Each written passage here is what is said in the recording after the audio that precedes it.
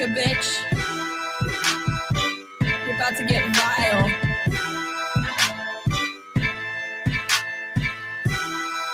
Yeah. I'm a prom queen, but I keep to myself, stacking high green. You're in debt to your health. AARP. Ain't shit old but my wealth. And my oppie's getting dumber every day. Ha!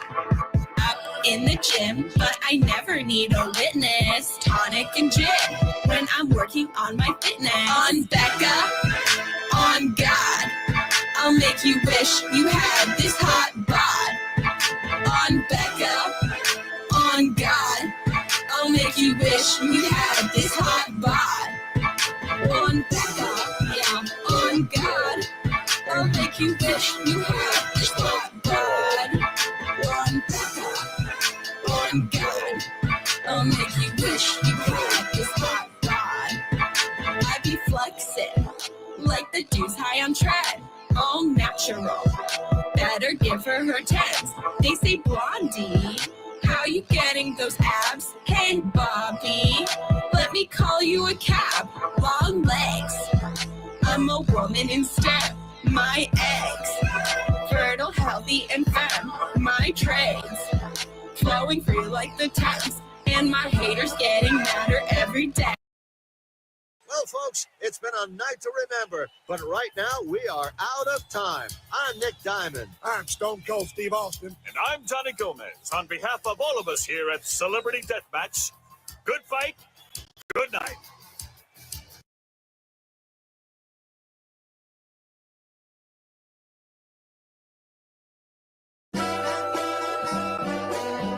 Can you give me a beat? Sight, subliminal, lyrical, rap megastar, cynical. Here's Johnny Cornette Lamar, Jungle Jack, son of a TV star. Who the fuck do you think you are? I'm hearing those jungle drums. Used to hang around with chimpanzees. What is his gimmick? He's a homeless bum, poo flinging, swinging in the trees. He's going to sit in one of those little kid seats. Jungle Jack wanted to use broken glass, real glass. The medical staff said, we don't think you ought to do that. This is where this fucking clown's head's at. Lil Jack got his panties in a bunch, so it was brought to CM Punk. He said, we don't do that on Saturday night. They're going to Wembley. He grabbed him by the goozle pipe. Real glass. You, dick lick. He did not punch a person. He choked one little nitwit. Curly-headed, entitled little prick. What you think he was gonna do, dipshit? Ride me a river. Mine for wrestling of a slug in a sewer. You're not a TV star. You're tired. What the fuck? He looks like a minor.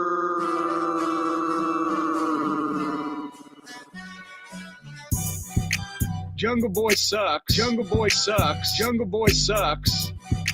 Jungle Boy sucks. Jungle Boy sucks. Jungle Boy sucks. Don't run your fucking yap. Don't fuck around and find out. Jungle Jack, what, you gonna do something about it? Yeah, apparently. Oh my God, he grabbed me. Tony ended up firing his biggest star. Punk should send Jack off a Christmas card. Look in my eyes, what do you see? CM Punk to the WWE. What's Jack Perry gonna fucking do? Tony, fire the fucking little goof. Arrogant knob. Indie nitwit. Here's your contract, Jack. Rip. Tony went, he made me mad. Send him another check, but don't let him come back. Jungle Boy sounds fake and like a dork. Runs and hides because he doesn't like to talk. Homeless Jack living in a box under an overpass on cocaine, shot into space. Jack is slapping himself in the face. He's ready to get butt fucked by Sonato, the Cucamonga Kids, Mr. Okada, and the independent legal team. They get through a bucket of Vaseline. Hey, scapegoat, Nanny Goat, Billy Goat, Rick. Hey, Sweet Chin Music, you're a fucking kid. Hey, he caused the thing with CM Punk, which he did. Hey, this place is a joke. You're a clown, and I quit. Hey, he's got very feminine hips. Hey, he might look good in a bikini, bitch. Hey, Jesus, I'd want to snatch him around the neck. Hey, bland, boring, mumble mouth direct. Hey.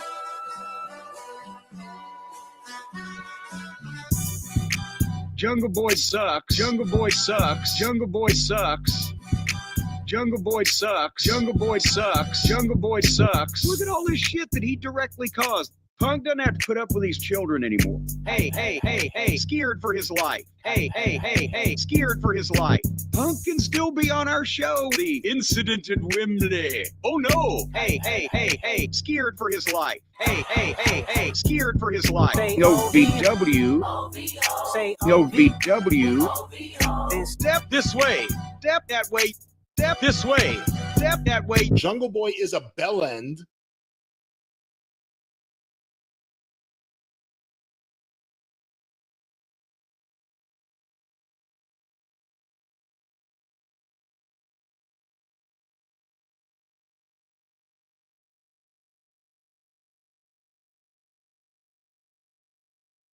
Apparently, Maeda would go all over the world, and he would challenge people in circuses. That's where you fought. Dude, he was having MMA fights all over the world. He was famous. This is what Jean-Jacques told me. I think Kano was his master.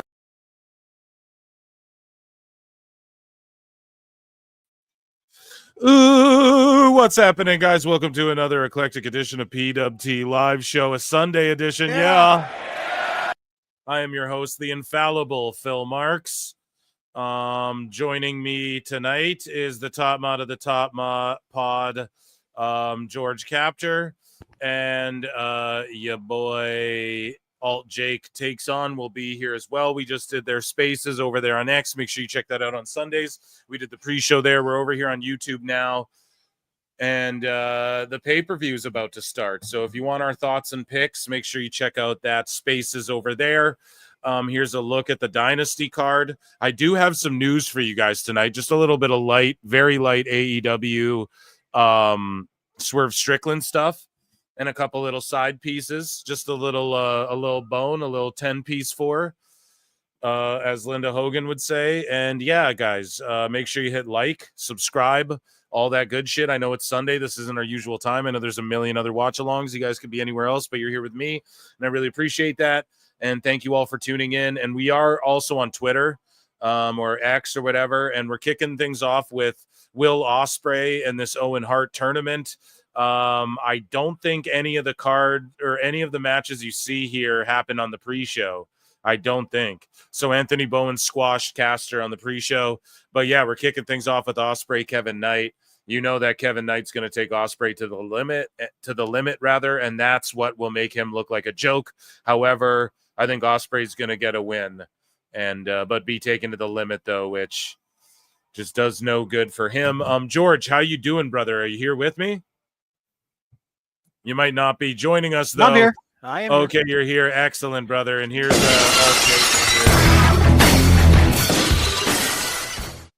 What's up, buddies? How you guys doing? We are great. How are you, my friend? Good, man. Good. I've been broadcasting like all fucking day for real, man. So it's been Super Sunday. Yeah, dude. It's a Super Sunday. I'm warming up. I'm getting ready for WrestleMania season here because that's going to be a long weekend. So I'm happy to do it. But yeah, we're getting Kevin Knight, Will Ospreay. I think I picked Will Ospreay. And none of these matches here on this card were on the pre-show. So we're not we'll get to keep track of our score here. If you're over on youtube.com/ProWrestleClips, I would like to, I'm going to start a poll, okay? Only on that channel, though. So make sure you get to that channel. Who do you think wins this match? And we will put Will Ospreay or Kevin Knight. I have some, now when something boring goes on, which who knows when or if that'll happen. But I will get into some Swerve Strickland stuff. I have some Swerve Strickland cringe and funnies and whatever, and some other little AEW news for you guys. Maybe I'll sprinkle something else in there if we have time, if time permits. But for the most part, yeah, it's not as easy to do like during the packages like in WWE, where I'm able to like, okay, we have fucking 2 minutes here where I can rip through a couple stories. In AEW, it's just like moves, matches. So it depends. We'll see where the night takes us. You know, Phil Marks bookmarks are always plentiful. But yeah, I have some hilarious cringe stuff from Swerve that you don't want to miss. And yeah, we were over on Spaces laughing at the AEW. laughing at the AEW chat like their live chat super chatting into the pre-show of fucking Dynasty to shit on WWE rather. So they have sickos and they're like super chatting 5 and 10 in to be like, fuck Jey Uso, AEW rules, like Fed in the Mud, CM Down with Black, the Fed. like that. Yeah, so Embarrassing. pretty crazy. I super chatted. I'm convinced that everyone who super chatted and is it didn't pay for the pay-per-view. That's my assertion of all that. Imagine super chatting a billionaire real coach Imholt. That's funny. Exactly. Aaron Imholt in the chat or what? Imagine super chatting a billionaire. Yeah, dude, that's what I'm saying. That's the thing. It's like, who the fuck does this even go to? That's crazy. Like, does the person who run the YouTube just fucking who operates the YouTube, they just take the coin? Like, do they even account for that shit? Pretty crazy.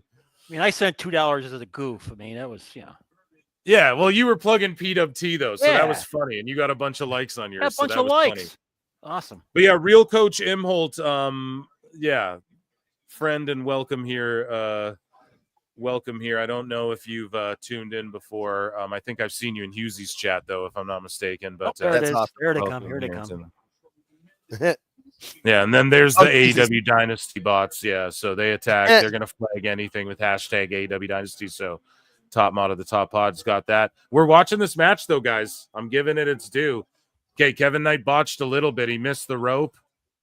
He got like popped up in the air, then he landed on the top of the rope, but he didn't get it on time. Yeah, here come the bots. Yeah, you gotta get rid of those. Bot attack. Another W for the toe. Yeah, dude. How could you not love AEW when they give you matches like Garcia versus Adam Cole again? ST's been a member for 1 month. Months. Jeepers. Yeah, and guys, run those likes up. I've been broadcasting all day though. I did a round table with Hughesy that I want you guys to check out on Hughesy Entertainment on his YouTube channel. And I did a roundtable talking about M. Night Shyamalan. That was fucking awesome. And check out at Phil Marks Out on YouTube. And then, of course, just hit like, subscribe at Pro Wrestle Times everywhere. Shout out All Jake Takes On 2. And, yeah, anything else? I think I'm missing something. No? I think I plugged everything. Yeah, the Hughesy show I did. That was awesome. Make sure you guys check that out. And, yeah, shout out him as well. Phil Marks Out? Yeah, Phil Marks Out as well, doing the damn thing over there. Got some good videos coming there too. They're just trading chops here. Octopus stretch. This match has been pretty good so far though, for real. But Aubrey Edwards is just distracting the shit out of me because she looks like she's summoning like a Kamehameha while she's fucking yeah. She's right there. She might as well be tickling him, dude. Look, the camera shot's blocking it because she's too close to them. It's fucking nuts. Now I'm just visualizing a video of her just tickling the wrestler while he's got his arm open. He looks like she'd do that.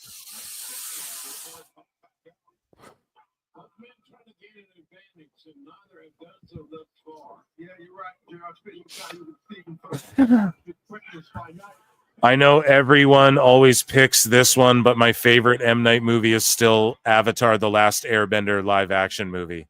Jesus Christ. Yeah, everyone shit on that one in the roundtable, but I defended it a lot like when I was young, man, because I did. But really, I was just defending like the Nickelodeon show. I think it's not technically an anime. People get mad when you call it that. But speaking of anime, Osprey just kicked out of that. Yeah, Paul London was in the MLW. So, chat, I watched the MLW show, MLW Battle Riot. I was saying over on the spaces there on X. It wasn't my favorite thing ever. As far as all of the matches, but if you just go and watch that Battle Riot match isolated itself, it's very fucking fun and awesome. And I thought it was, I had a blast watching it. Now, I said before, and I'll say it here again, Dave Meltzer, you think would be cooming his pantaloons over MLW because every match they're like, this match is a lucha, this lucha. And it's like all like infamous luchadors and Mystico's a champion there and shit. So you think he'd be like putting that over as the greatest fucking show of all time because he's always like, well, Lucha, CMLL, drawing the casuals. If you want to talk the best stuff is CMLL. But no, he just still puts over AEW, even though CMLL is just dripping, or pardon me, MLW's dripping with CMLL people. But yeah, just the Battle Riot match itself, so fun. And it's like a Royal Rumble, except for you can go over the top rope or you can get pinned or submitted, but you have to enter the ring first to be like legal or whatever. So people obviously start doing hardcore shit outside the ring. But yeah, and they really focus on some characters like Atrocity Cruel and that Paul Walter Hauser guy's there all the time. And I don't watch a ton of MLW, but when I do, man, it's okay. You know, there's always a match or two there that's pretty good. Riddle, though, he's the first guy to win 2 back-to-back battle riots or whatever, riot battles or whatever. So fucking make sure you guys check that out as well. Free plug for MLW. I mean, it does sound like a cool concept of a match. Like, that does sound like that'd be fun. Something different. Like even AEW's best gimmick matches, their casino battle royal where people come and it makes sense. Yeah. Here we go. Spanish Fly. We should be wrapping it up soon. Get this win. No. Yeah. It's just that, like, who's Kevin Knight to just all of a sudden he's on a pay-per-view. He's going to take Ospreay to hell and back. It's like, what the fuck, man? I mean, like he's just another one in that long line of people that are like, oh, well, he's got good potential talent, so we're going to get him over and make him a star. And what's happened with Garcia and Andretti and Yuta? Woof. George, are you on top of these? Just whoever's a mod, is there a mod in there fucking getting rid of these bots or what? Yeah, thank you. Oh, there's a new one. Thank you. Yeah, just stay on top of that because that's crazy. They come in hard during the pay-per-views, man. Let me check in with chat here. Chris McCarty for 2 says Aubrey the horse is trying to summon her carrots. Well, oh. Hey, I heard a duck or a goat or a fucking something somewhere. I don't know. Barking spider. Lincoln. Mods are on point tonight. Thank you very much. Swanman Hunter. Come on, we knew this was going 15 to 20. Yeah, pretty much. Jesus, what the fuck is going on with Mark A. Hicks is here. Tony Khan booking 101. If you wrestle a long match with my top star, you'll get over. Rabid Wolverines LC Killer 17 for 2 says I played 2K25 right now. Yeah, dude, I have been playing too. I'm just like setting up a universe, and I just played some My Faction to get some of those like Persona cards. So I got some old school throwback. I got throwback RVD and shit for the universe mode. So I'm going to set that up, and I'm just going to be streaming on Twitch very soon. Nice. You know, it is coming very soon, but what's his face? Plinian was like, you got to fucking make sure you have alerts or something set up first before you podcast on there again. So hiatus, but it was a success. Our first Twitch stream nice. As far as the podcast. Kenny D, we are live. Yes, we are. Everyone's saying hello. Ken is a broken cornbot. Who the hell is Jerry Bloat Wrestling? The thumbnail makes them look like a gimp. What? I see that Phil finally climbed out of the well he was in for Jake's X Space. Yeah. What well? Was I in a well? No, I just think like I think we're using your phone. I think it was just a different mic, just different than what you're used to. You're fine though. Oh yeah. No, because I was using my phone, and it's like I'm pretty sure my speaker and mic might even be fucked up on. Like I think I water damaged it like at the beach a while back, you know. And I just haven't done shit because it's still a good phone as long as it's cracked or anything. Like so. Yeah, so I don't even know, actually. That's why when I go on to the space, I'm like, can you guys hear me? You know, like I start ripping jokes too. I'm like, oh, I don't know if I'm stepping on someone's shit. It's fucking. No, you were good. No, it was fun. It was fun. No, those spaces have been good. It's a fun way, especially too, because I can control who speaks and who comes in. So if anybody sucks or is just being loud or an idiot, just, no, mute them. I got no problem muting and booting. I feel like our little community that we're building has been fun of. Even if people disagree, they're not like, you suck, here's why. A couple people have come in trying to be like it's a regular space, but we have fun with it. No, George keeps us in line. Yeah, it's good you guys do them consistently. I was telling George, it's good you guys keep doing them like consistently at the same time. That's like a good thing. No, it's been fun. We'll move them around for stuff like this because we knew everyone was. And I was on, wasn't I? Well, sorry, Jake, but wasn't I on Yeah. like the first one you guys ever did too? Yeah, I think? yeah, because we kind of we did the first one we did was like the test run of the last AEW pay-per-view Revolution. Yeah, yeah. And, I think I like went on a few shows that night though. I was like floating around. That's why. Yeah, I was like, That was I smart. gotta do this and then because it was because you got to commit to watching these shows. If you're, you do, and they're so long. Like this one, They're we're locked so in here on PWT tonight. That's what I was like. Yeah, if you guys just want to come after the spaces, we'll just go on my show and fucking chill. Well, at least this one's only 10 matches. I think the last one was like 13 I know. on the full card. You're like, I know, Jesus dude. Christ. So he's hitting him with everything. Big roller coaster DDT. I don't know what you want to call that. That's what I call it. Boom, fucking kick out. Like Osprey being taken to the limit. Crazy. So I got all them blocked over on both. More channels, bots. Yeah. More, but they keep coming back. They're working both channels, so I'm kind of working overtime. Oh, jeez. Here, let me. 2K25 available. Is this really? This isn't Aaron Imholt, is it? But the Imholt household has been pinching pennies lately, because of the goal. Steel Toe is so cringe. All I know is that Red Bar's watching. Oh my god, we're going deep cuts tonight, guys. Oh my god, he almost just beat Osprey legit, dude, with that Dragon Rana or whatever you want to call it. Like Osprey does that last minute kick out shit, and then Aubrey's like, "Oh, I'm crying. This is like a movie. It was so close for me. Cinema for me. My face is cinema." Yeah, quick draw, fucking George, dude. Yeah, the AEW, their own stream is flooded with these same bots, dude, promoting the same shit, and no one's banning them. No one's in there banning them, and they're giving people links to go, fuck this pay-per-view that they want you to buy. Click over here and come watch it on payperview.com or whatever. It's so crazy. So crazy. Denisha Lane for 10 says, Jake, I had fun in the spaces. Thanks for making it a safe play. Keep it fun. That's awesome. Here, man. Oh, and JR's on the commentary too, which I like. That is a good Buppy Bob. No, sorry, the toe always believes he winning and big reason why. Yeah, I mean, but bro, listen, you want to get into some Dabbleverse shit, right? I was just on a fucking panel with Lucy Tightbox there today, and fucking Husey, you gotta go check out that show, man. Phil Marks out or something. We'll talk about it over there tonight. We're talking Graps over here, so RKO, a fucking Os Cutter, and then into a Os Cutter into a backslider. A backslide though almost beats Osprey again. So now this guy's no selling an RKO. Do you guys get what I'm saying? Like RKO. Then reverses the Os Cutter, whatever the fuck it's called, into a backslide, and then kicks out of the Styles Clash. So now we're burying AJ Styles shit again when he didn't do anything but be a legend. And then now we get the Os Cutter or the Springboard Cutter.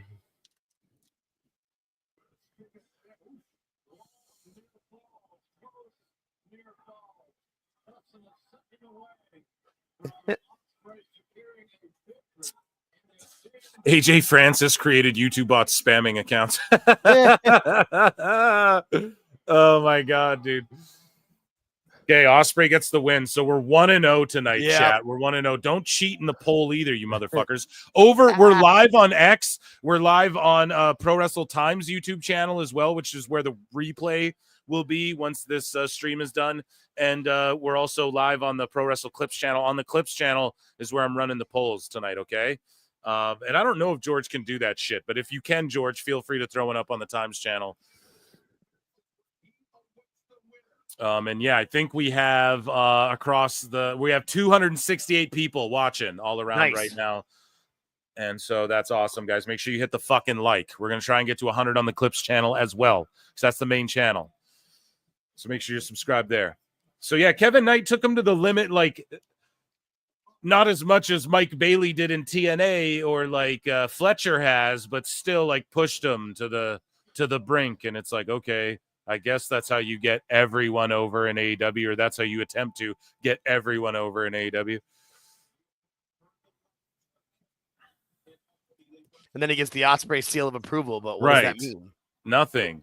Exactly. Everyone does this. Like Nick Wayne will take him to the limit. Garcia will take him to the limit. Mike Bailey's taking him to the limit. Like Kenny Omega, Fletcher, everyone. So again, I love Ospreay, but he does it to himself. And I called this out before he got to AEW. So again, sickos. Why you fucking hate on AEW? Right here, okay. When he points, they're making like pointing to the all-in banner, like it's the WrestleMania. And where was sign. it? You can't even fucking see it, like the LED thing strip that goes around the thing. Like, come on, it's like now, a tiny little sign in the corner. Like it's up from the it's Jesus. Yeah, Phil, I cannot create a poll on the other channel, so. Oh, that's all right, bro. Okay, I'm gonna go back to what I'm doing. Yeah, go ahead. It's busy night. Busy night. Run to the show.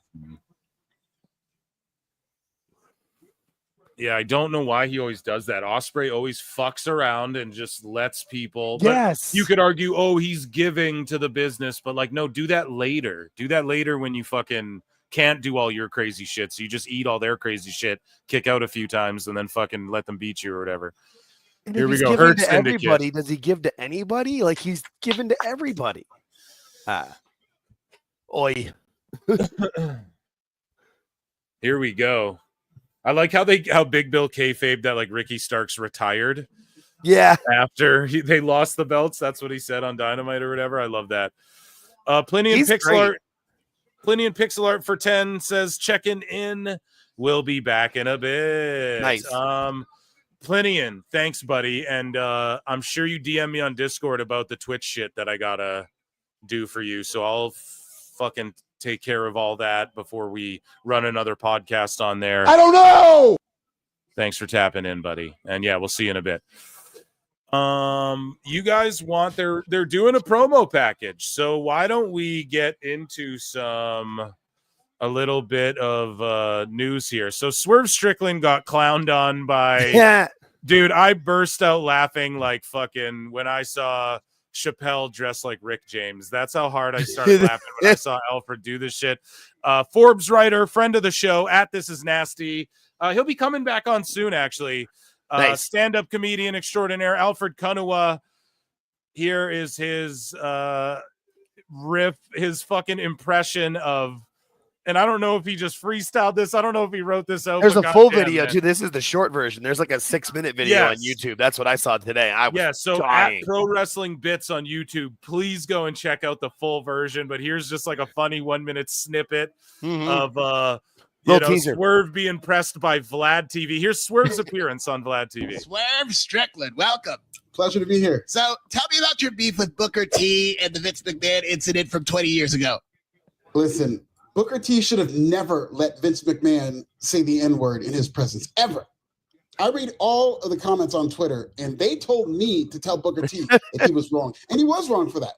Look, Vlad, can I call you Vlad? Sure. All right, Vlad. It's so funny he has the drums behind him.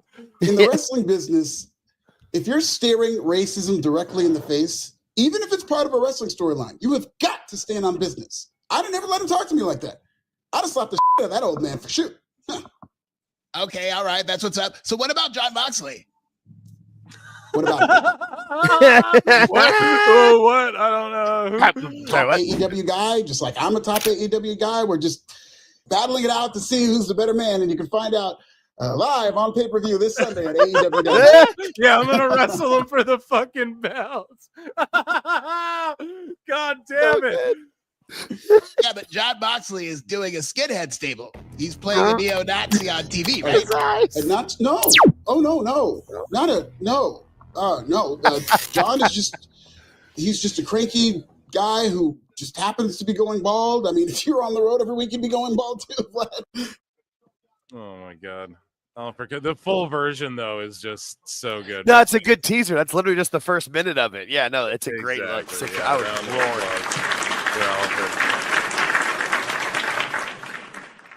Oh man, it's so good though. Just the shock face and then the news articles. Welcome. And it's funny too, like Vlad, the camera angle of Vlad like looking at him scrolling through his fucking phone. That's the funniest shit ever. Yeah.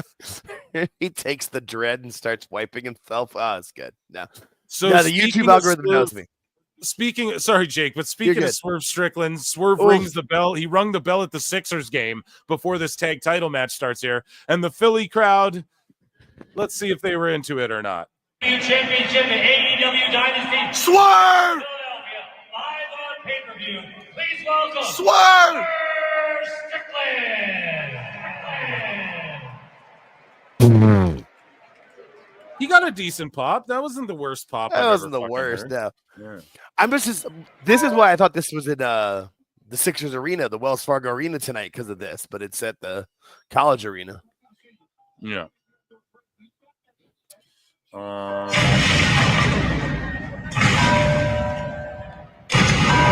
again, Swerve Strickland. Yeah, there you go. So people were clowning him for that, but I don't really know how you can clown that. He didn't really,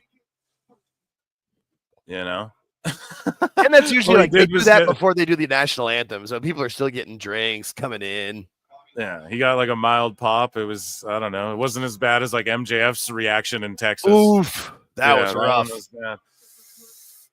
But yeah, I mean, it wasn't like an eruption, but yeah, it's not like he's from Philly or anything. So here we go, dude. 2 WWE guys, Big Bill and Bobby Lashley here. No. Everyone's a WWE guy at some point.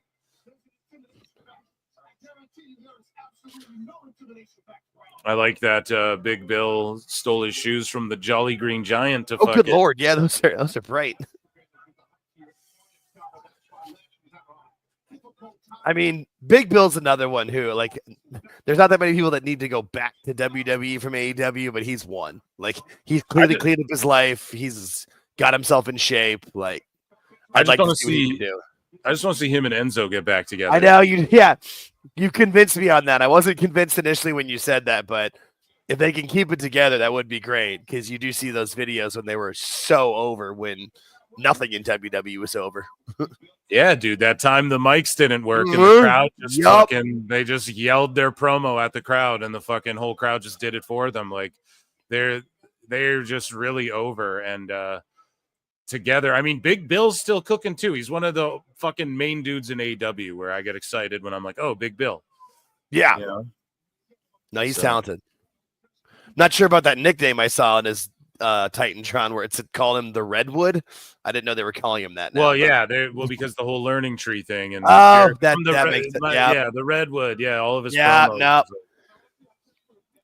That does track or whatever. Yeah, so it's dumb, but it tracks.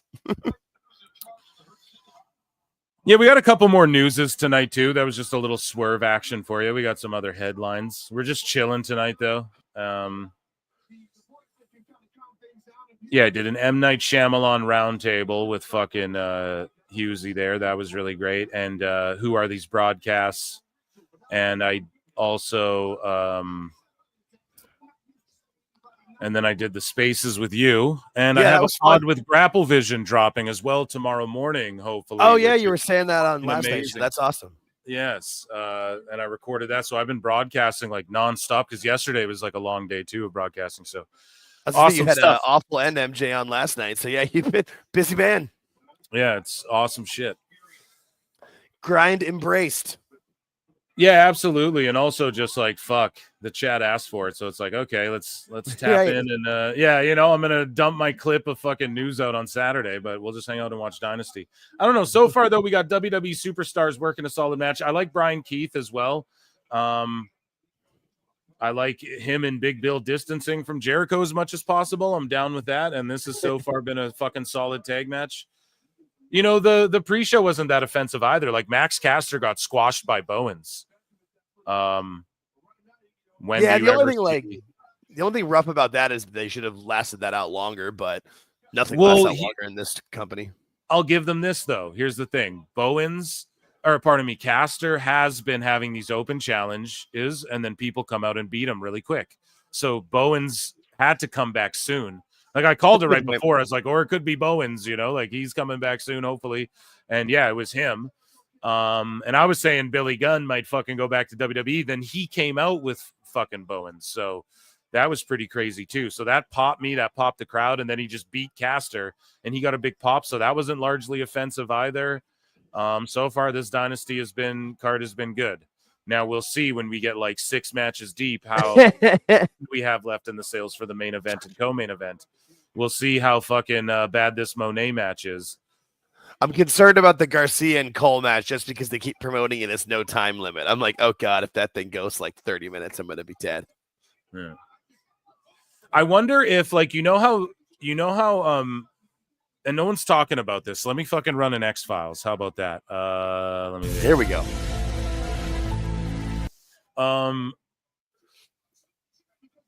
Imagine this scenario, right? Tony Khan pulled Megan Bayne and Mercedes off of that Hog show, and then Indy got replaced. So people are like, oh, Indy's a bigger name than Megan Bayne, so whatever. And then she wrestled Monet instead. And then Tony, think about it, like Monet versus Bayne is on this fucking pay-per-view. Or is it Monet Bayne? Or no, sorry, that was did they wrestle yet or no? Or is that coming up? Or no, I think it's coming up. She's wrestling Tony tonight. Yeah, sorry. So what I'm saying is that, pardon me, I forgot Julia Hart is wrestling her in the tournament. But this is what I'm getting at here. He pulled that apart so that he could get Bayne, make sure Bayne was like on his pay-per-view before HOG did something with her. Like, what was that all about? Right? Like, why all of a sudden was she not able to do that match? And then, like, obviously no one's bitching about it because you got Indy instead. But then why the fuck is Bayne?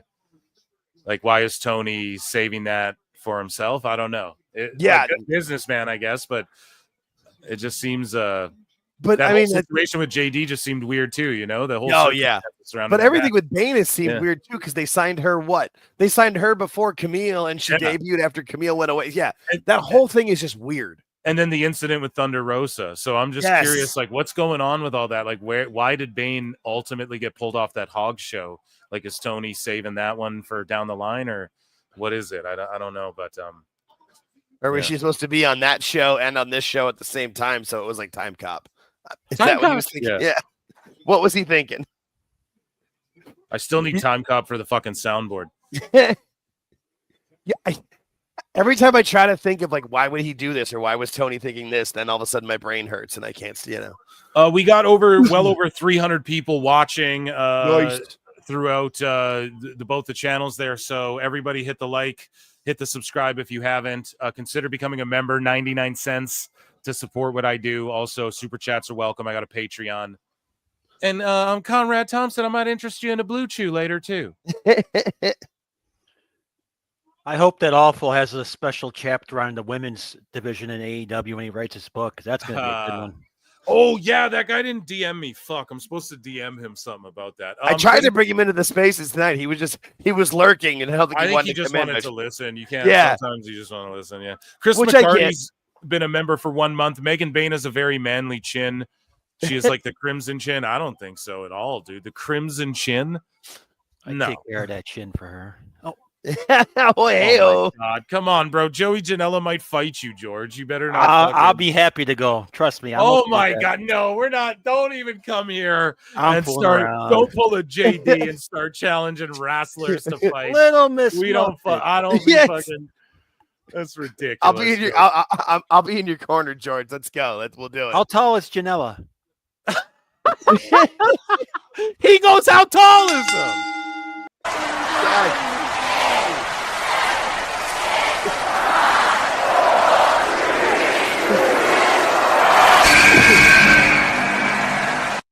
It's like that Cornette bit. How big a boy is he?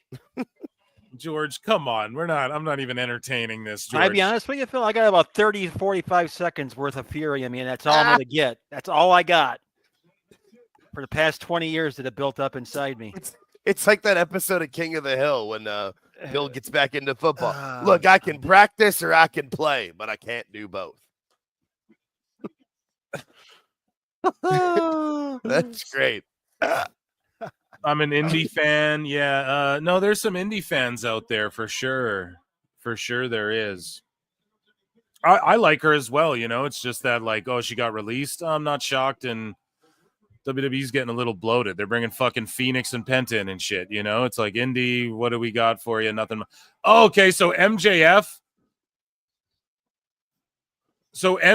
just grabbed Big Bill and then glommed him with like the diamond ring punch. Oh, from the crowd. Right, because of that storyline. So he's joining the Hurt Syndicate, I guess. Yeah, and he's not even wrestling tonight, so Gets him on the card. But the crowd's cheering it, dude. That's the fucking problem, too. It's like all these marks want to fucking cheer damn dirty heels. Well, the only ones who are stars, though, like all the baby faces in this company always just get shit on. Yeah, because the baby faces don't do cool shit. Yeah. Only the heels do cool shit. And the heels do a lot of not cool shit too, like the Bumbleclot, Whitepool, Death Clan or whatever. But you know, like Hurt Business, they show up and they're just like whooping cameramen's asses and shit. Like, you know, that's cool. People, what MJF just did, that's cool. Like, you don't have anybody. There's no, like, I'm sorry, when Edge brings out, the spiked bat. Oh, Bud. Where's Janice? Oh, Bud. That, like, fucking, that's not cool, dude. Abyss did that shit 12 years ago and it wasn't cool. And got played out quick then, too, you know? Hurt Business. There you go. Speaking of cool, a cool ass pin. I'm 2-0 tonight. Hurt Business. Nice. Or Hurt Syndicate, whatever. Either way, same poop, different group. 2-0.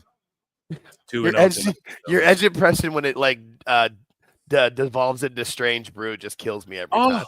I love it. It's just the best. You know, I grabbed Janice and I'm just ready to jump up the cage. Oh, you know. Strange Brew's a deep cut for kids, but and I told Beth, watch it. I told Beth, I said, you know, I told Beth, I said, you know, oh man.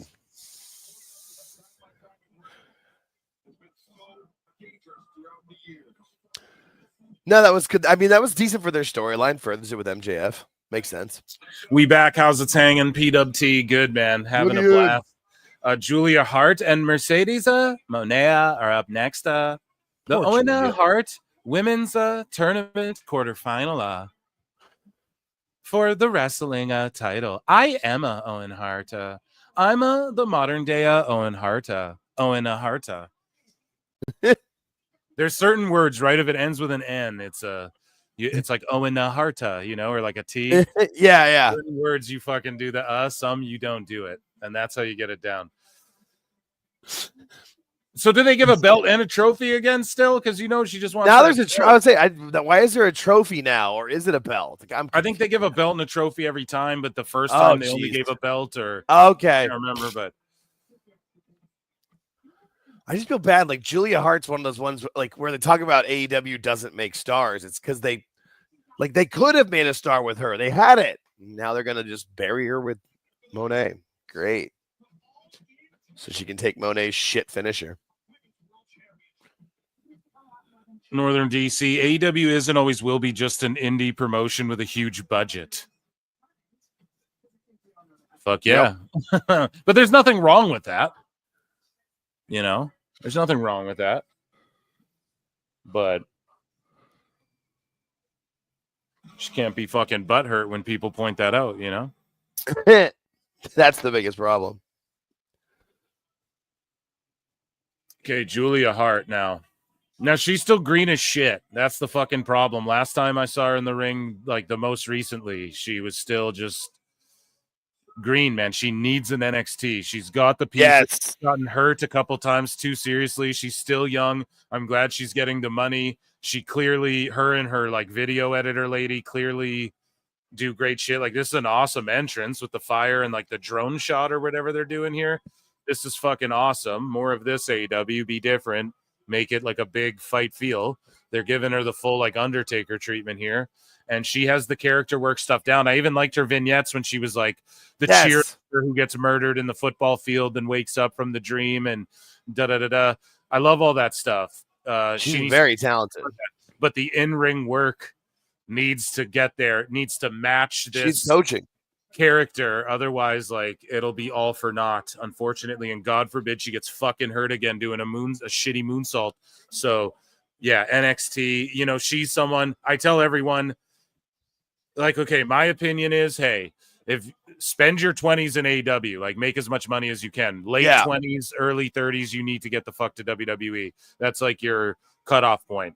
Julia, I think she's still early 20s. She needs to get the 23. fuck I just looked it up. Yeah, she needs to get the 23. fuck to WWE like now, like as soon as she can. I don't care. The money's not worth it. Just go there, learn the psychology a little better, learn how to just fucking clean it up a bit and the pacing, and then with her character work and what they can do, like the production they have and everything there, she'll be a fucking huge star in like however many years. You feel like she has to at least be friends with, Pillman Jr. / Lexus King, like from their time working you would together. think, So, well, you would think, bro. You would think. Yeah. like she just sees what's going on with him. Yeah, all right, yeah. I just well, feel Pillman's like good. Pillman doesn't fucking no one hates Pillman Jr., but it's just like in AEW, man, that whole blondes thing was like. No. People don't, but yeah, like, okay, I was talking to my guy Gary, right? Grapple Vision, right? And he fucking that whole blondes thing is like that tag was supposed to be like 2 other people even to begin with. You know what I mean? So it's more thrown together than people think, and there's a reason it sort of disintegrated, and then there was no Brian Pillman, just sort of got forgotten about and stuff. So yeah, and it's not like drama stuff. It's just Tony Khan's, Right. Tony Khan's I just feel like with booking style, and it's crazy. Like I would think when they he made at started least decent AEW, enough friend. Yeah. Not here. yeah. Because he kind of did that with like the Acclaim too, where he's just like, "Hey, we're gonna throw you 2 together," and it ended up working. Right. But you can see how. Well, yeah.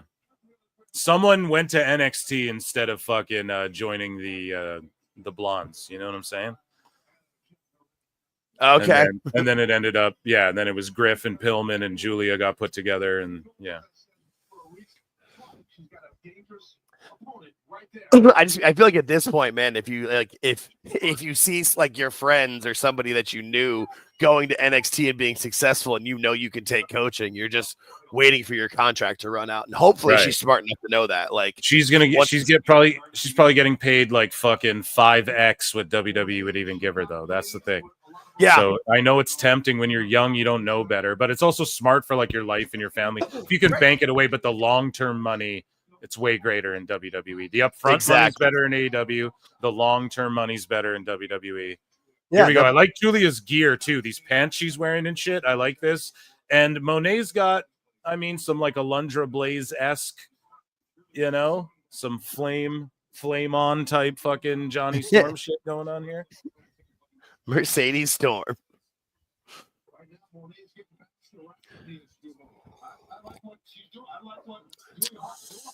Money talks. Yeah, it absolutely does. Harley Cameron needs to get her ass to NXT. Absolutely. Her and RJ City need to just like start a YouTube channel together, and they'd get fucking millions of hits just being funny.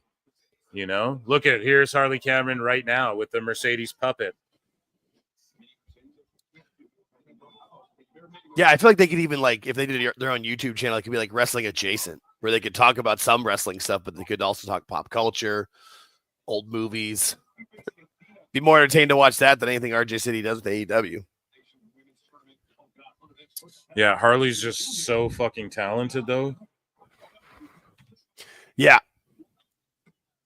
She's on all levels, too. My biggest problem with Hart is she has no facials at all. She's like cardboard. Yeah, that's why the gimmick kind of works. But I agree. Like, it's just some of that, the psychology behind it a little bit. Like, you're in a fight, And she used to be a cheerleader, and you can tell, it's very routine-ish with her. And then she insists on doing a fuck. Oh, and then Monet just botched. Fuck, chat. She just botched. You fucked up! You fucked up! You fucked up! Yeah.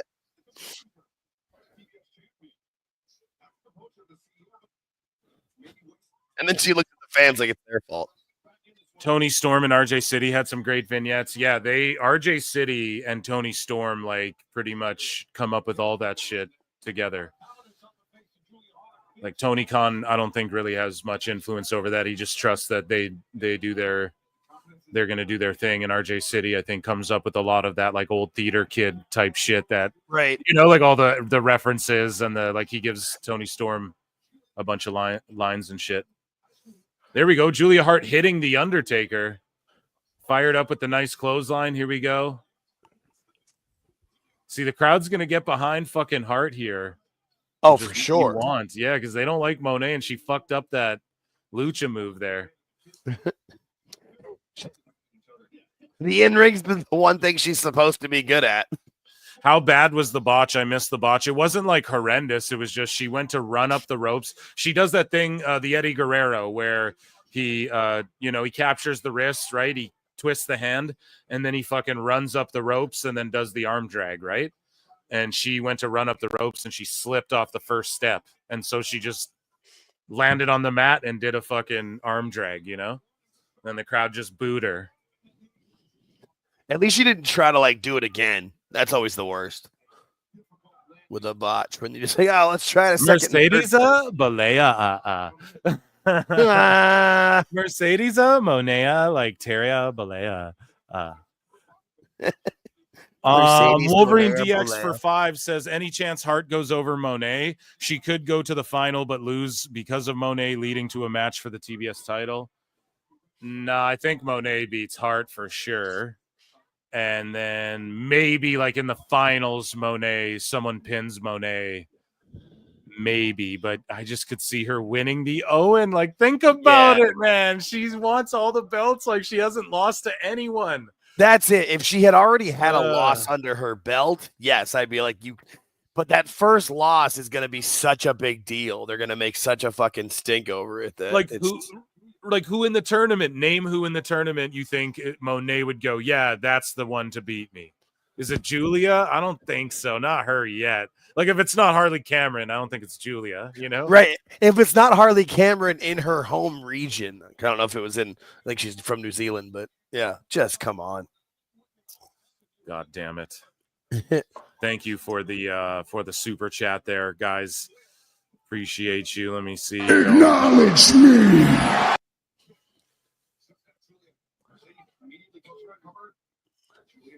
Who would win, Mercedes versus Cope? The people. The people. I was actually about to respond to him in the chat and say no one wins in that match. Yeah. That's when Moxley shows up and that's when Moxley shows up with a fucking bomb strapped to his chest and just explodes the ring, and that's the end of AEW. That's it. That's actually 30 more likes for 100 guys. We have almost 400 people watching. Pretty fucking crazy for a show I pulled out of my ass. So we're almost at 100 likes on the Clips channel. Please and thank you. Run those fucking likes up. And let's hit 100, and that would be awesome. I read that super chat. Thank you so much, Wolverine DX. Super chats are welcome. Become a member, 99 cents. Follow Jake at All Jake Takes on YouTube. Please do. Yeah, this match so far isn't the worst thing. And yeah, that botch wasn't like a career ender,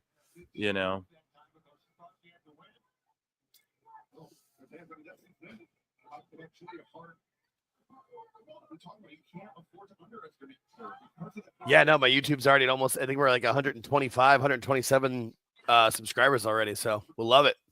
Keep them coming, people. We'll keep putting out content, especially now that George is out of the tornado risk. We couldn't really record the last week because George is going to get blown away. Yeah, no doubt. Okay. What is that? A little spider. What is this? She's doing the Bray Wyatt here. I live for the Mercedes voice. Megan said in chat. That's awesome.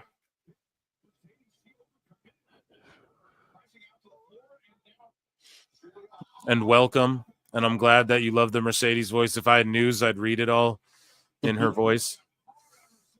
However, we're watching the wrestling. The wrestling. I'm the best at that.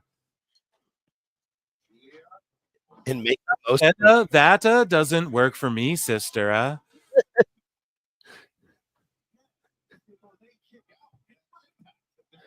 Sometimes in life, you got to be a hoe. Of everything she said, that's the best one.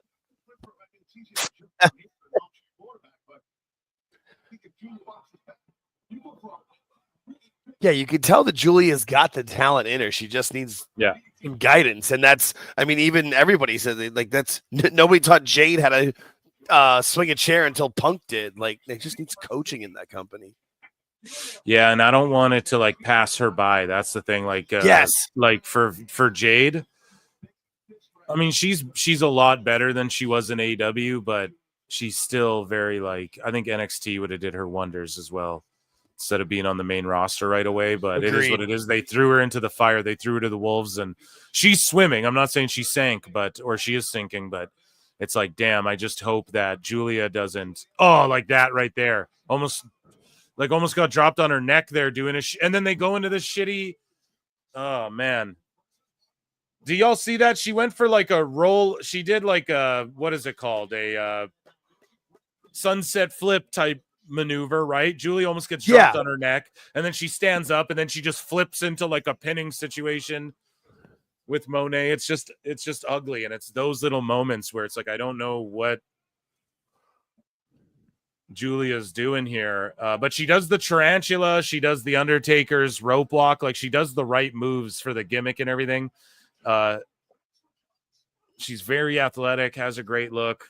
Her future's so bright, though. Yeah, and with her, and I mean, she doesn't even turn 24 until November. So like, she's as long as she doesn't spend as long as she doesn't spend like the next 5 years in AEW. Yeah, she just. Or this is the what is this? The Widow's Peak, or what is this move called? No, this is like, I thought it was the octopus. No, the tarantula is the one on the outside that she was doing. Yeah, the octopus. Yeah. What did AJ Lee call it though? She used to do that. Just the octopus stretch. I think she had a name for it or something.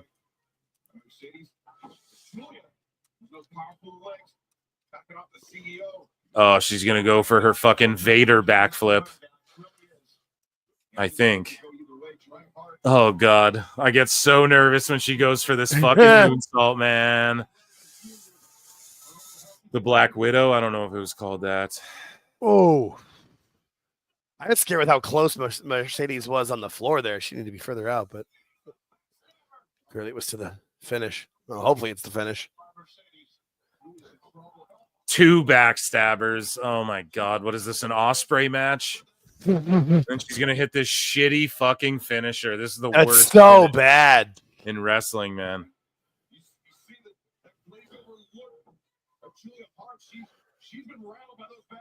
Yeah, come on, Julia. And you know who started the CEO chant, by the way? It was Ariel Helwani. It wasn't even fucking Mercedes Moné. Oh my God, and they're just botching now. Oh. Not even like botched, but just sloppy shot, man.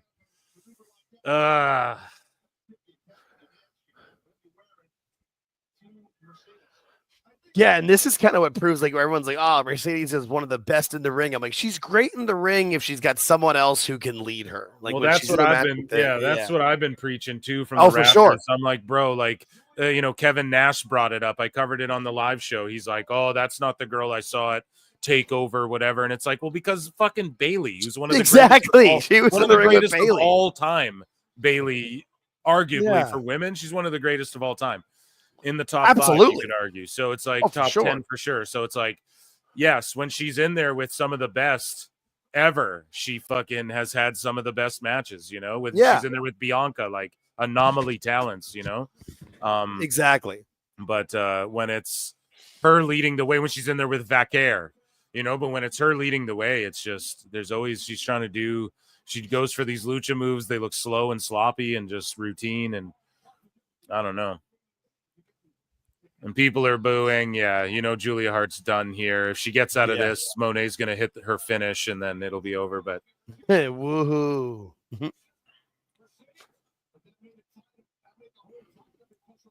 If Julia taps, that's so fucked. Or if she passes out. A pass out would be better than a tap out, but they also do that too much in AEW. Yeah. Exactly. They're chanting Julia, bro. Come on, man. They're behind her. Let's go. You want to build a star. Build a star. If she just taps here, though, I don't think that's the way you do Julia in this situation. It's a pass out or a pin, or she's got to get pinned out. Oh, shit, a roll-up. Oh. No, she put... Oh, she gets her in a roll-up. Okay. Oh, Mercedes rolls her up. Oh my god. Rolls her up, holds the leg. Okay. Yeah, yeah. I mean, no, And then runs out. I'm not even mad at that finish, to be honest. No, because you knew Mercedes was going to win. Like, there was no chance she was losing. So that wasn't the best match, but like, okay, at least they fucking like they had the crowd. Like, that's a finish where the crowd's behind Julia and she just barely couldn't get out. Next time, like, she might be able to get Monet. And then you just see Athena on camera looking with her neck turned to the side, like in WWE, spinning her ROH spinner belt that no one's ever seen before, and they haven't seen Athena in AEW in 2 fucking years. And they're just like, oh, well, here she is, because All In is in her fucking hometown in a month or whatever. So home bad. state, not even hometown. I mean, she might be from Dallas. I don't know. Oh, yeah, there you go. But yeah, I think Monet's gonna win this fucking tournament. Oh yeah, I didn't realize she was in it until George pulled up the match card we were talking about on Space. I'm like, oh well, had it too early because it's an easy belt to give her for her Ultimo Dragon phase. And I'm 3-0 tonight, by the way, for picks, I believe. Did I end that poll in the chat? I haven't been putting polls in the chat. I apologize. I might remember to do it. I might not. Run the likes up on the clip channel, though. Okay, here's this fucking Trios Championship match. The random thrown together shit division. That is what it should be called. So during this promo package, let's do an Ichi Nissan Da and get into some fucking hot news here.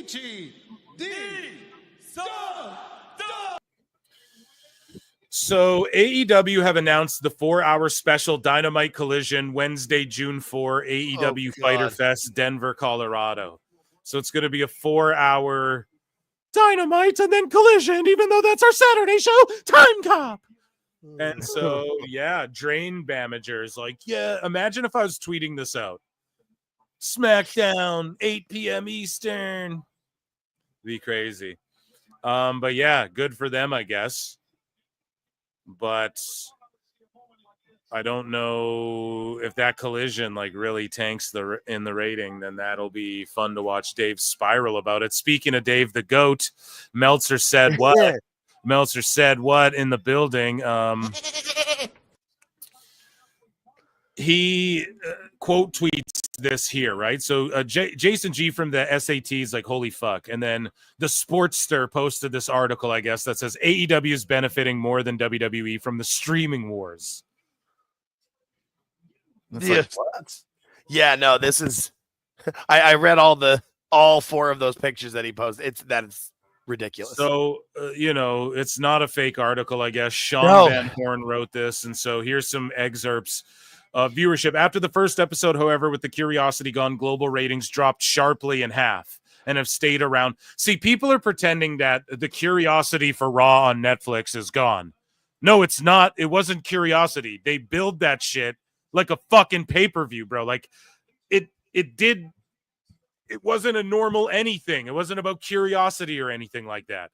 And maybe there was some of that there, but largely what it was like, here's The Rock and everyone's going to be here and you don't want to miss this. And there's a billion celebrities and Punk's first TV match in fucking 10 years, for God's sake. Exactly. It was just, it was more or less like a PLE type situation. It's like the same way they Rhea Ripley. Look, everyone's at Bad Blood. The Rock's here, John Cena's here. Everyone watch Bad Blood. Like, it was more along those lines, not so much. So whatever the fuck, however they want to spin it, that's fine. I don't care, right? I'm not here to argue these Mark's fucking narratives. I'm a Mark myself. But he's talking about the great news about the max numbers is the latest step in the right direction. What does he say? But imagine being one of the tens of millions of people with a max subscription who get on the app and see something called All Elite Wrestling. 500,000 of them have apparently been curious enough to click on it and keep coming back. So this guy who works for the Sportster just like made that up too. Like the fucking article that BJ Bethel, BJ, no thanks, I already ate. BJ Bethel fucking the article he posted didn't even insinuate that either. So this idiot's just saying shit, you know what I mean? So it is what it is, just a random fucking dirt sheet. But this is the narrative they want to spin, man. And Yeah, I don't know, dude. They can use fucking conspiracy theories and invisible math, as I called it, which triggered everyone, I guess. But, they can play with invisible numbers and shit all they want. At the end of the day, until Max comes out and says this how many people are watching it, they're not even in the fucking top 10 of Max. 500,000 viewers, get them in the top 10 for sure. And they're not there. So it just is what it is. Meltzer and them are just fucking coping. Speaking of Cope, everyone's singing Cope's song in the audience here, which is beautiful to see. It's good to see him get his Legends run here with these bigger buildings singing him to the ring as well. And with that, we'll tap back in with Dynasty, I guess, gents. Well, I think there's still the second entrance to come in, so you still have the Death Riders entrance. Right. But yeah, no, this is the best part of Edge being in AEW is the crowd singing his song. Like, it is great. And it's a fantastic entrance song. Here's the thing in chat says, why would people click on Max to find AEW? Even Meltzer's friend Garrett says you have to go looking for it. 60 million minutes divided by 120 minutes, 2 hours is 500K. Yeah, they just did lazy bullshit fake math. That's all it is. Yeah. Okay.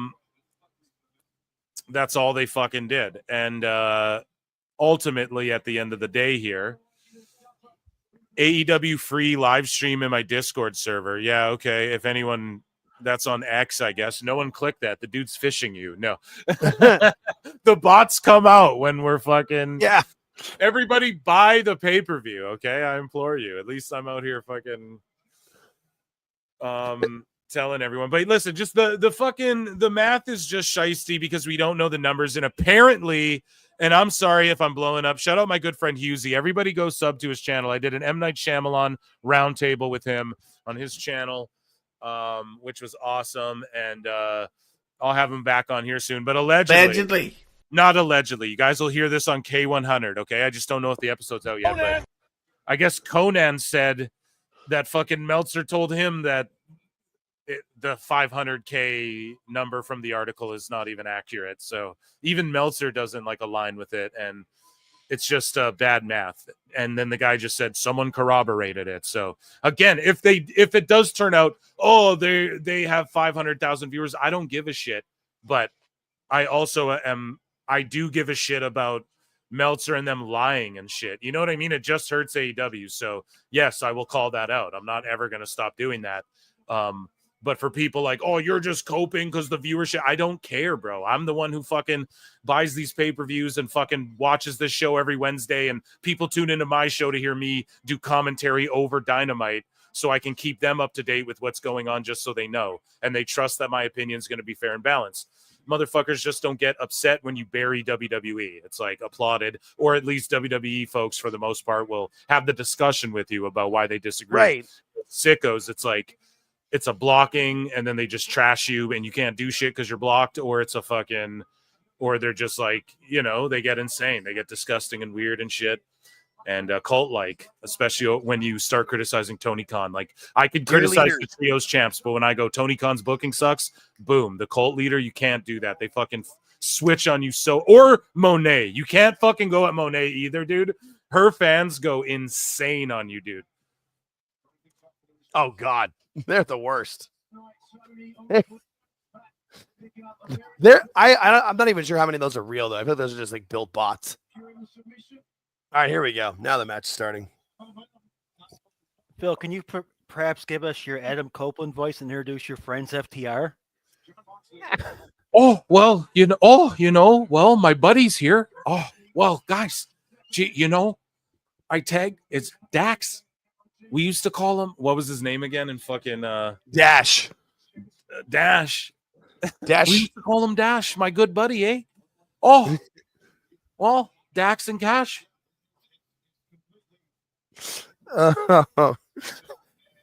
when you play Aries, I see that AI picture people keep uploading of him where Edge has got the big eyes. That is the perfect. That's what it is. Yeah. Yeah, it's that exactly. I don't quite know anything. It's kind of. Yeah. I just kind of. I gotta run it by Beth. I'm just here to work. I don't pick the finishes. Oh yeah. Thank you for just that. using my awesome. alts so good. Just using my alt to run up the likes. Alt. Okay, thank you. Bye. Hey, thanks for coming. Appreciate that. Helps the algorithm. Sure thing. For someone who rarely greets me, we got Emperor Cannon here, flattering himself. Maybe alt is actually Jake Hagar, since for some reason Grok thinks I'm Jake Hagar. SmackDown was number 2 in Canada on Netflix Saturday. Fuck, man. Yeah, that's what I'm saying. It's always number, and like NXT is always like number 4 and shit like that. Ding ding, like, yeah. Thank you.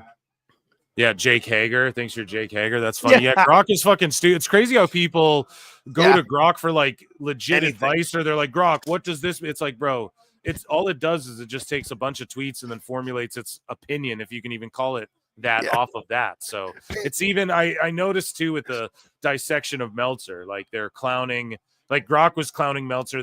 They're like, oh, he'd rather overanalyze a wrist lock than whatever. And it's like, no. Analyzing moves and shit is cool. That's not why we clown Meltzer. You know what I mean? So even Grok doesn't fully get it. That's like that's like what the old heads used to say about him. Oh, he just likes the moves that Meltzer. Ole Anderson. Well, he just likes the moves that Meltzer. Right. But like now it's no, that's not the criticism of him. Like it's all good if you're analyzing moves and how they work and how they don't and the mechanics or whatever. What we don't like is this fucking lying about people or reading.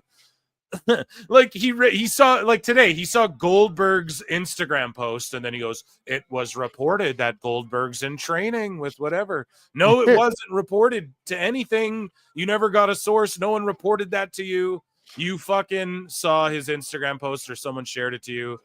And instead of doing what you do on your show, like I do, where I go, here's what other people sent me, check this out.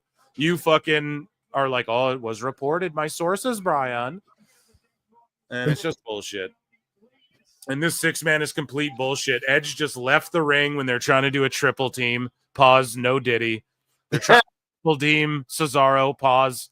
And Edge left the ring, then had to get back in the ring. But maybe that wasn't. Maybe that was smart because he broke the count. But then other buddies still been in there for like a minute and a half now. So like, when does the ref go, all right, already? Everyone go back to your corners.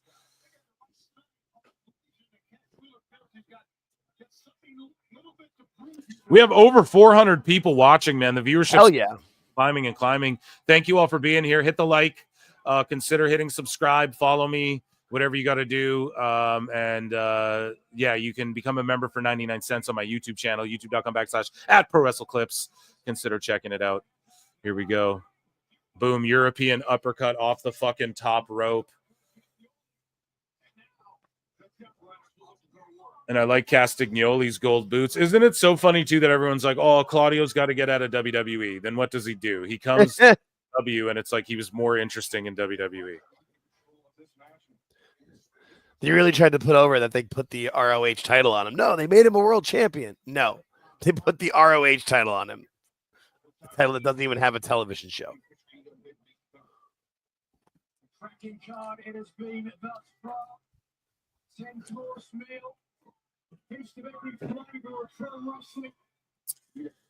What's chat saying? I'll give you my like for a Jericho performance. Uh-oh. Well, maybe. We'll see where we're at. As long as it's not that AJ Rizzler rap. Jericho went up like 5 notches because of how bad that song was. We're 6 likes away on the Clips channel from 100. 94. Nice.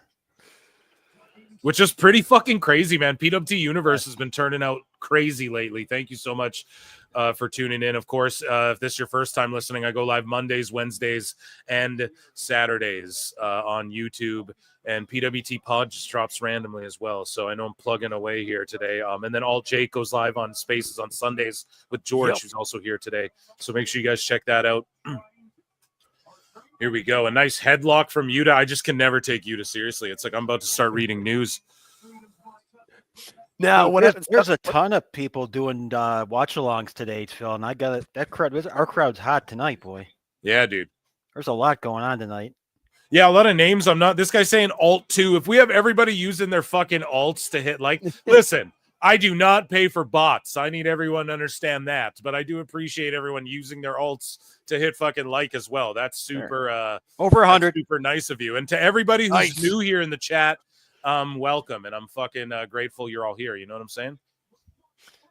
And usually I'm like reading news and then cracking jokes like one after the other. But that was my show last night. Check out the replay.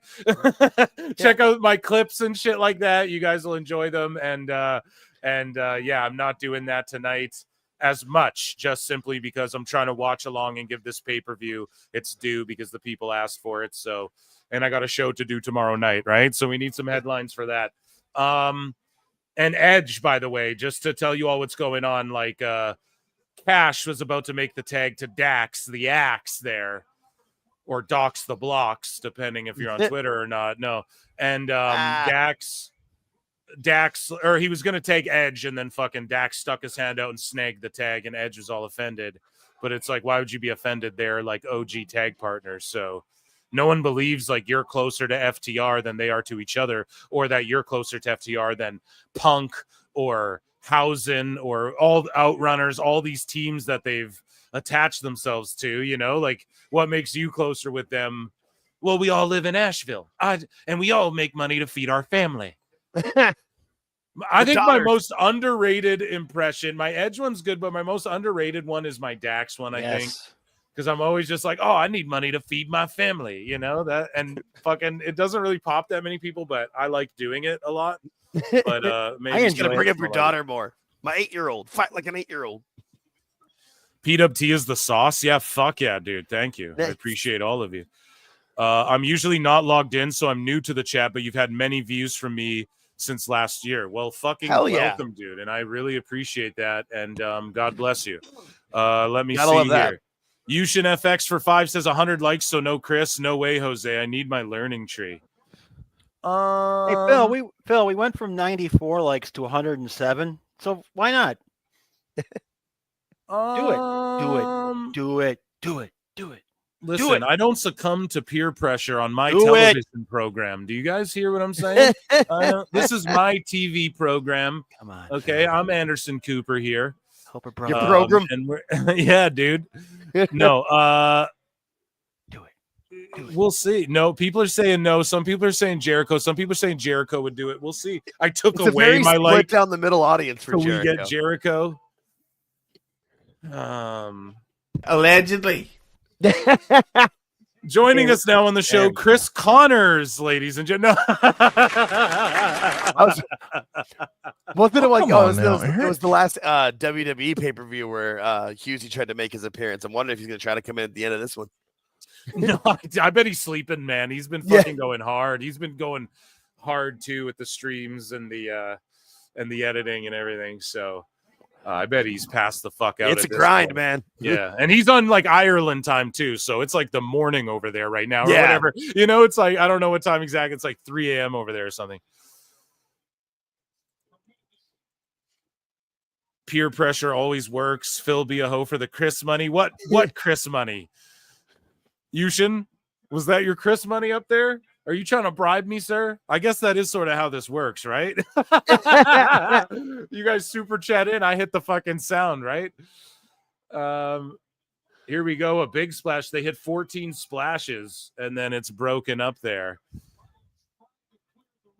George Capture for 5. The top monitor, top pod says do it. Ladies and gentlemen, welcome to the show live from AEW, actually live from Philly here. AEW Dynasty, Chris Jericho. I look and see it's not just me. So many others have stood where I stand. We are the young, so raise your hand. They call us problem child. We spent our lives on trial. We walk an endless mile. We are the youth gone wild. We stand and we won't fall. We're one and one for all. The writing's on the wall. We are the youth gone wild. Let me get wild. Yay!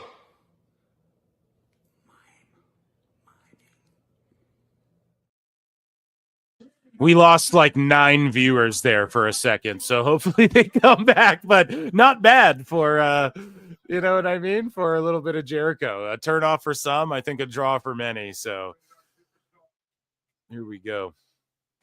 I just love the look on his face, dude. That's great. Never gets old. The youth gone wild. Jamona Wilder, y'all.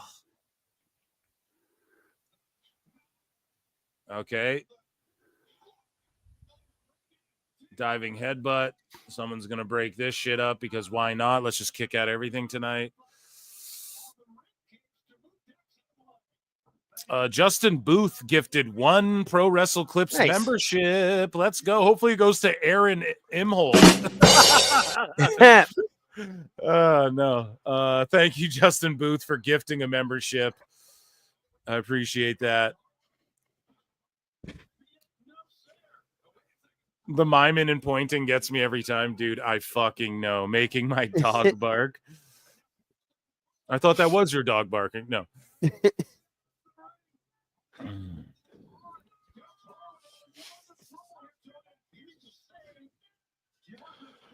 How is this match still going? God, every match. It's getting a little, to where I'm starting to tune out a bit, boys. Right, so just a bit. They were doing all right earlier. Now I'm like, all right, come on.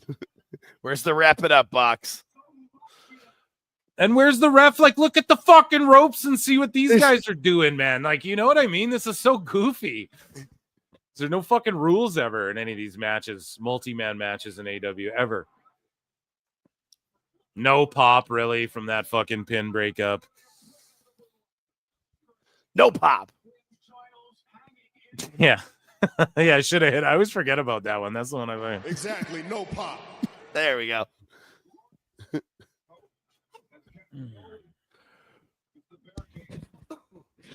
If you don't appreciate this match, Brian, you just haven't studied and learned the Wagyu beef business. Brian. Go back to McDonald's. And Wheeler Yuta is actually from Philadelphia, too. Like, he's actually from, and nobody cares about him. In West Philadelphia, born and raised on the playground is where I spend most of my days still. That's Yuta's. That would be his version. It would. And he would have gotten his ass kicked in that fight outside of school. Just kicked his ass.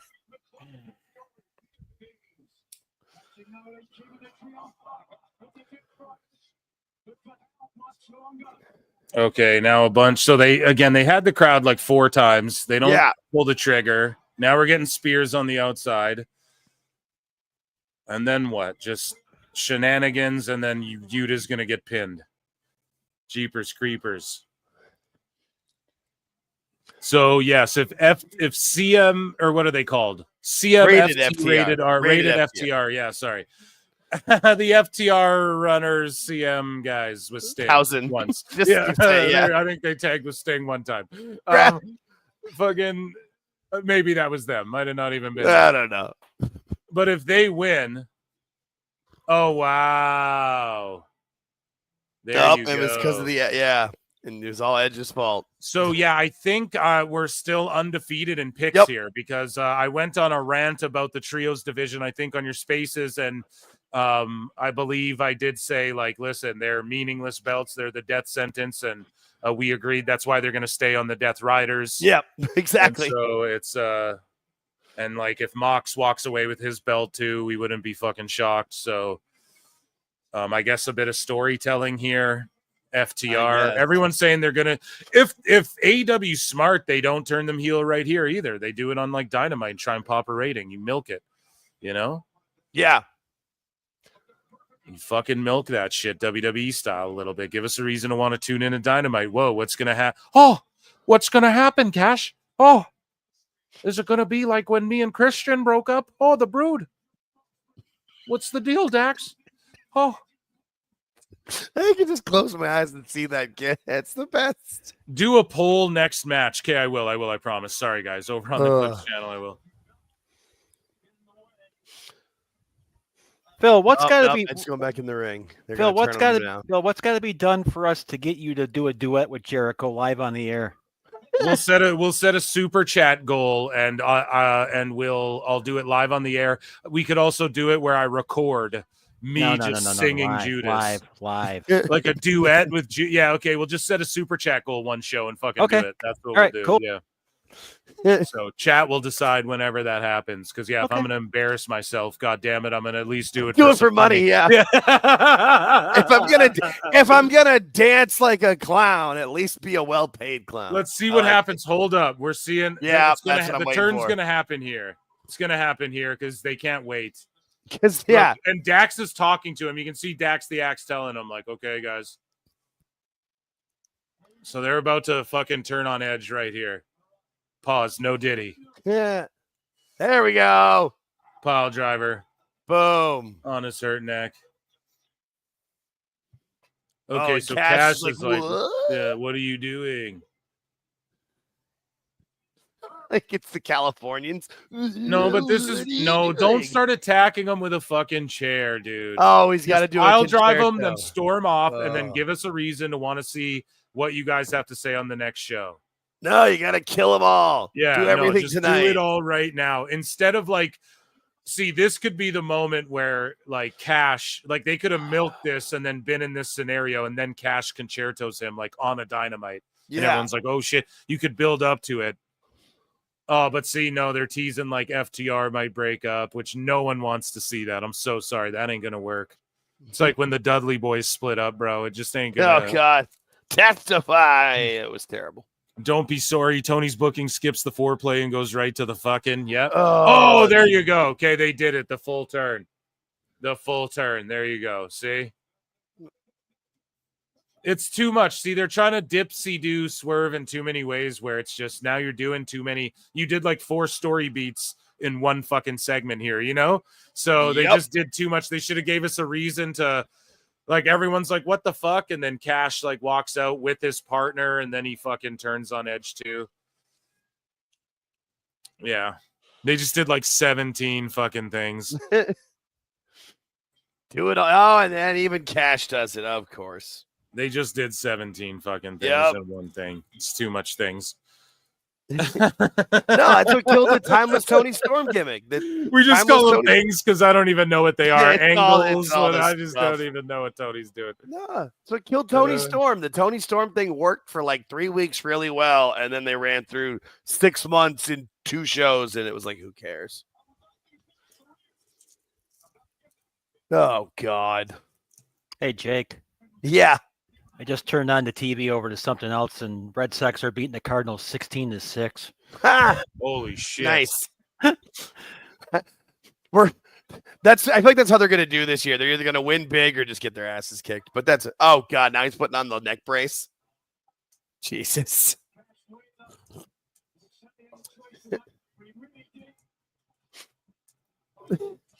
Yeah, someone said in the chat this could have been 2 to 3 weeks worth of really good TV.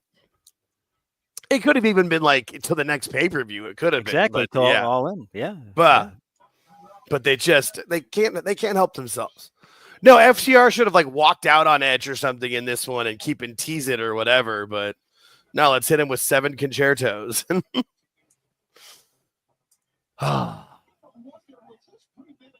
Will we ever see a story draw out over a longer time, or what do you think? I mean, here's the thing. It's funny you say that because that's the main event. If Moxley wins, they can try to pretend that that's they're doing. If Darby takes the title from him, that was that whole thing. But he's gonna win. I think so too. I really do. So now FTR is gonna beat the shit out of Christian for some reason, right? And get that title or that at least that tag run. Yeah, Awful called it on our spaces last week. He's like, it's going to be Edge and Christian versus FTR at All In, and it's right when he said it, I went, oh shit, you're right. Yeah, and because it should have been, they already should have had an Edge Christian title run. I feel but this is a good story though. I'm okay with this. There's good heat on it, but yeah, it's good because Nick Wayne sort of turned on Christian there too. Pause. So. But you guys talked about it earlier. There was no Christian on the pre-show. You guys talked about it. And here's the thing, too, is that Edge and Christian are really good friends with FTR IRL as well. So, yeah, no, it'll be good. It's just makes sense. getting there. It should be for the titles, but then I guess you have like 2 tag matches with lots of heat and big stars. As far as like you have the tag titles on Hurt Syndicate still, and I hope Cedric joins them at All In too. That'd be a cool moment. AEW is how I feed my family. They're just replaying the whole thing after it just happened. Well, what the fuck? Yeah. Not even clips, just the whole thing. And even like the fans in the front row are like smiling about it. Like it's just everybody knows it's a big work.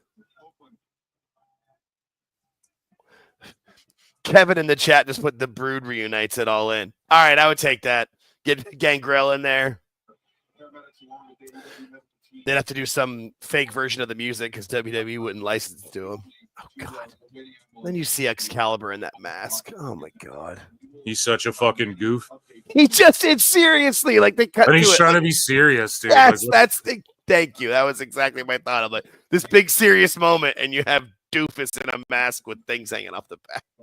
It's disgusting, uncalled for, and we absolutely cannot condone the act. Jose the assistant just sent me his Twitter post. He just DM'd it to me. Oh shit. He said Roosh is 007. 0 title shots, 0 pay-per-view matches, 7 matches a year. Fuck, man. Get Roosh on fucking TV, man. I forgot he was still there. I know. Seriously. Wow. Ditto. Let's see. Do we have any fucking news? Here's JD. Uh-oh. First he was over there, now he's over here now. Oh, JD from NY claims BJ Bethel. BJ, is that like your name or is that like what you do? Oh, BJ Bethel is being paid off by AEW for the max viewership article. Throwing this allegation around so nonchalantly can quickly backfire on JD. Oh. So here's JD's take on the whole BJ Bethel situation there with the phony max numbers. Minutes watched per show, says BJ Bethel and SE Scoops. How they get 500,000 is beyond me. You're probably wondering how they got 500,000. Folks, if you don't know that there is some sick and twisted narrative, people are paid off in this community to make AEW better than they are. This is only one example. I'm not going to sit here and give you the other examples.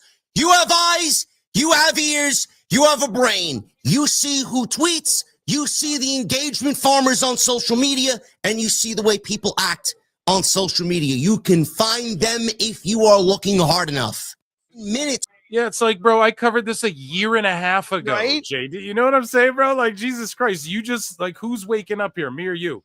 You guys over here, you guys over there now. Like, come on, man. What the fuck you talking about? We know. This is what, you've been accused of being one of them. Even Awful's like, yeah, it's fucking rich coming from this guy, Here we go. A poll for the next match, Megan Bain, and not even to hate. I'm just saying. It's like, yeah, dude. We know. We know. So, Megan Bain versus Tony Storm. Here we go. Who do you think wins the AEW?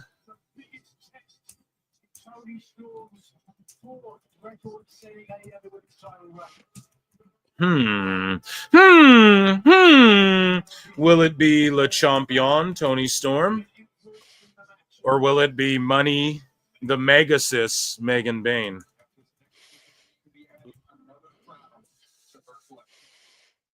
And there's a poll in the chat on the Clips channel, folks. So make sure you're over there. We have, the numbers are growing and growing. We have like 450 people watching across every fucking... Hell yeah.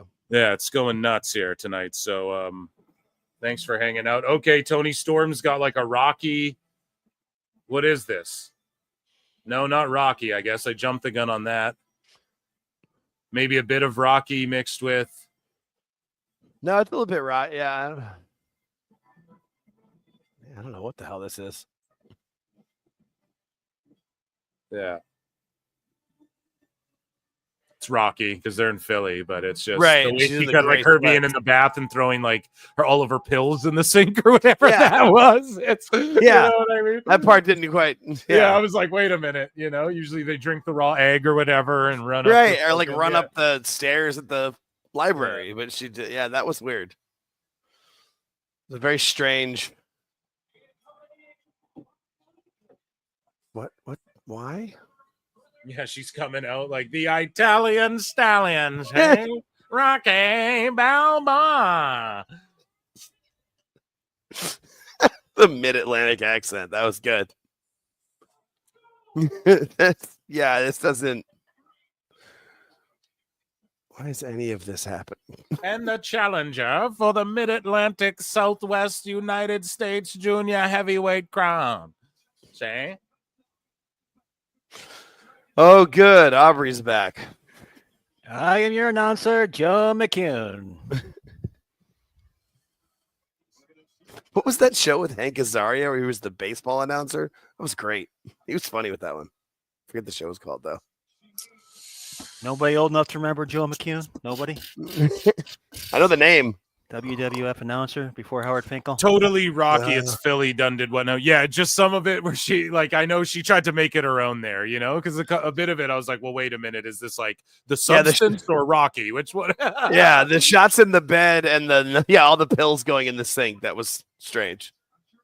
A couple of those shots in the tub Yeah. and shit. But yeah, usually you get hit with a Adrian. She didn't even run up the Philadelphia Library or the stairs that No. Rocky runs up. I She thought just, she was like- going to go up those. Yeah, she just ran Or, like, around the block. Really, Ran what I thought outside she was going to do Daly's was place. grope the Rocky statue. She was making some weird sexual reference. I like Tony Storm. Brockmeyer. Cubics, thank you. Brockmeyer. That was the name of the show. Somebody got me in the chat. I like Tony Storm and all, but I don't think she's running up those stairs. That's fair.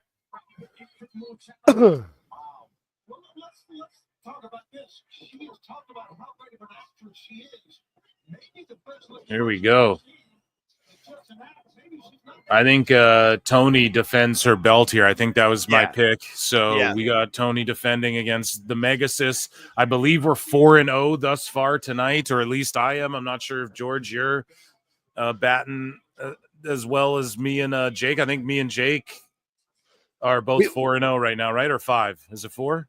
I think it's 4, but yeah, 4, we okay. were very similar. I think it was only 2 or 3 that we were different on because the booking's so obvious, but yeah. Swan Man Hunter gifted one Pro Nice. Wrestle Clips membership. Thank you. Appreciate you, buddy. Hopefully my biggest hater or my biggest liker who doesn't have one got that. Or Aaron Imholt. Just no bots. Here's the thing, says the only link with Penelope Ford and Megan Boehner, they both have dated Joey. Yeah, the fucking Oof. W Woey Winella, dude. Fucking W's for Joey, dude. Woey Winella over there for ladies. Maybe he's the Riddler. No doubt. Seriously, Jesus, good for him.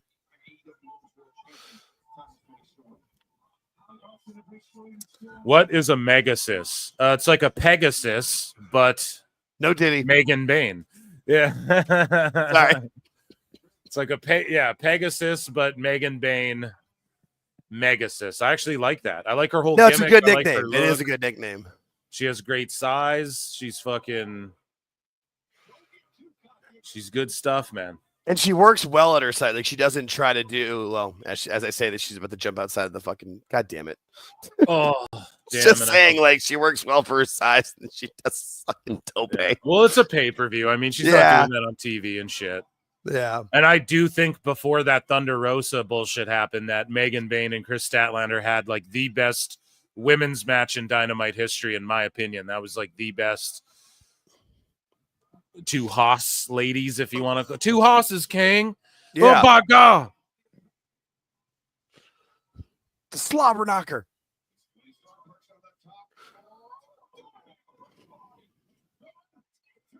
Fucking Aubrey with these ugly counts, bro. God, I can't stand the refs. The only ref is Stephon Smith. That's the only good one. Yes. In the goddamn company, man. Paul Turner used to be, but he lost it. He lost it. Yeah, he used to be the one I liked, and then yeah.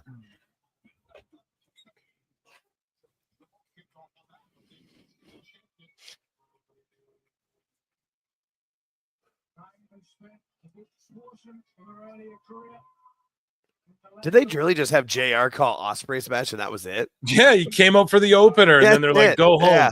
And then no, they'll probably bring him out for the main event as well.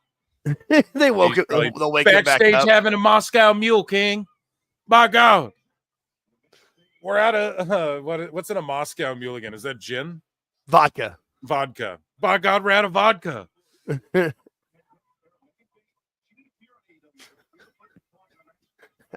Had to run out for more barbecue sauce. JR's barbecue.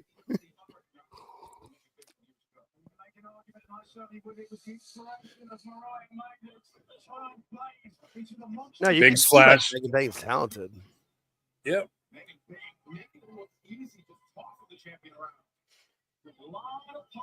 Yeah, hell yeah.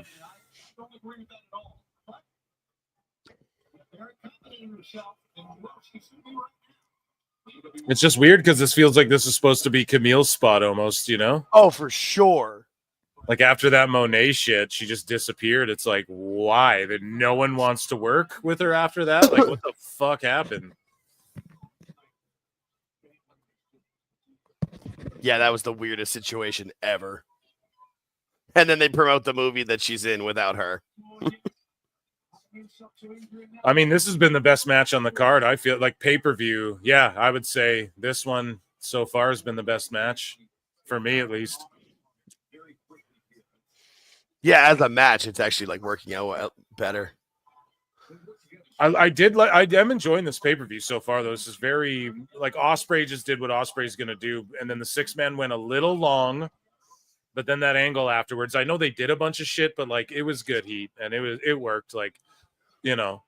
Well, and it's like it's not surprising that this company's gonna do that. Like you know that's gonna and at least they tried and didn't like fumble it. Like they did. The swerve was kind of like whatever, but it was a swerve no less, because like everyone thought they were just gonna like hit a shatter machine on Edge and then boom, walk away. But you know, they tried to at least give us a bit of swerve action there, and so I'll put it over for what it's worth. But the match just dragged on a little bit, but it didn't like tire me out.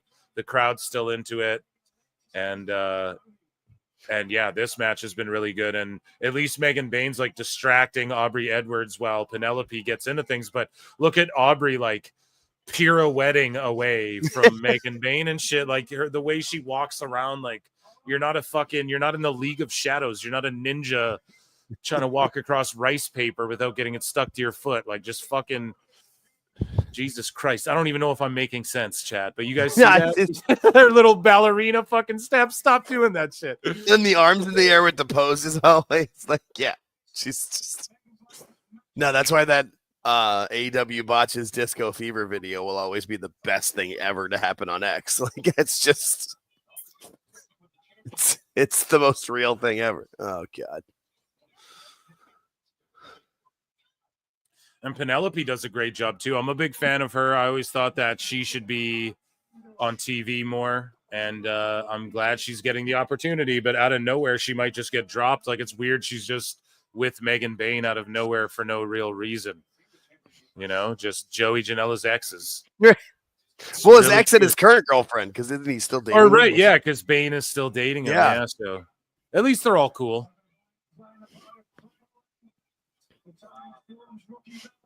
I just hope it doesn't lead to him coming back. And again, they keep going to this, and it's getting a good reaction from the crowd. Like, why not? Like, here we go. Oh, I was just about to say, where the hell's Luther in this? This is the Luther third just time she's done fucking that. grabbed her. She's gonna like Hurricane Rana him or something. Watch. Oh no, what's going on? Does he carry her backstage? Apparently. Okay.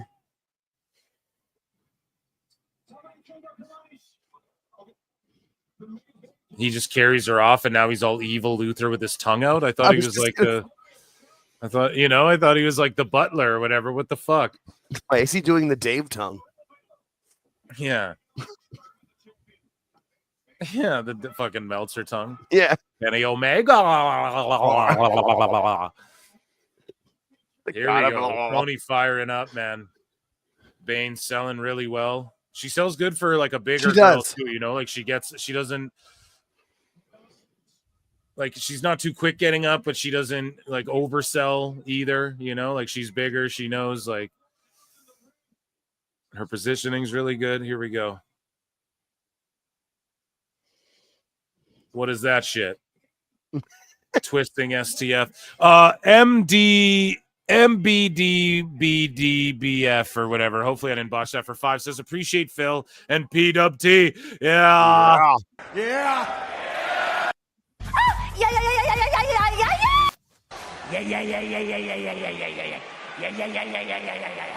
Thank you. I appreciate you very much. Thank you for being here. Thank you for supporting the channel. Yeah, I feel like that guy's been newer, or that person's been newer in the chat, but been very active the last couple of weeks. That's awesome. It's fun to bring new people in. Yes, sir. Yes, sir. Yes, sir. Yes, sir.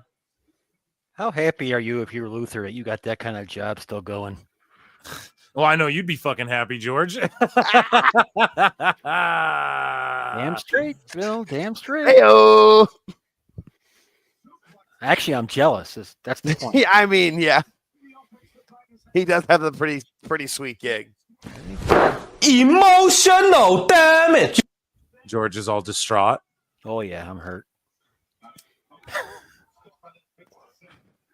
You just got to make better friends with Jericho. Yeah. You just got to beat up Joey Janela and maybe you'll win Megan Bane's heart. You're gonna push that like Chris Connors pushes shit? Well, that's you, man. You're the one. I know. I started. I started. I'm just messing. Oh, Jesus! Damn, I really hope she's okay. Seriously, because we saw Lance Archer land on the top of his fucking head. Oh God, that was horrifying. Sorry, WWE question for you. Nope, not fielding it. Fuck you. No, just kidding. Jeremy Rue, who does Orton face at Mania? Oh my God! Thank God Megan Bane's not dead. Holy Seriously, shit. that was horrifying.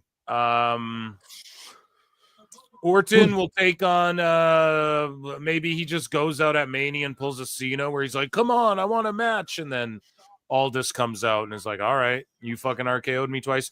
Or Aldis is like, okay, you want a match? Omos. And then Orton just like figures out a cool way to RKO Omos or something like that. Yeah. It'll be something, but there's nothing announced yet. And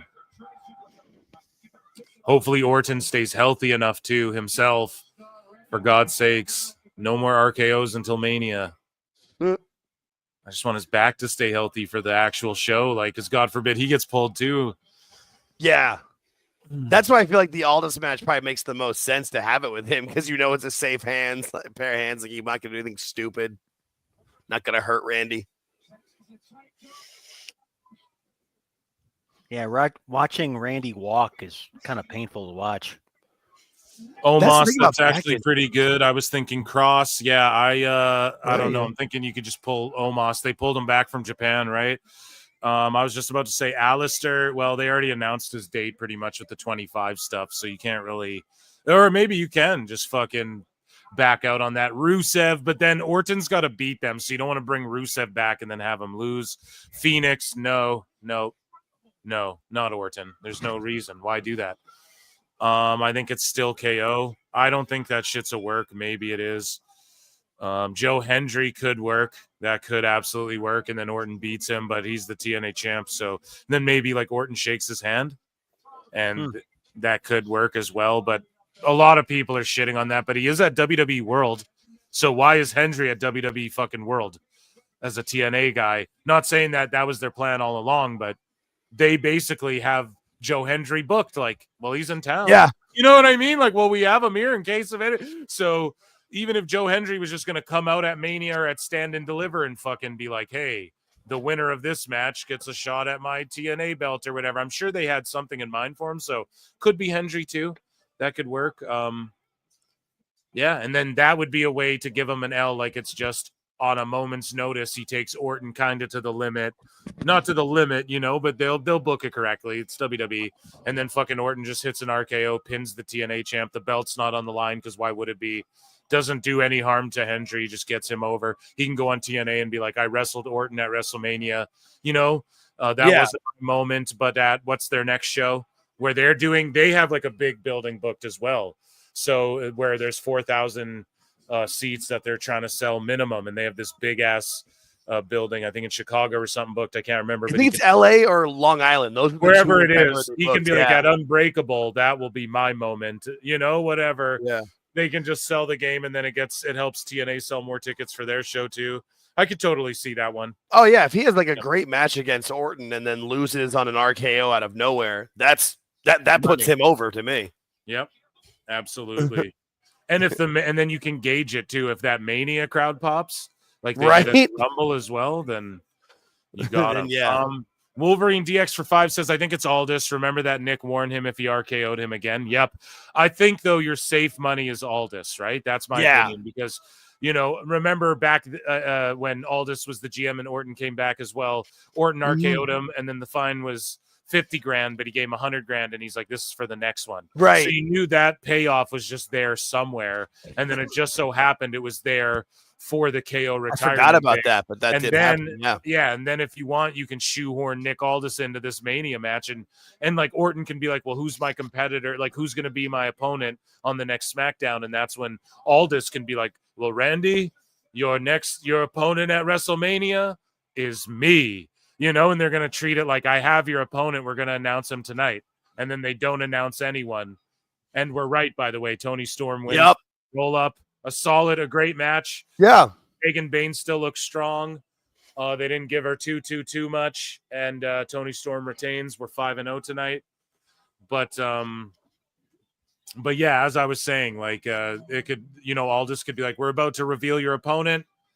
Nobody comes out. He goes, your opponent's me, and then he just stares down Randy. They go to commercial. Yeah, that would work. Whatever. Yeah, boom. I could totally see that too. So that would be the safe money, I would say, as well. Or this whole retirement thing's a ruse, but I just highly doubt that, man. Yeah, I don't think you would have gone on that that Barstool podcast and talked about it like that if it was a work. Yeah, now and everyone in chat saying they're okay with this finish. Yeah, because now we have a match down the line too, where it's like, okay, let's see, like put Bane versus Storm in a fucking cage, bro.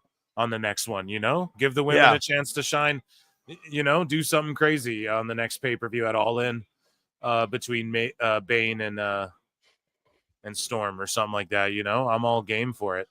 It sucks that she suffered her first loss, but it was to Tony Storm, who's like the main AEW lady, if you will. And all you cheaters in the poll there, we're at about 80% thought, let me see. You guys were taking all their wrong. dubs where they can.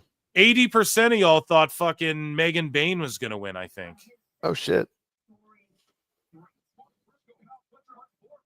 Let me see. Let me refresh this.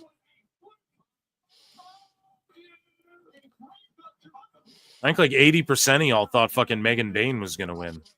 Or no, sorry, the other way around. Pardon me. Yeah, I had to refresh my page. The poll was acting weird there. 84% said Tony Storm, actually. So my bad. That tracks. I mean, that's yeah. What else is going to happen? Dummy. Yeah.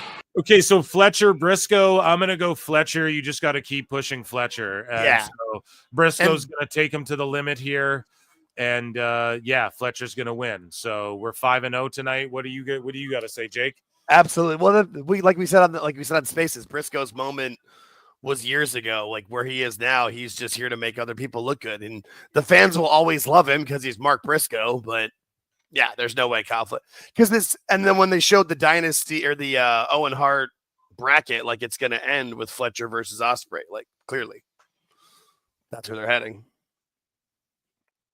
Ask Awful about KO. He thinks everything is a work. Yeah, he was just shitting on, Awful's like every single thing is just a work, which is fucking hilarious. He was making some good points, dropping some bars. Here we go. Fletcher great. has like his own look, man. This is cool. This is what Fletcher needs to do, is lean into this, like, here we go. Like, I don't know, whatever this is, it's not as Randy Orton-ish. Right. You know? That's what I was gonna say. I'm like, it's more individual. Even if it's weird, like you're better than just mimicking somebody else. And I've said this a billion times too. I'd sign Fletcher if I was the WWE, if I was any company, he'd be on my roster, no doubt. No fucking doubt, man. And at least this is one guy where, is he a star? No. But will he be one? Yes. And I will say this, Tony has not fumbled Fletcher. He some of the stories with Mark Davis and shit might be fucking stupid, but this is one prospect he's actually built well and hasn't like completely sullied, and he's a guy who looks good and has gotten notable wins, but also taken losses where they haven't necessarily hurt him, you know. And yes, he kicked out of all of Osprey's shit, and Osprey kicked out of all of his shit, bruv. That's what it is when you fall down, get back up, fall down, get back up, bruv. Right? And that's what's gonna happen. We saw it with Kevin Knight, but yeah, Fletcher, I like his gear too. This bright pink, these pants, you like want to beat him up. Here we go. He rips the pants off. He's wearing the bright pink trunks. Like, I love this. He's got to stay doing this kind of look. This callous junior wearing pink glasses and all that sort of shit. That's what he's got to do. Just be more of an asshole. I hope they stick Sky Blue with him too, like in his corner with Callis. Have Callis and have her wear baby blue and he wears baby pink, and they just piss you off. That's what they should have done with Jungle Boy. Right. They're gonna make Jungle Boy a douchebag. Bring Anna Jay out there. Yeah. A douchebag is so much douchier with the hot girl with him. They should have did. He should have been the asshole 90210 type character, and he should have been like slapping Anna Jay in the ass, but she's into it. You know, and he's like, go over, get me a drink, babe, or like, babe, go get my coat, slap her on the ass. And then like, oh, that gets such good heat. That little dweeb was such a hot girl. Like treating her that way. Fuck, man, that'd get good heat. But no, again, they're like, but no, he's the scapegoat. He's the scapegoat. He drives a short bus and wears a dead goat head on his fucking. He drives around from town to town in this short bus. Yeah, it's like, what the fuck is this, man? Jesus Christ. The only thing that Fletcher needs is ear enhancement surgery. Ear enhancement? Yeah, you got no ears. Look at his ears. They're tiny. Yeah, no, he has none. Is that a real thing? I think I made a joke, but it could be. Yeah, dude. Hey, I mean, Buff Bagwell almost. His ears are small, dude. Yeah, Holy they're shit. tiny. Yeah. He does got tiny ears. What a good observation. I never noticed that till now, dude. They do, and this is how it was glaringly obvious when you look at Mark's ears. You look at Briscoe's ears, right? And then you look at Fletcher's and you're like, God damn, he does have small ears. He really does. Yo, that's crazy. I never noticed that. Oh, okay. Glad I can help. Yeah, dude. Hey, just don't go to the same surgeon who gave Buff Bagwell the calf implants. You know, you don't want to. He had to get those his body rejected those. So, what is Mark doing?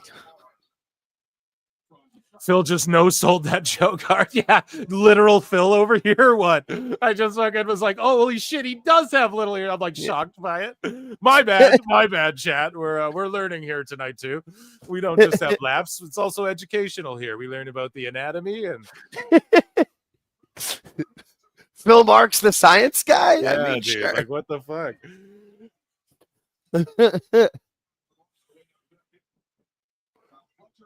And then Mark Briscoe just makes everyone look good and takes crazy bumps like that one. Jesus. Like, he doesn't even gotta do that, but he'll do it.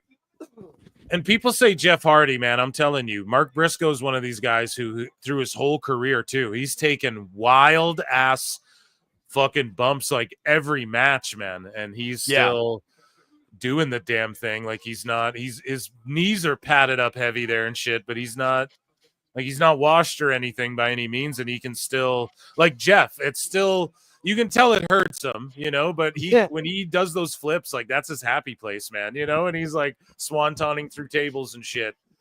That's like his heaven for him. So here we go. Fletcher laying him in too. Like he'd be my NXT champ and shit one day if I had him. If I had a Fed, he'd be signed.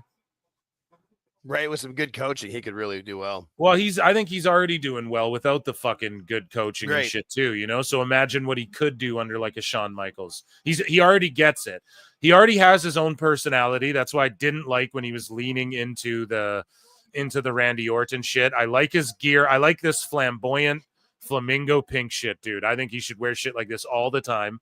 And not go Seth Rollins, just this gear he's wearing now, but like purple next time. Do like baby blue, like gum colors, you know?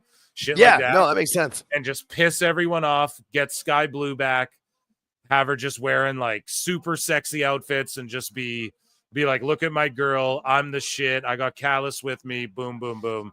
That shit'll get so much heat. And yeah, again, he's tan, not fake tanned. He stays in great shape. He knows how to pace. Like even in this match here, he's walking around, taking his time with the crowd, lays in the super kick, takes his time. You know, I'm the shit. I know I'm going to win. Like he knows what he's doing. He could go to WWE right away and fit right in. I truly believe that.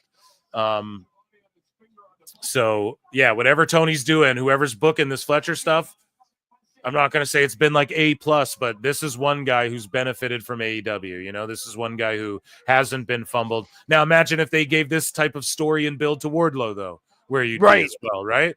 Like he was ready years ago, you know?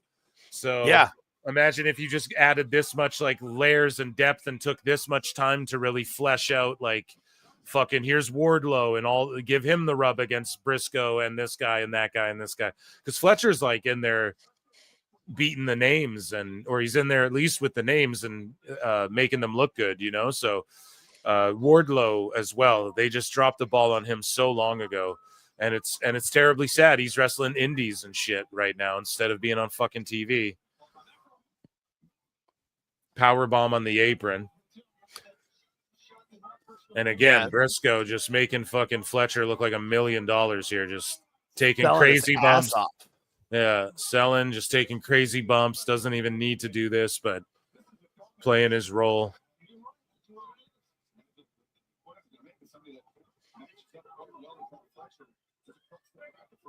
And Fletcher's barbing with the ref. Bit his lip or something. His mouth's bleeding. Who's this ref? Rick Knox, man. He's more padded up than the wrestlers. What does Jim Cornette call him? The fucking, what does he call the corpse referee? The corpse referee, yeah. No, it's a great nickname. Thank you, fuck you, bye, boom. Jesus Christ. Not all of Cornette's nicknames land, but most of them do, and some of them are like that. That's just who he is to me. I love it. Phil, do you think Phil should book? Oh, sorry. What's that, George? I was going to ask you, do you think Wardlow's one of those talents that gets paid per appearance, or is he on contract, do you think? He's on contract. He's on contract. He was like a long time ago. Okay. Yeah. I wasn't sure. I wanted to ask. Thank you. Yeah, for sure. He was, yeah. Like a while back. That's the thing. I think he signed one of those longer deals. Like Tony was, when he re-upped a bunch of people, his big thing was like signing everyone to long ass deals, you know. And this isn't I'm not breaking news here, motherfuckers. Yeah, no, that was around, and you'll know that he tried. And that's why he stopped doing those shorter deals with certain people. He was trying to stick to the long ones. Yeah, well, like Saraya, he gave Saraya 1 year, you know, and that's like but that's Saraya though, you know. Right. I've broken down so many times, like she's popular beyond just wrestling, you know, so that's why you do that. So I don't blame him for that either. But yeah, there's no one coming in like just milking 3 years off him and shit. You know, like even the Hurt Business, I wouldn't be shocked if they're all signed. Like that could be the last like long-term deal all those guys signed. You know what I'm saying? Anywhere. Lashley and Benjamin and MVP. I want to see Cedric join them at All In. That's where I think you do that too. Might as well sign Cedric, you know? I don't know if he has a 90-day thing or what, but well, I think the big drawback for him is that he's married to what's her name? The one with the weed. The Tony smoked. Big Swole. Big Swole, that's it. Thank you. But I feel like, you know, Cedric getting paid will make that worth out. Yeah, no, Fletcher's pacing this match very well. I feel like when he wrestled with like Ospreay and the other flippers, like it goes too fast. But this match has been paced very well. Oh, dumb E-drone can't watch a fast match, and you can't absorb the moves and the nuance of the move. Pardon me, I just wanted a little selling. I'm sorry. That's on me. Boom. Beautiful double clothesline spot, man. Fuck yeah, this match is the best one of the show now. I was just about to say this one's one winning and for the me. last one were good. I don't know. I'd have to like watch them back to know which one I actually like better as I'm like also looking at chat and doing shit. But fucking this one has been solid. And I'm telling you, Mark Briscoe, right? Yeah. And Fletcher, he knows what to do. Just imagine what he'd be with like HBK rearing him. No Diddy. Or and like that training group with like Matt Bloom and Terry Taylor and what is it? Norman Smiley. Yes. And so far this has been a good pay-per-view. Yeah. I mean, you didn't have to do all these fucking Owen Hart matches on this card, but I'm glad this one is on the pay-per-view because let's look at what's left. So you still have Jericho Bandito.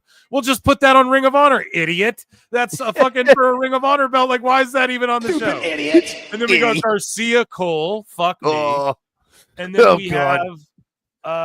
we have what else, man? Osprey, Ricochet, and or Mike Bailey, you mean Omega and fucking Ricochet. Oh yeah, that's my bad. Mike. Yeah, it's all good. And then we have Swerve and Mox. So two of these matches are like, fuck me. Jericho Bandito and then Cole and Garcia are like, come on, dude.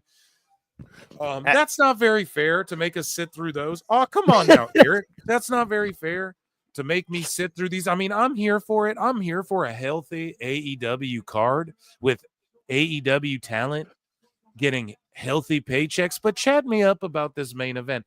For real, though, these Jericho Bandito, Garcia, Cole, those could just be on Ring of Honor or Dynamite or Collision for anyone gives a fuck. And then the triple threat will be fun. I'm excited to see what fucking Kenny does in this triple threat here. And it'll probably just be so ridiculous with like poison ranas and all that type of shit. And then Moxley and Swerve. I want to see what gross thing they do. Is it no holds barred or is it just a normal match? I know it just says on the poster a normal match, but we already know in AEW you can brawl into the fucking crowd, stab each other with scissors. The refs won't DQ. So who knows? But we'll see if they do any gross spots. And yeah, that match. It's not like I'm looking forward to it, but it's like I am curious to see the outcome of it and if we're all going to be like fucking Mox, you know. But I'm really curious to see how that match ends. That's what I'm very curious. That's all. Yeah, like I just want to know the finish. I don't give a fuck about like that Moxley's story continue. I just want him to go away for a while. He was supposed to have a vacation a long time ago. He should fucking think about, you know, taking his wife up on that one. Chris McCarty for 2 says Jericho versus Gaz the Gimp, aka Bandito. Jesus Christ. Okay, and then Fletcher almost just killed Briscoe. I hope this is the finish right here. He almost just killed him with a brainbuster on the apron. Another brainbuster finish. Okay, no. Mark Briscoe kicking out. That was supposed to be the finish. They lay up. That's how they do it. Oh, that was supposed to be it right there, man. And that was just it. He almost kills him on the apron bump. I think his knee got caught. Brainbuster on the apron looks brutal. Or the proto-buster, whatever they're calling it. Brainbuster in the ring. 1, 2, 3. Fletcher stands tall. Whoa, is Mark Briscoe okay? Damn, right? No, instead, they keep fucking going, man. What the fuck? Best guys, Tony Khan. And the crowd has completely set back down. No, I gave you more time. No, I gave you more time. Jesus It's okay. Christ. It's okay. It's great. What the fuck, man? They had you right there. Like that finish would have been it right there. Every time. I gather the room was up for it too, right? I mean, yeah, they got up for it because of what was happening, and then literally everyone in the audience is sitting back down. Even the people in the front row are sitting down. And this is how you know it didn't work, because some of the people in the crowd were trying to get a "This is awesome" chant going, and then they couldn't. It just died right away because no one knows what to think there. And then right there, we just got a razor's edge off the top rope. Fletcher kicks out. Why are you kicking out of all this shit? Now it's too much. Now what? Is he going to kick out of the froggy bow? He doesn't need to do all that. The apron buster to the brain buster. He's going to kick out. Of course he is. There you go. So you had the crowd. Okay, so let's say Briscoe was going to win this thing. That was where to win it right there. So this is very Osprey of Fletcher, and you know that he learned that because that's his bruv. You know what I'm saying? Yep. Like, you got to fall down, when the match is over, bruv. You got to fall down, get back up, fall down, get back up, fall down, get back up again, bruv. Craziness. Just ridiculous. And like we just covered, there's 4 more matches on this fucking card. Come on. They should have ended it with the Busters. I'll never let that go. No, that was the end. Ever. That was the finish. Oh, and he's still doing stuff. And it's like every time Mark hits a move, you're like, just because you know Fletcher's winning. Everybody knows that. Oh my God. This is terrible. The people want to get back up. They want to be excited about this. But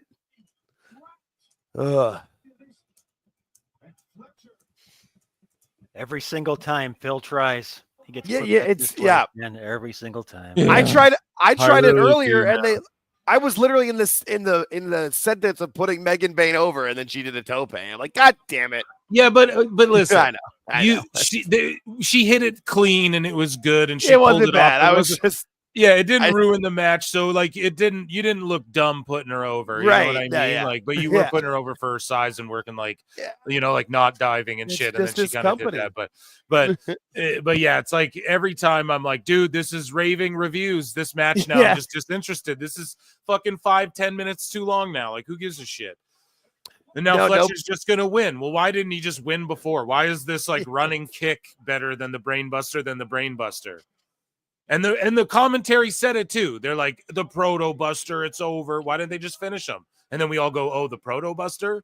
Oh no, but he's got to hit him with a top rope one. Oh yeah, the top rope one is more devastating. Yeah, see, the Buckle Buster is more devastating than the Apron Buster to the Buster in the ring. Like all of that just to get to what? A Buster. So why don't you save the Buckle Buster for like your big match where you win the world title or you win the fucking whatever title? You save it for the guy that no one thinks you're gonna beat. You fucking like hit him if they're gonna put him over Osprey. Yes. Like, why don't you beat someone with the Apron Buster and then you beat some people with the normal Buster and then and then someone kicks out of and then when the guy kicks out of the Apron Buster and Buster, it's at your All-In show against fucking Bruv or whatever for the world title, and then you Buckle Buster him, and then that's where the boyhood dream comes true or something. Like, you build up to it, man. He just did all the different Busters. Jesus Christ, man. Like, fuck. Save some shit, dude. It's what they did in that FTR shit, too. Yes. They have to do everything, no matter what. Every match, everything. Yeah, I know, dude. It's and that match was an extra 6 minutes and it didn't need to go at all. Oh. No, I don't know who has the worst record. It's either you or Cornette, who like tries to be nice about something and then immediately they're like, oh, they put me over. Here, let me do something terrible. Oh, this story's good. Oh, hang on, we'll ruin it. Don't worry. Piss break matches here. Yeah, so joining us on the show from I'm just kidding. Live from the apron.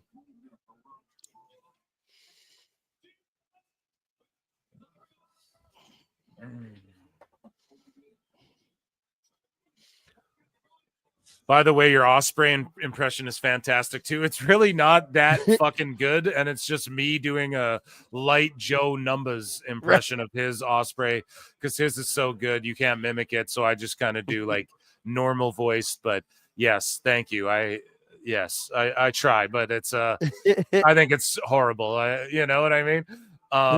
But yeah, Joe Numbers invented that. One of the greatest clips in PWT history. Went off for like 30 minutes, just like restore the feeling in my fingertips, bruv. Fall down, get back up, bruv.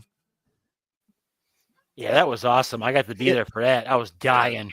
The CTE trigger, bruv. Yeah, I was fucking crying. Yeah, dude. no, that was great. I've never laughed so hard during a live show in my life. That was great.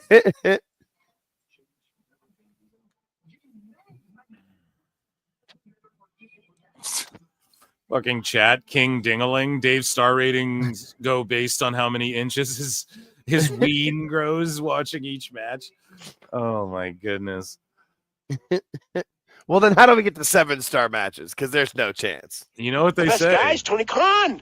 Guys, there's like 500 people damn near watching. So thank you all so much. PWT's blowing up, man. The live show and the podcast. And check out Phil Marks out if you're into me babbling and you want to hear me talk about like movies and you know, doing like movie roundtables and stuff like that and talking about pop culture, YouTube drama, comic book shit, all that kind of stuff. YouTube.com/@Phil Marks out. Here, I'll put it up on the screen here. Actually, and you guys can check it out if you don't mind. If you're on X or whatever, guys, go and check that channel out right there. And then, of course, my good friend @AltJake takes on as well as on YouTube and on Yes, sir. X is where you follow him. Thank I'll you. put Guys that in the chat. Yeah, throw it up in the chat there. Oh yeah, thanks, bud. Yeah, no, we're doing well. It's fun. Yeah, it's good, Bandito's got his family still. There's no way he's losing this match tonight. Who did we say? I think we both said it's Bandito Mask because first of title, that. so we said it's Bandito, yeah, and his family's there. So we're undefeated tonight, dude. Like, I mean, come on. Like 5 or 6-0 already tonight. So if Bandito wins, we're on a streak. Oh yeah, and get in the Discord too. Lincoln Hawk dropped the Discord link if you guys want to come. If you guys like chat or whatever, you go hang out in there. And I got 2K content coming on Twitch as well. And yeah, memberships are 99 cents on YouTube. I do member-only streams. I try to at least once a week or pre-record a show. And I have a pod with Grapple Vision coming. He's fucking amazing. If you guys don't know his channel, please check that shit out. Grapple Vision's fucking phenomenal, man. Good friend of mine, too. He just sent me some shit while we were on the air here and about chasing rants. And that's what our whole episode is about. We dive deep into the Vlad TV, Booker T. We cover all the chase and rant stuff, everything you guys need to know about him and that situation. You know, Grapple Vision's been investigating him for like a fucking for a while, you know what I'm saying? Like, and so it's bittersweet that Vlad's the guy who got the fucking rap sheet or whatever, you know, but Vlad's a fucking that's what he does, right? So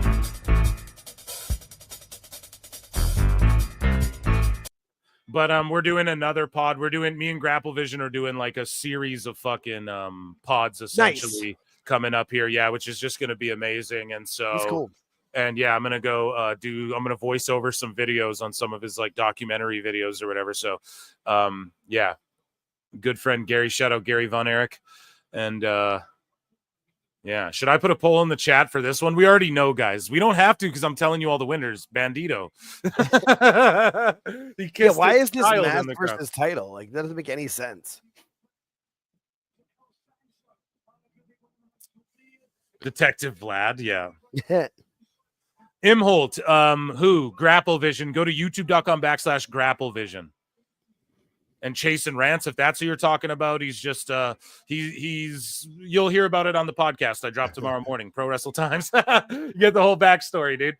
And yeah, you know, we dive into the Booker T stuff. Yeah, right. It just opens with a code breaker. This is so cheesy. This is gonna be like the quick. That's why it opened that way, because it's just the quick whatever match, and it's like Jericho.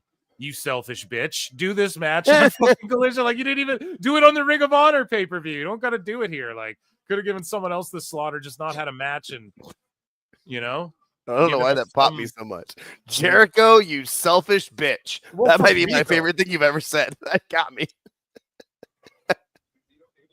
I mean, it's true. Jera Hogan, man. He's just I messaged Phil the other day about that Joey Numbers clip. I was trying to find it again. I was beyond hysterical. What you got to do is just type in the keywords like Pro Wrestle Clips and then like Will Ospreay Wrestling Soup.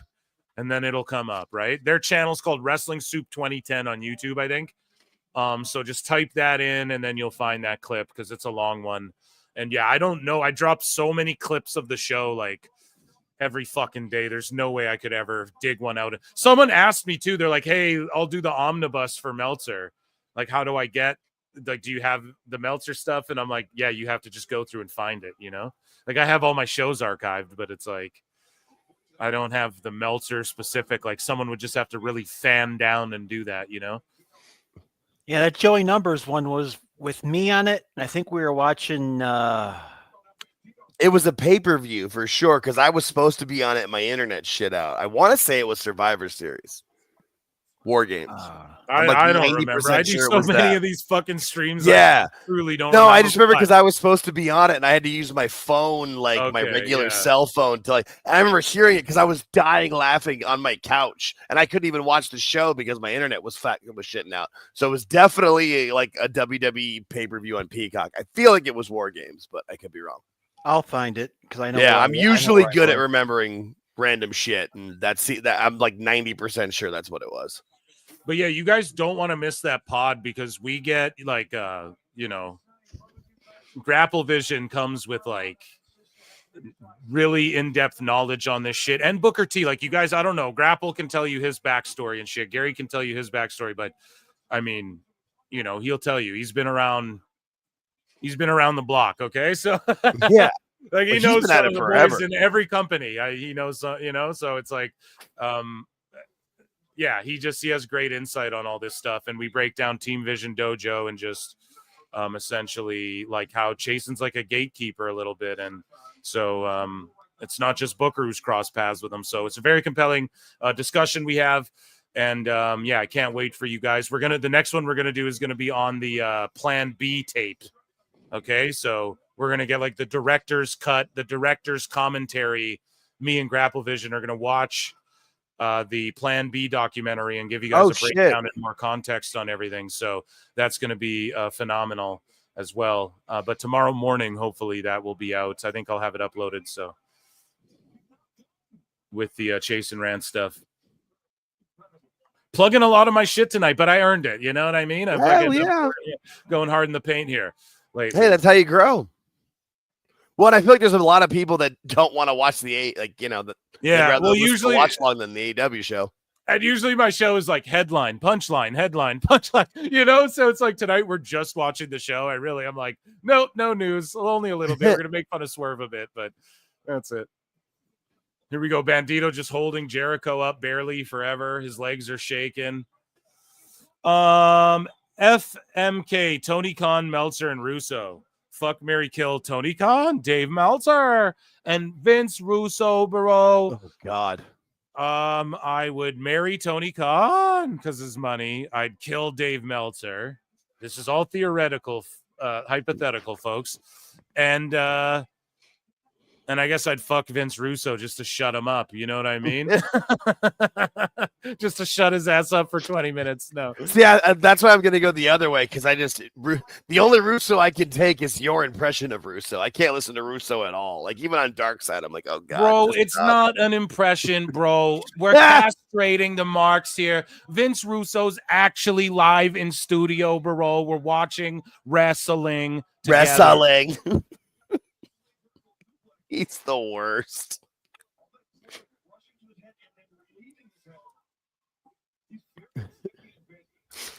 Here we go. Pop-up bomb or whatever this is. A lifting bomb to the... Okay, at least Jericho landed him safely. But right. Still, that's sleepers. Oh, like, yeah. It's weird it opened with a code breaker, too. Like, if you're going to do power bombs off aprons and shit, why are code breakers and shit necessary? I don't really understand, but... Oh, well. Because it's my finisher. Yeah. I don't know how Jericho still thinks he's worth any value. How come no one makes fun of Swerve's eyeliner? Bro, I do all the time. I call him Guyliner Swerve. Granted, it's pretty recent, but Jericho grabs the camera, CM Punk style. When CM Punk showed the hard cam side, it was just fucking packed to the tits.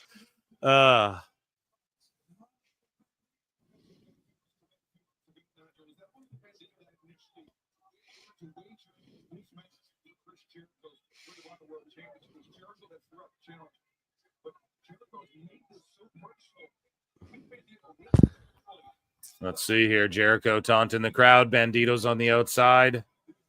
For those of you not watching, there was like 40 bots that dropped links in here. So you guys mind you know. I'm not in, but yeah, if you're on the pirate ship, hey, I ain't judging. Fuck Mary Kill TRBT. Fuck Mary Kill Britt Baker, Mercedes, Nyla Rose. So I'm a married man. I'm gonna decline to answer that one. Okay. If it ain't gay, I don't play. All right.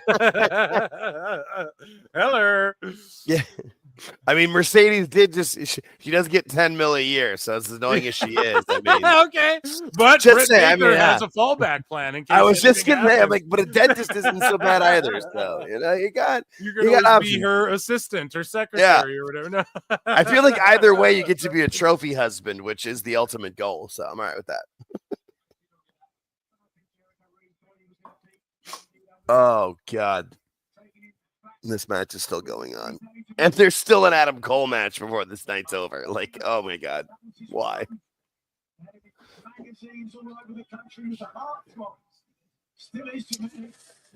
Jason Barry Howden became a new member. Welcome. One of us. One of us. Thank you so much, brother or sister. Bryce Remsburg jumps 4 feet in the air when he comes down to slap the fucking count on the mat, and it drives me insane. When Bryce Remsburg comes down, 1, watch him counting the pins. 1, then he leaps in the air. 2, leaps in the air. 3, leaps in the air. What the fuck, man? If I was wrestling, I'd be like, dude, no, count like I'm trying to win this match, right? Which is impressive because standing fully straight up, he's only 4 feet off the air, or off the ground. Rabid Wolverines LC Killer 17, very gentlemanly, Mary date pass. Instead of fuck Mary Kill, Mary date pass. Oh my good gracious. LC Killer's amazing. That's since great. Since it's so gentlemanly. Again, Mary date pass. That's so cute how you worded it.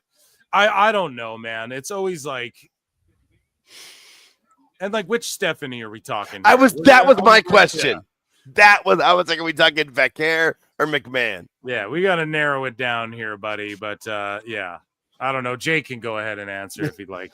I mean, well, if we're going Vaquer, like she's pretty much my number one, so I'll marry that one. But although I have watched both episodes of Stephanie's Places, they were on YouTube. Somebody pirated them on YouTube, in Minecraft. It was they're pretty good.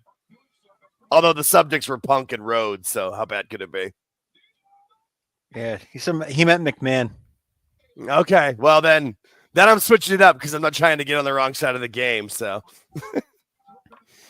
yeah, I'd marry Stephanie if it was McMahon. I mean, you get all the McMillions, right? Yeah, but then your father-in-law's trying to shit on your head. It's a tough life. Hey, now I'm not a young blonde paralegal or whatever. I'm not a 23-year-old paralegal. That's fair. That is fair. But I do like me a private jet. Being the only single guy in the crowd. Fair. I already date Bianca, so we already know that. And Tiffany, good for you. No, or is it Charlotte? Flashback from last show. Dunn did what? Now I deal with the fecal showers for the McBillions. That's fair. I got a business proposition for you, pal. Yeah, everybody's got a price. Yeah, you're gonna taste this chocolate starfish, or you're hot.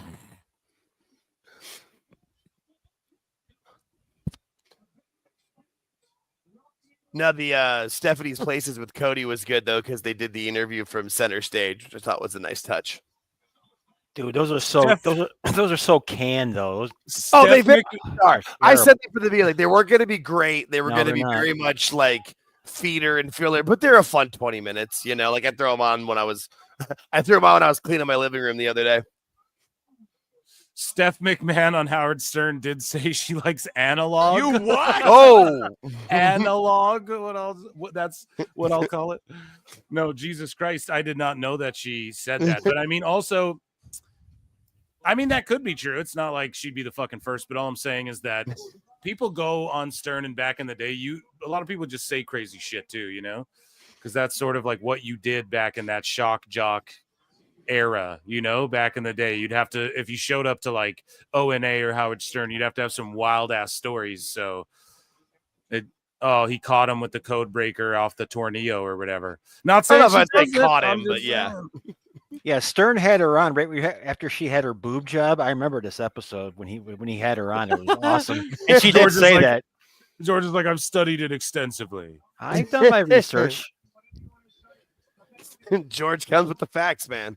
I'm not married twice for any reason, you know. That's good.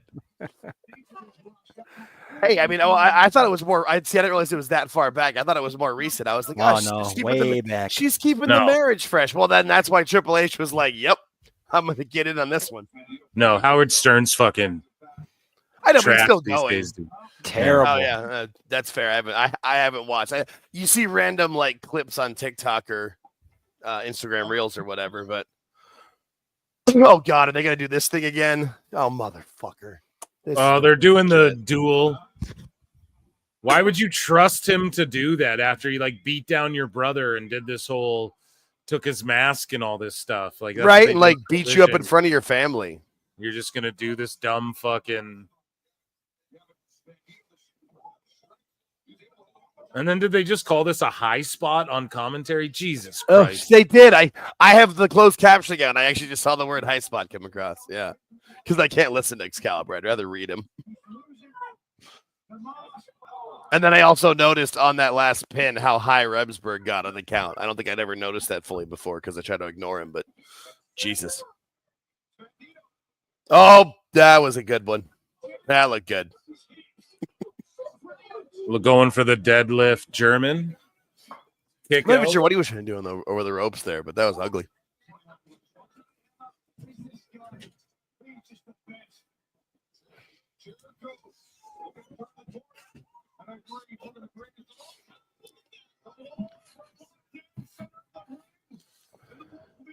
Oh, good. The Walls of Jericho. Yep, Line Tamer. We might see. Well, I guess Line Tamer's when he gets the knee on his back. If you want, that's the difference to me. Yeah, this has gone too long too, especially when you start with a fucking code breaker. The finish, right? And then the power bomb on the outside. Fuck beings, man.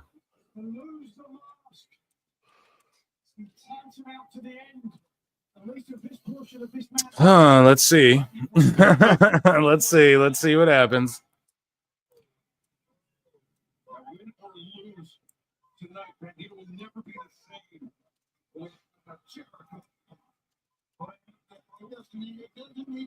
Okay, so what is super kick?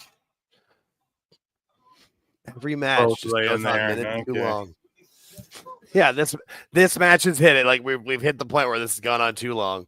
Oh God, and Brian, is he limping down to the ring? I hope he's not shoot hurt.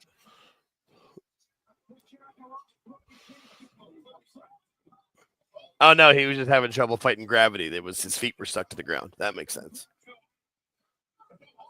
Oh, of course, Aubrey comes out. Damn, I gotta watch LFG later too. Oh shit, yeah, and Rivals and Moments. Yeah, LFG's the fucking. I love that show, man. Hits him with a bat. Yeah, right. Jericho's gonna fucking defend this belt, and we're gonna get our first one. Okay. Our O is gonna go. Nah, he's taking too long. Kick out, you goof. Or is he going to pull a Sting and he's wearing a mask under his mask?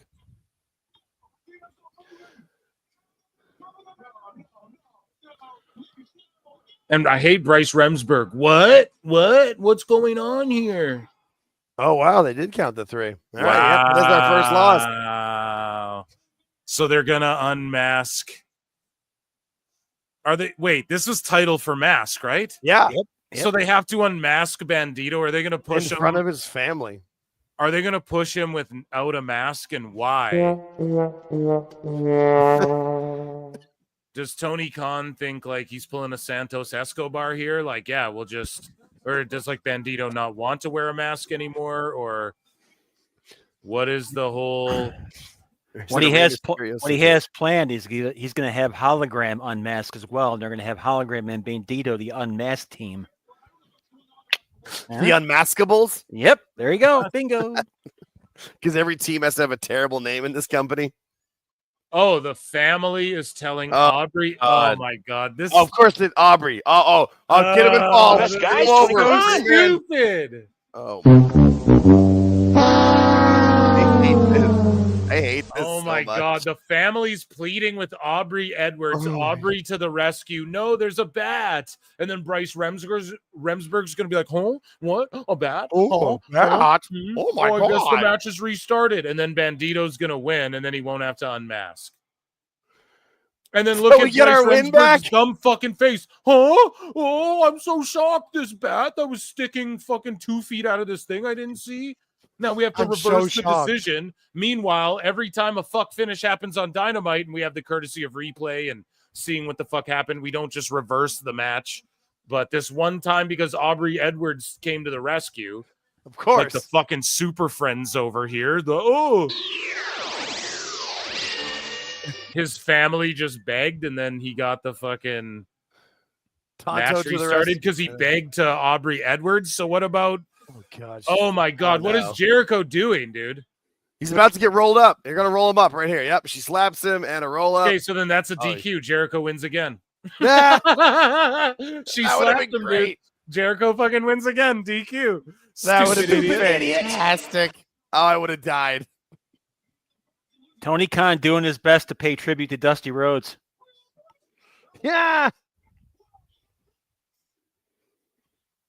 Boom. So we're still undefeated tonight. We are. There you go. We came back from the depths. Because I was like, dude, it doesn't make sense to Bandito. What's his name now? You know what I mean? Like his whole thing's he wears the fucking bandana mask. What are you gonna do? Exactly. You know, of any mask to take off, his would have been the dumbest. Cowboy hat and gloves guy. You know, Ito. Like, what do you call him? Yeah, yeah. Dorito. You know, what do you call him? Dorito. Jesus Christ. Hey, I mean, if you get a sponsorship, you got to take it. Oh, they did way too much. They did way too much in this whole thing here. Overbooked to shit. Shout out your boy Bandito, though, that he's the champion. I'm glad that they didn't unmask him. That would have been fucking just terrible. That does make Jericho 0 for 2 in trying to get an ROH TV deal by being the champion. Nice job, Chris. But then they fucked it up by having her slap him, though. Oh yeah, that's like a DQ, right? So it's like because let's face it, if Willow Nightingale came out and just slapped Jericho, they'd be like, oh, DQ or whatever, you know. So it was right in front of the ref's face is the problem. If he wasn't looking or something, whatever. Two refs' face. Aubrey was there too. I know. And Aubrey reversed the decision before. Yeah, Why doesn't exactly. Jericho go, well, look, she hit me. DQ. The restart was a DQ too. Best out of 3. Like, why doesn't he just do that right now? Yeah. It makes no fucking sense. Their moms just get special privileges, right? Sammy Guevara's mom is like, oh, Mama Panda shirt to Tony Khan on that show. And he's like, oh, that's great. And then fucking her mom gets to, or Bandito's mom rather, gets to get matches restarted. And then you have fucking Trent's mom gets to drive people to the arena. What's going on here? Sue with the van. Oh, now he's talking on the Spanish announced feed where we can't hear it. This is good. Really gets him over well. Jesus Christ. Oh my God, that was terrible. MJ from NJ says Aubrey Edwards for $2. Dude, I fucking know, man. Thanks for hanging out in the spaces, MJ. That was awesome. It was great to have you, buddy. You were welcome anytime. Yeah, MJ, if you want to pop on here too, feel welcome to come on here tonight too if you'd like, but if you can't, that's all good. I'm sure you're busy crunching numbers or doing something. But yeah, Aubrey Edwards, dude. Oh, here's the Arizona commercial. Here we go. This is for me. Fucking show's a half hour away from you and there's an arena 10 feet. God damn it. If I go though, I'm making a Meltzer Fierce flute sign. That's my. I'm gonna wait till tickets are $20 or less, and because nobody here wants to go to the show. MJG for 2 says disco fever, disco fever. More like fucking. Okay, so what's left now on this card? Just the co-main and the main, right? So, or no, we still have Cole we still have Garcia. Adam Cole and Garcia. Oh, That's it. That's right there, oh dude. my God, what? Thank you, fuck you, bye, boom. What happened? Oh my God. What no. happened? He says. Oh No, God, if it was why? just the last, yeah. This one and the fucking Garcia and Cole match could have just not been on this pay-per-view at all, and it would have been fine. This pay-per-view would have actually been really fine, provided the triple threat goes off without a hitch. Because it doesn't matter what happens in the main event. It's largely disappointing. If Swerve is the champ again, and then it's like him and Darby at All In, or like him versus Moxley rematch at All In or some shit. I don't think anybody wants that. If Moxley wins, nobody wants that either. I just don't think it's this is a lose-lose in the main event. I'm just curious to see how Tony fucks the finish of this up again. Right? Yeah. Oh God, and it's now. Here it is. Oh God. Oh, and then MJG says this is an ROH Rampage collision taping. Listen, this pay-per-view's been decent, but at this point, yeah, with this Bandito Jericho, it's like quickly, let's just, and then Garcia and fucking everybody thinks Jungle Jack's gonna come back and attack Garcia at the end of this. God. Oh God. Which I would just laugh. I would just laugh at that point, you know? Let's just add another one into this shit mix. Oh my God. No time limit. Cole and Garcia coming in at a combined 230 pounds. It's 335 in the UK. I'm not staying up to watch a Garcia match. Yeah, fair. That's fair. Fucking blame you, bro. Lincoln Hawk for 5 says this is never ending, but we knew the risk when we took the job. Yeah, exactly, boys. Salute. Let's get a yeet for the boys and girls in the chat here who fucking I soldier. told my wife on Friday, I'm like, look, Sunday I'm starting spaces at 3:15 our time, and I don't know when I'm done. When they go on with we're in for the long haul. Yeah, no doubt, man. Yeah, Absolutely. we ordered a pizza. It's all I'm not gonna cook. Oh God, it's too much. Daniel Garcia, though, why? Just back to that. But Daniel, though, why? Why? I know. Just why? He's such a fucking goober, man. I just can't. I just can't take it serious. If Jungle Boy comes back, though, you got to queue up that Not Like Us. Jungle Boy sucks. No doubt. When he's coming out, that's what's for. Yeah, you got to have him ready. STG 212 for 5 says, how is Meltzer going to justify this booking? The best guy. Well, first he's gonna go, well, actually, Brian, except for well, like it's like in CMLL, well, it's like they did a reverse Dusty finish. The best guys, Tony Khan. That's how he'll explain it, probably. Because it doesn't make logical sense, it makes booking sense. Yeah. Exactly. Of everything he said, I think that's still like the just dumbest moment ever. What is with Cole's jacket? Is this like a Game of Thrones jacket? Is he Adam Snow now? Jesus. You know nothing, Adam Snow. Jesus. 30-min banger, just wait. Puke, yeah. Oh, God. Yeah, there's no time limit. Oh, fuck. I was bigger than Adam Cole when I was in like 7th grade, dude. And I'm not kidding. I was bigger than him. I'm not even joking. We used the best guys Tony Khan signed to sneak in the flutes. Yeah. Yeah, I don't know. We probably won't do a dumb moment today, but I got to preserve something. I got a Monday show to do when we watch around Netflix and Phil.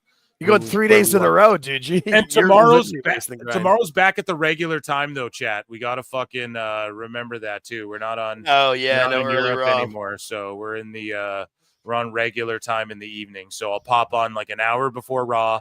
We'll do hot news, as Conan would say, and then we'll fucking watch Raw, stuff like that. Being a fellow Buffalonian, I'll apologize for Daniel Garcia right now. Oh, sorry. Really? You're claiming him or what? No, I said he's from Buffalo, so am I. I'm sorry. And his gear is Bill's colors. Yep. Oh, and he still does the dick dance. Yeah, he Just does the stop dick that. wiggle, bro. The dick wiggler. I can't Like, condone that. oh my Sorry. god, it was like it made sense when he was doing the whole sports And then entertainer thing. Fine, but And then he daps up the fucking security. because I'm just a regular guy, man. I'm just a regular guy. No, you're a freaking little shrimp that nobody cares about. Easy. Somebody cares. All right, that's fair. Yeah, somebody. I mean, yeah. Well, they're 500,000 viewers they get every week, I guess. Or I guess he's only on Collision anymore, so it's 300,000. So there are some that care. You're right. My bad. Well, what are the max numbers, Brian? Yeah. This pay-per-view. Two people watch Collision on Max. This pay-per-view is the dumb moment of the week. Yeah. There.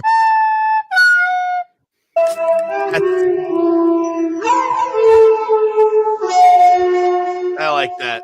You guys come for flutes, and Phil finds a way to bring flutes to fruition. Okay, thank you, Lincoln Hawk, for the assist there. Oh, good God. Yeah, we have like 470, maybe more than that, fluctuating about 500 people watching everywhere, guys. If we're rounding high, and about 5 million if you count the max numbers, Brian. Yeah. No, we have 30% more on Max. 30%. 30. Doing better than the NFL. I just love that 30% thing, by the way. I just think it's hilarious that they think they can actually compare themselves to the NFL or the NBA, like the two most popular sports leagues in North America. Shut up. You really can't compare anything to the NFL. The NFL. That was literally like, the NFL is actual king and has been at least in the United States for 20 years, 25 years. Yeah, they just pull that shit out of their ass. Yeah. There's no real rhyme or reason. Yes, Pullian, we saw the Ovechkin news. Big time. Yeah, dude, I did. Shout him out. I'm not disappointed, man. The records are made to be broken. 8's my lucky number personally, and I love Ovechkin, the grade 8, ever since he came in the league. I've been an Ovechkin guy, and yeah, I love his play style. One of my favorites, and I'm glad that Gretzky's record got touched there. But then also Gretzky scored that amount of goals while putting up like an ungodly amount of assists though as well. Yeah. So it's like Ovechkin, I don't think he's close to touching the assists or whatever on top of the goals, but that's why Gretzky will always be leaps and bounds better. It's like the whole thing with LeBron and Michael Jordan too. It's like Jordan's better, man. He did more in like a shorter amount of time in a way more physical league, you know? Yeah, Michael Jordan never played a game 7 in the finals. And people say like, oh, Rodman and Pippen. Right. Rodman and Pippen and fucking and Jordan, and that was their team. You know what I mean? You look at some of these teams LeBron's been on where it's like their whole backup their whole bench could be a starter in Memphis or whatever, you know, like it's, I don't know. I just compare it that way. Right. So Gretzky, and I'm not trying to diminish Ovechkin, but like Gretzky will always be the great one, you know, Lemieux a close second. When I saw Gretzky break the record, I didn't think anybody was going to touch it. Then Ovechkin started creeping closer. I'm like, this guy's going to score 1,000 goals. Yeah. Yeah, Michael Jordan will always be greater than James. That's just, to me, it's like I can't believe people even debate that shit. You know what I mean? Wholeheartedly agree on that one. Yeah. Because it's like what does Shaq call it? He's like, it's a cupcake league now. And it is, bro. Like they used to beat the shit. Dennis Rodman used to beat the shit out of people, dude. Like it was just a different time. And the way, think about the way the offense is able, the wide open shots and the fast breaks you see now because of the rules and how everybody's just flip flopping and diving.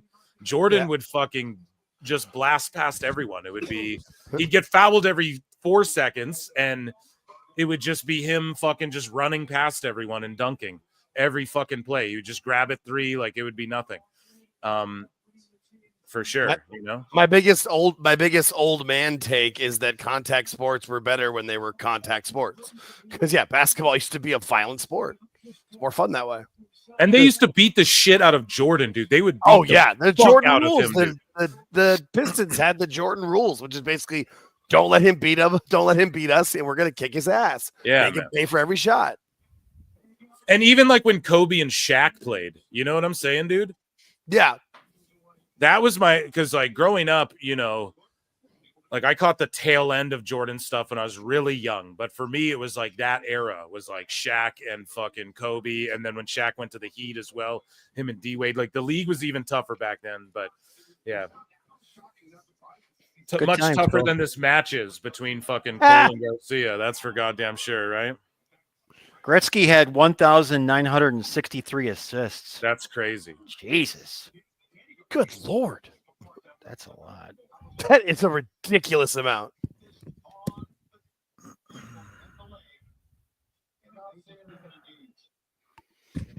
Yeah, that is crazy. I'm probably going to make this match and maybe the other one, but I have to go to work tomorrow, so I'll be up for a little while longer. I'll let you know. Oh, George got to pull in the early bird there. Yeah, we got how many matches left? 2 after this one. So that that triple threat's going to be fucking crazy long too. Yeah. Doing that. And the main event's going to have 8,000 run-ins. I know. It's a bloodline rules, pal. Oh God. Doing that dance over him. Yeah, Adam Cole and Dollar Store General come on and we're talking hockey and basketball. Yeah, exactly, dude. That's the problem. Yeah. Bro, Ron Artest jumping in the stands, beating up fans. Yeah, that was not cool. No, Michael Jordan. I remember watching that live. Yeah, that was on ESPN, and like I remember turning it on my TV to watch, like because Sports Center was going to come on after, and it was like the last 30 seconds, and you're like, all right, I'll watch Sports Center, and then that happens. Like, oh shit. Yeah, no one's ever going to touch exactly like the three-peat. Like, no one's ever going to touch Jordan three-peating and then being like, all right, I'm retired. And then and for one season, then come back and then three-peat again. Like that. Nobody can fucking. I'm still convinced that was a suspension for gambling. Sure. I mean, yeah, there's all the fucking conspiracies. There's so many about Michael Jordan to this day. Doesn't detract from him being the best player ever. Oh, Panama Sunrise, but no, Garcia rolls out, and then, he's going to put him in the Dragon Tamer. The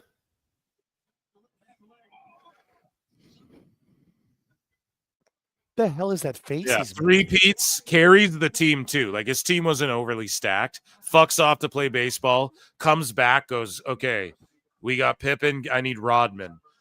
Three-peats again. Like, fuck out of here, dude. Yeah. That's the GOAT right there. That's the fucking GOAT. And that documentary, The Last Dance, or whatever. I was just going to say that. I was just about to put that over. One of the greatest documentaries of all time. And like that documentary shows his mindset because he still has that same like winner's mindset. It's like, and I took that shit personally. Like, and he still does. I just watched that documentary about the Dream Team, but about the college team that beat them in the first scrimmage. And they talk about that, how Jordan was like, yeah, that's never happening again. And he took control because even in a scrimmage, he's going to whoop your ass. I'm so glad Adam Cole, who has noted concussion fucking injuries, just took a Gotch-style pile driver onto the fucking canvas, and this isn't the finish to this bullshit match no one cares about. Of course not, yeah. The fans aren't even trying to be into this one. The other match, I can see people on their phones. This motherfucker and his little red booties. Daniel Garcia, click them fucking heels together 3 times and wish me home, dude. Bring this thing home. Wish this match, give it the fucking go home, dude. What's going on? Instead of there's no place like home, please just go home. Please just go home. Please just go home. Paul Carpenter in chat, AEW killed wrestling. They tried.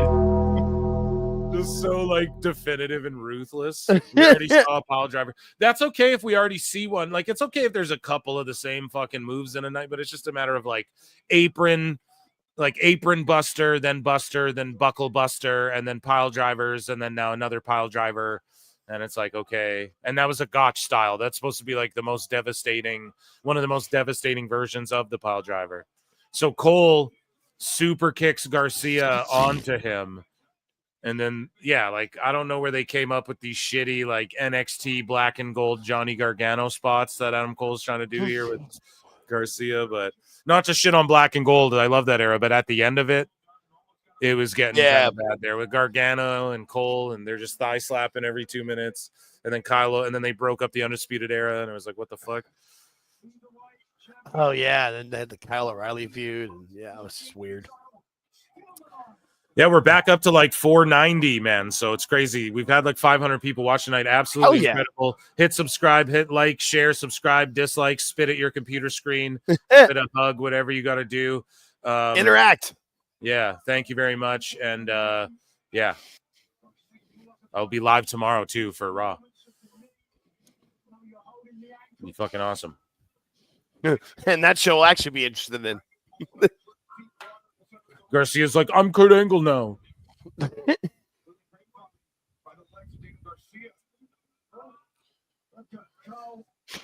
Danny Garcia looks like a failed Chippendales dancer. Yeah, pretty much. That's the gimmick. That's the gimmick. He needs the little was it the Fantastics who had the neckties, the bow ties around their neck with no shirts on? I don't know, but please go home. Please go home. Please go home. Please. How is this match? Nobody cares. Adam Butthole Cole. You what? Adam Butthole. Damn, what was that ugly ass toss into the stairs, man? And they didn't even budge because he weighs fucking like 80 pounds.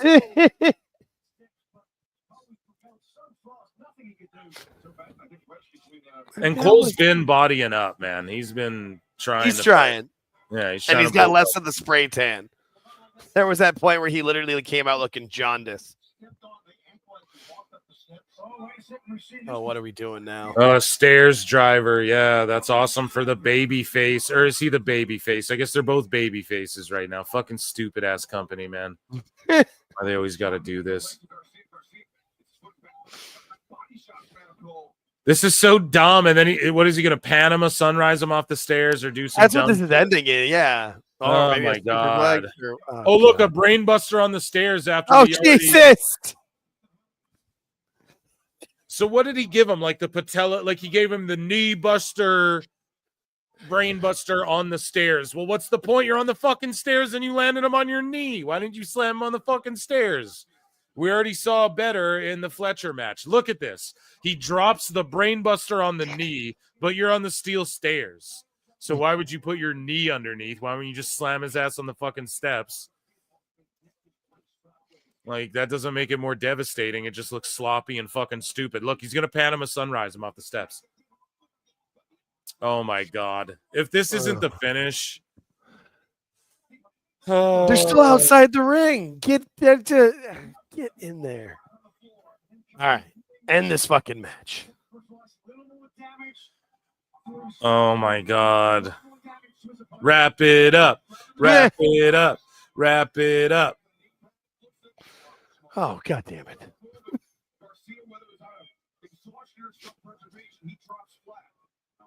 Oh, my God. The crowd doesn't care either. They're dead. Not a little bit. They're all just sitting on their fuck. There's people yawning, man. You can see it. There's people sitting on their hands, and they're just not fucking into it, man. They did that wide angle shot, man. and everyone was seated. Everyone. Nobody cares. I was really hoping that roll up was it, dude. Yeah.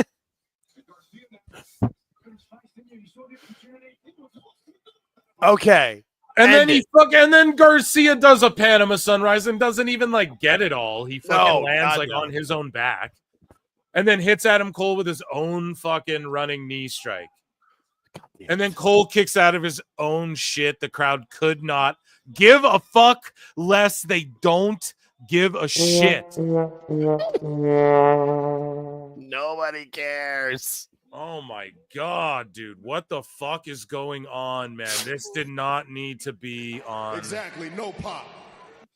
Oh, fight forever. Fight forever.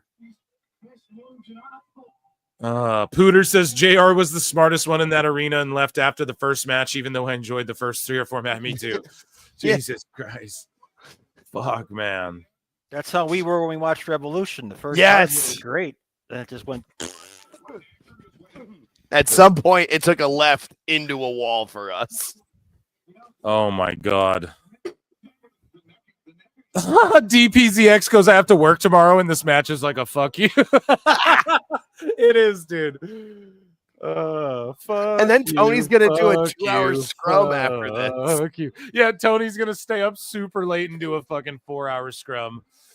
Oh my God. At least when they're like in Washington for their pay-per-view or whatever, like, all right, you're in Pacific time for the scrum. Like these poor people in Philadelphia, it's going to be fucking 1 a.m. Why are they going to pile drive Adam Cole? He had concussions. Like, can we just not be fucking stupid? And like want to they die cannot not be stupid in Minecraft. Like, what the fuck? Phil, how much Panama Sunrise in the ring after he hit one on the floor? Who gives a shit? Oh, and then Excalibur. Oh, I haven't just seen that 7 times. Meltzer's like 8 stars. Oh, he's gonna set him up and hit him with another one, or what? Oh, another. Oh, one. sure, just do another. Yeah, so we get yeah, 6 let's Panama just do 7. Sunrises. Why don't we just do 7 of them? Oh, we got. He didn't reverse it. Oh my God. Tony Khan. Oh no, I gave you more time. Trust me. Phil, how much in super chats we got to raise to get you to do the scrum? Oh man, we would have to add them up throughout the night, and then I'd have to fucking we'd have to come up with a number to fucking. Adam Cole's about to win this thing, yeah, and then we'd have to be like, okay, from here we got to do this much more, and there's a short amount of time left, you know. Maybe if we set out to do it before, but maybe next time or something. Yeah. No, I'm talking next one. Yeah. Yeah, we could possibly do that, but it's that'd because I feel goddamn, bad for that's a them. lot of time too. Because Tony doesn't start them right away either. It's not like WWE where they're like, oh, at right following the pay-per-view, you know, we have Byron Saxton ready to go. They like wait half an hour for Renee to fucking show up with Tony and shit. Yeah, no, WWE does like a post show where they've got the panel and like going for other, and then they interview people in the back, and it's like they're not the best things ever, but they make them work. It doesn't feel that terrible watching it, and it goes right after the show. The Meltzer Sunrise, yeah, that's what you call it when you do 3 of them, Ryan. They blew me kisses in between. Ryan. But this match was still like, no matter who won it, like, what does it matter? What do you do? It didn't matter if Cole won it. It didn't matter if Garcia kept it. It's just stupid. Brent Lanning goes, I'd pay for you to not do the scrum. Okay, you can do that too if you want. Go right ahead. If the check clears, Phil will be there, brother. Yeah. Real American beer or not, dude. Or if the check clears, Phil won't be there. Whatever you want, brother. Whichever you want, whichever one you say. He's great. listening to PWT and in Gorilla at the same time, guys. Trust me. I wouldn't even be shocked, you know?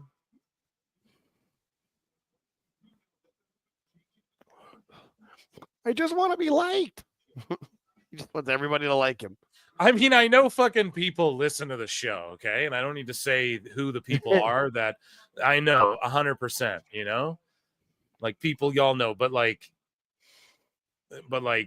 I don't know if TK, like I could never confirm that. I would never ask anybody, oh, has TK heard? Like I would never do it. That's just so Markish. I'm Phil S. Marks, but like I'm not that smarkish, you know what I mean?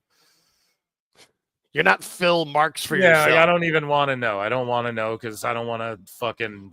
I just want to say what I want to say. You know what I mean? I don't care who's listening. Just got to keep treating it that way. Like I care that you guys are listening, but I don't care who. You know, like yeah, it's not based on that. I'm not gonna ever have my opinion swayed because of who is or who isn't. But yeah, here we go. Adam Cole. He's gonna get the fireworks or what? Oh no, just hit him with the boom. He still has a really great theme. Adam Cole. The fans still want the baby. So it's 11 o'clock Eastern time. They still got 2 more matches to go? Yes, dude, yep. 2. Triple threat in the main event. Oy. Good for those people. Holy shit. Yeah. Garcia goes back to his job at the gas station. God damn it. My God, Cole is so unintimidating. Hey, I've been watching your clips. Appreciate your humor. When I'm working or bored, I will invest more when I can. Yeah, dude, I just appreciate you That's investing awesome. your time with me here, dude. Thanks for being here. I appreciate you. Just hit like or dislike or whatever, too. You know what I'm saying? That's the appreciate you, bro, and welcome. 99 cents, you can join the club.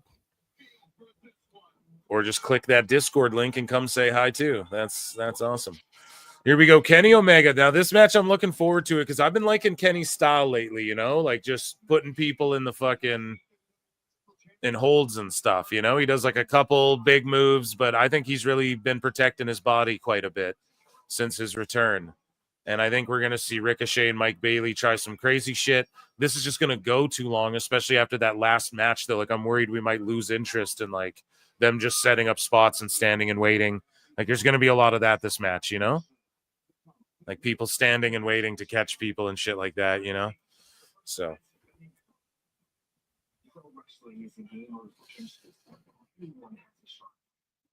Consider you and consider just stepping stone to solidifying my legacy. Good vignettes, though. They're quick. They're to the point so that the matches can be longer. I wish that the vignettes were just a tad longer and the matches were a tad shorter. I think that would do wonders for them. Here comes Evil Ricochet, who I'm... And they should be at 8 matches, not 10. I don't think 10 matches is 10 or above is too much for me.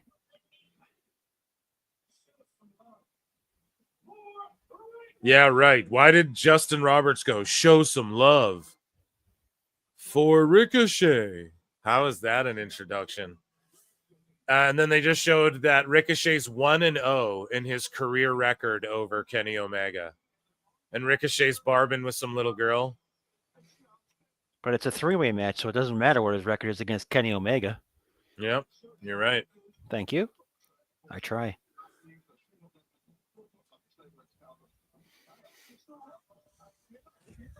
Chat, you guys are so... Ah!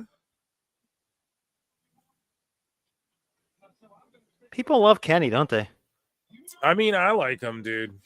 I like him a lot. I dude. like that he's wrestling a lot smarter now.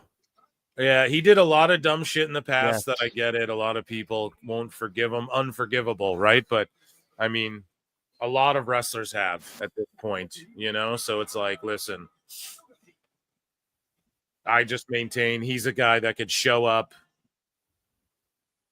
have a fucking match at Mania, retire. That'd be awesome for him.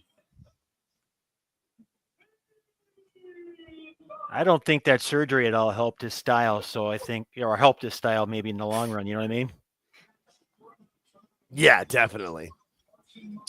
Swan Man Hunter for 2 says, good night, PWT, and good luck. Thank you, man. Thank you so much. I really appreciate that. The PWT community does have jobs.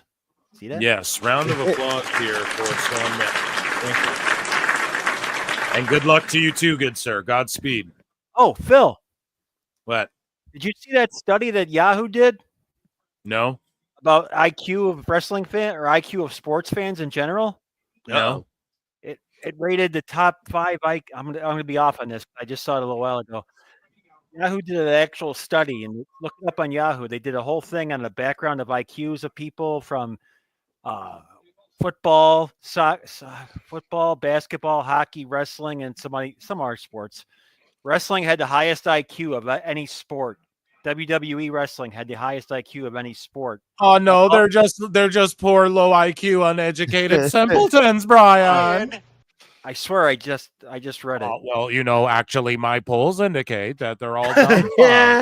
Now I gotta find it. Dave, you pulled your audience. Yeah, well, they're all retarded. What do you want me to say, Brian? Jesus. Brian. Here we go. This big epic fucking, and I'm glad they're not like, well, maybe they go, not from North Carolina. I'm glad when they stop doing that. Yeah, that was you dumb. know, to be more serious. Speedball Hubro. Sorry, I went hard as Dave there. I was really feeling myself. You gotta do it. That's what he said about WWE fans. Oh, they're all poor, broke, low IQ losers.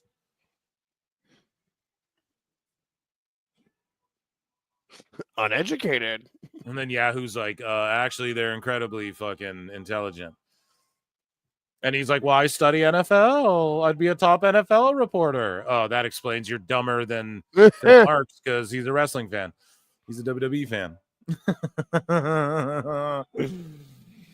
The IQs are 30% higher watching Max, Brian. The IQs are 30% higher. Oh my God, that one's so good, dude.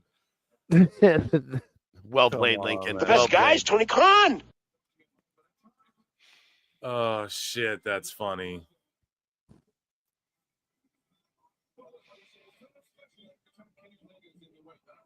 They're going nuts for Kenny. These ladies are in the crowd. Mm-hmm.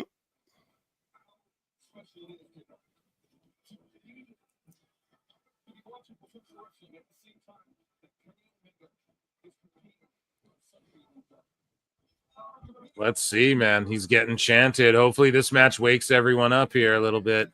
Yeah, after the last two were pretty rough.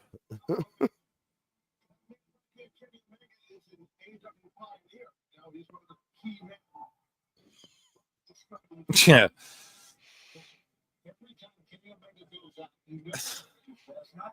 The ladies like Kenny almost as much as Dave. I don't know about that. Kenny Omega. Maybe they like him as much as Dave likes Kenny, but definitely not as much as Dave likes Will, because he's the god of everything. He should just be a god of everything. Everything. Oh, Kenny. I mean, he should just be the god of everything. Gurgle, gurgle, gurgle. I've had the honor and privilege to call Kenny Omega's matches for more than a decade, right?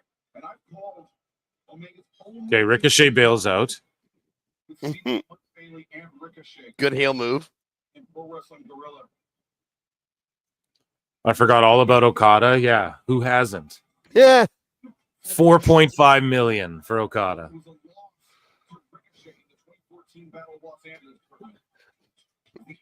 Dave is really the modern day Tom Segura of wrestling. Why Tom Segura? Tom Segura taking strays.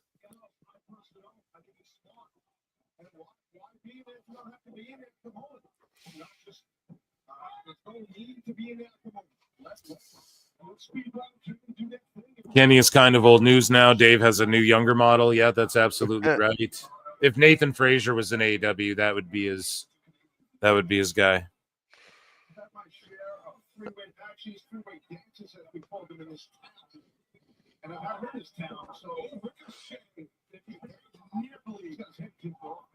Forgot his fans. Oh, I get it. Yeah. Yeah, you think I'd get it. I watch fucking podcast cringe videos on repeat while I'm fucking editing and stuff. I just let his channel play.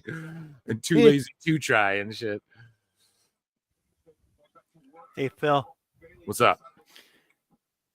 NHL fans have an IQ of 112.3. NBA fans have an IQ of 110.7. NFL fans have an IQ of 105.9. And WWE fans have an IQ of 112.6. Excellent. So they have the highest. I knew I saw it somewhere. Yeah, thank God they didn't pull AEW fans, or that shit would be significantly low. Hey, come on, man.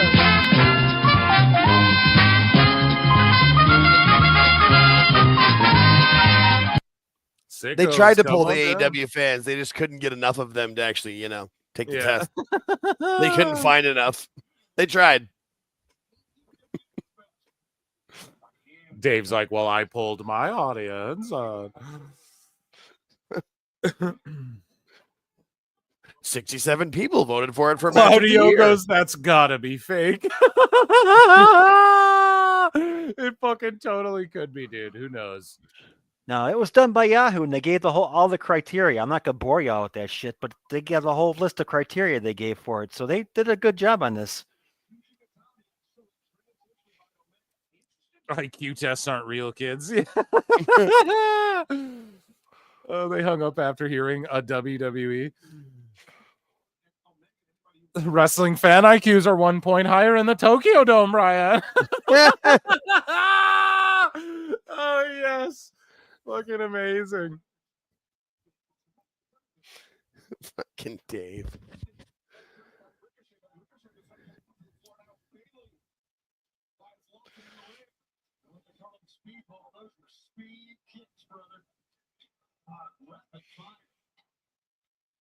I mean, sure, this match is fine, but whatever. Nobody cares.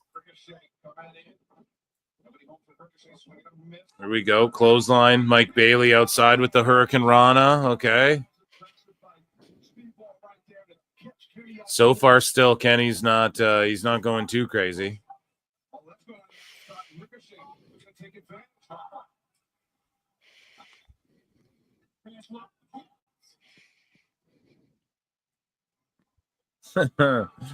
Slapping his bald ass head around.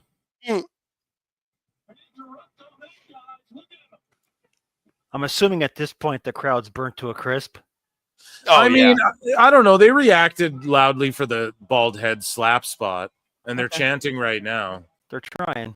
They want to be. I think that's what happened. I think Kenny woke them up a bit, you know? Like, he had such a great entrance, and he's a fucking star. Like, you know? Before or without AEW, he would have been... With or without AEW, WWE would have paid him to get him. You know, they've been interested in him for a long time. Even Vince, I think, was down with Kenny. What is Bailey dressed like? Buzz Lightyear or something? Like, what's his gear supposed to be? Or is it just like unique to him, sort of? Now that you say it, it kind of does look with the white and green and the blue. Yeah, but isn't... Oh, yeah, I think Buzz has like purple, though. Yeah, I don't know if it's Buzz, but it's... I don't know. Maybe it is. Maybe it's some shit I don't recognize off rip. But I could never buy a wrestler who doesn't wear boots or shoes, like barefoot. You don't think? Not even a Samoan? Maybe a Samoan in the right, like in the, I was gonna say like maybe Kamala or like Umaga in that wild Samoan sense, but once you become like a regular person, like with Solo Sikoa, when he first came in was just a murderer, okay, but once he like became a person, I don't know, it's just weird. See, I can dig it if it's someone like Matt Riddle or like Speedball made it his gimmick, because like I watch MMA, dude, and people fight without shoes That's on fair. all the time, you know. So it's like, to me, I just sort of look at it that way, and I don't. It doesn't really because some people I just feel like bitch if you're an about opponent, I feel like if you're an opponent with shoes on, you just step on their toe. Like if you step on my big toe, I'm gonna be limping around for a while. Yeah, toe stomp should be a fucking. That's what I would. Yeah, Ricochet's doing right now. Yeah, you're right. You're right about that, guys. We're at 500, over 500 Hell yeah. watching. I mean, fucking insane tonight. Appreciate it. Probably a bigger buy rate than the pay-per-view. Yeah. Make sure you guys follow everywhere at Alt Jake Takes On YouTube. Phil Marks Out, Pro Wrestle Clips, Pro Wrestle Times on YouTube. You guys already know the drill. Thank you. Tomorrow night we're live at the normal time for the Raw watch along. And I'll have some news for you guys. A sicko Monday before we start Raw. The sickos never stop. It's like Dave.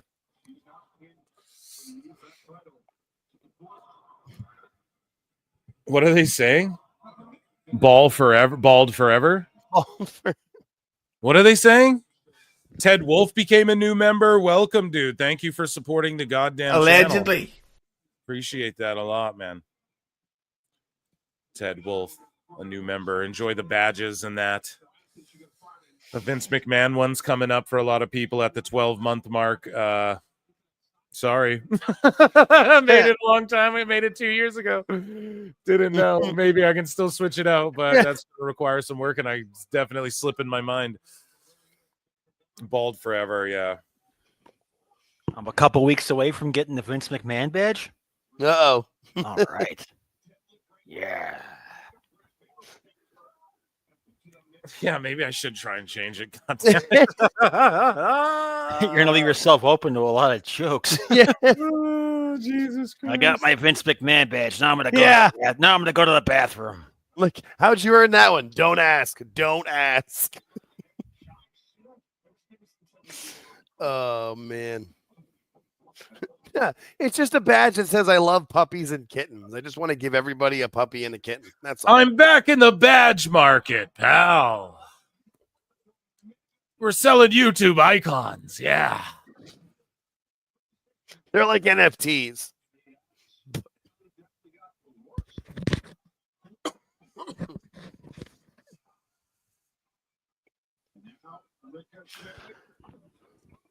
I mean, this match is fine, but it's nothing special. It's just like if they didn't have a bunch of other shit with Jericho and everything, maybe I'd be more into this. But it's like, God, I've already just seen so much dives and pile drivers and suplexes onto shit.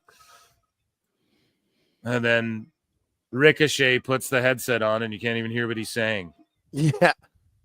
Jesus.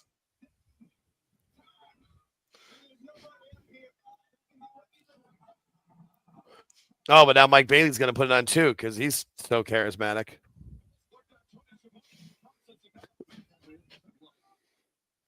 Charisma vacuum.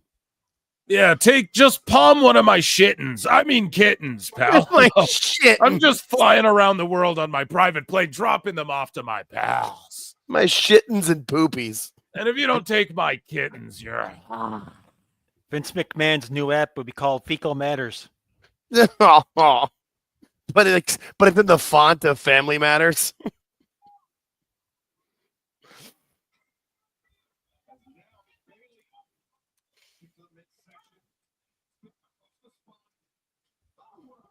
Nice kicks here from Bailey. You're right, though, about Kenny. He's like picking his spots and trying to come back in and not be as insane. Yeah, he's not doing anything too great. Look, he'll do the front flip, see the "you cannot escape" or whatever. Like I said that last show too, or the show before. I was like, he'll do that move, but he won't go too crazy. Even in the Gabe Kidd match, you know, he really didn't go too crazy. He just like worked a pace, and like they were putting holds on each other, and they just kind of they hit some strikes back and forth. One winged angel, you know. Yeah. So. And it's better for him to work that way, get more longevity, man. He's been going hard in the paint for a long time. Seriously. Okay, what is this now? Mike Bailey's botching his weird. Oh, a double crucifix. Double kick out, okay. Other than his surgery, he is 40. I know. He's really got to just go to WWE and have a one-off at Mania. Oh, a double backslide. If I'm Omega, I try and just negotiate that. Like, hey, I just want to go and be a surprise match against someone at Mania. And just see if he can't broker that or something. But then, like, does he win? Or does he just get stinged? That's the problem. It's almost like it's too bad he can't do it this year. We'll be set up for him versus... This match is kind of lame in the chat. Yeah, dude, like, it's... Yeah. Well, it's just we're burnt out. Like the show's like it's been going on for over 3 hours. We've seen everything. Yeah. And then there's still the main event, and you're like, fuck. Yeah, man. Like, what's gonna happen? What is Swerve gonna do? Exactly. Like here's his butt cheeks together like Steve-O. Like, well, what level do they take it to? Like, what do they do, man? They've already hit him with a hypodermic needle and burnt his house down. I don't know what you can do to him. But we're going to see it. Yay.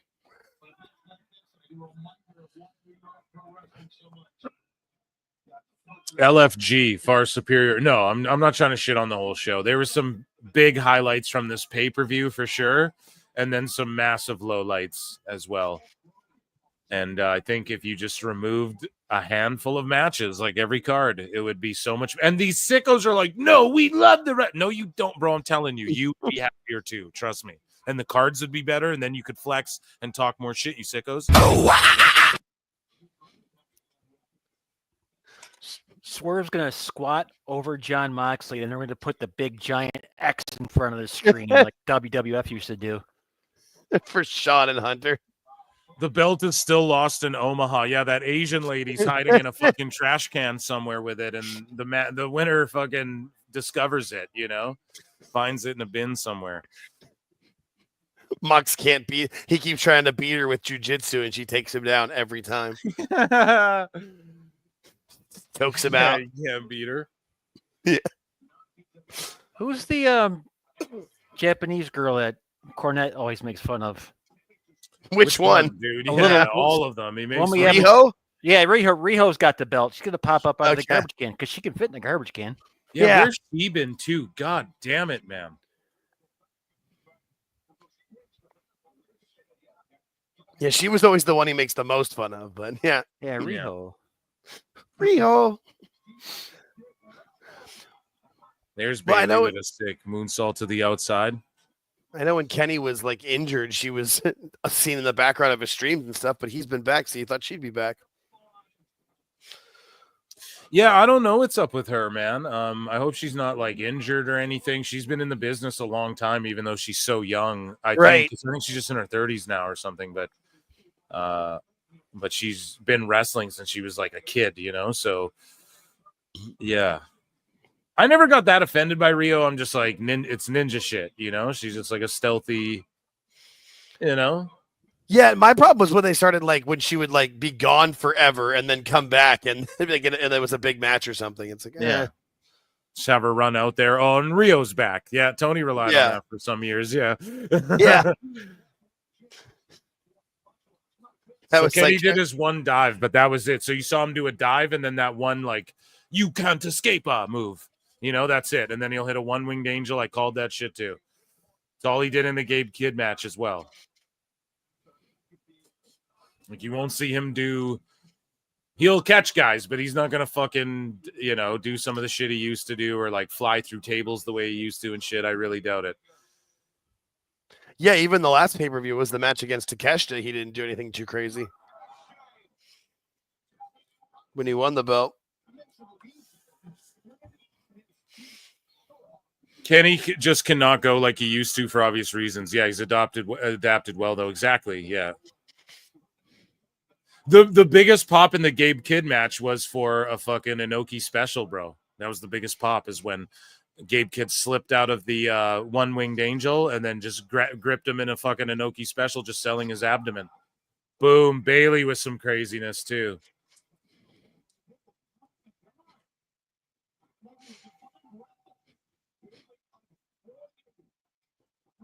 So they all took turns diving on each other. Let's just be honest. Right? That's just thinking, yeah. Like, all right, everybody. I mean, it was cool. It's fun. I'm liking it. The crowd's popping, right? But it's like, let's be honest about what just happened there. They all just took turns hitting a dive and catching each other. The same spot, too. Not even in different spots or at different points of the match. Like, all in one spot. They each just did a dive to get them in.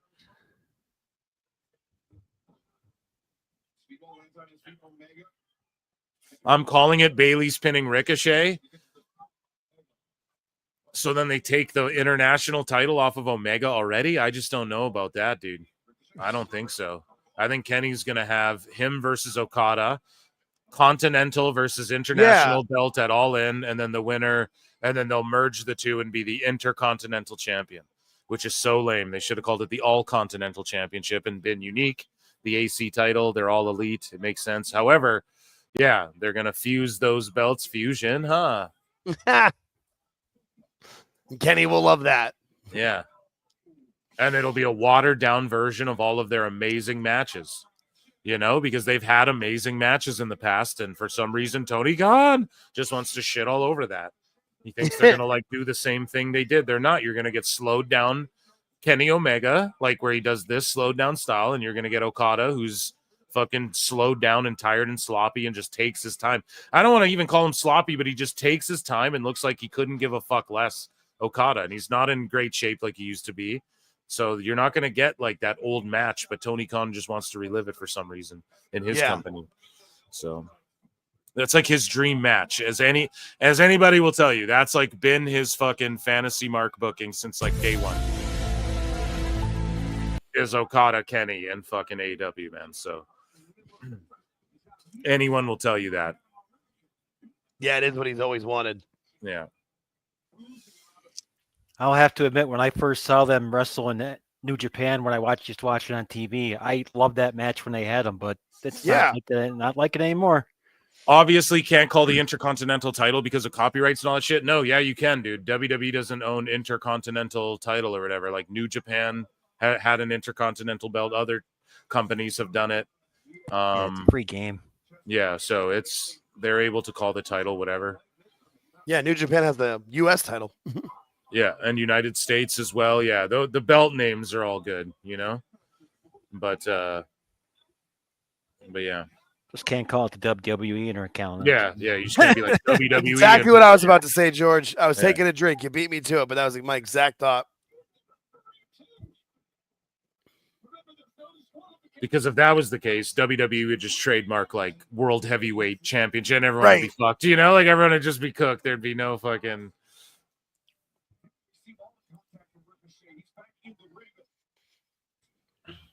Ooh, that looked rough on his knees. Yeah, but that's Japan base, right? Or no, maybe no. You can call a belt an intercontinental belt. I'm like 99% sure. Yeah, because there's other intercontinental titles out Yeah, there. you can't own the word intercontinental. You know, you can trademark WWE Intercontinental TM, you know, or R at the end or whatever, right? Copyright that. Like no one can use that, but and like maybe even the design of the belt and shit like that, right? Like the shape of it and everything. Right. I'm sure there's like, but no, you can call your belt that or the Mid-Atlantic or the Canadian belt or the hardcore belt, right? WCW had a hardcore belt, shit like that.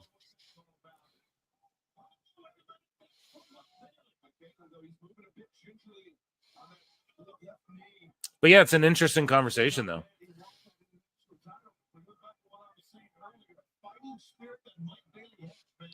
Oh man, a poison Rana off of Kenny's shoulders off the top of the ropes.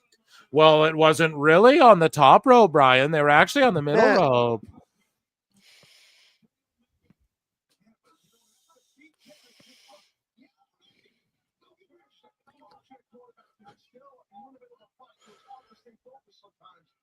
Yeah, this match needs to go the fuck home.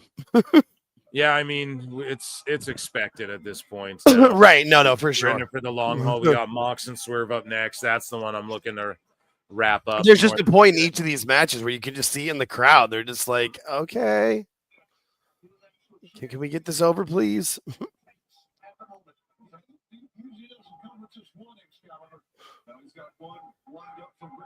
Like they're popping for the moves, but they just want to finish.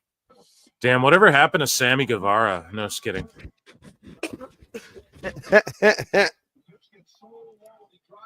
He got Mercedes down to ROH. I know, and everyone is trying to pretend like that wasn't the case, right? Or that wasn't going to happen. Then, meanwhile, that's exactly what happened.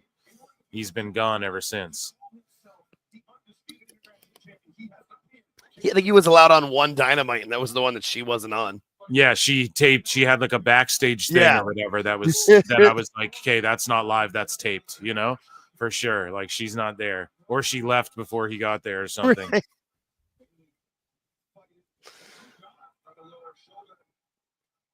What is this now?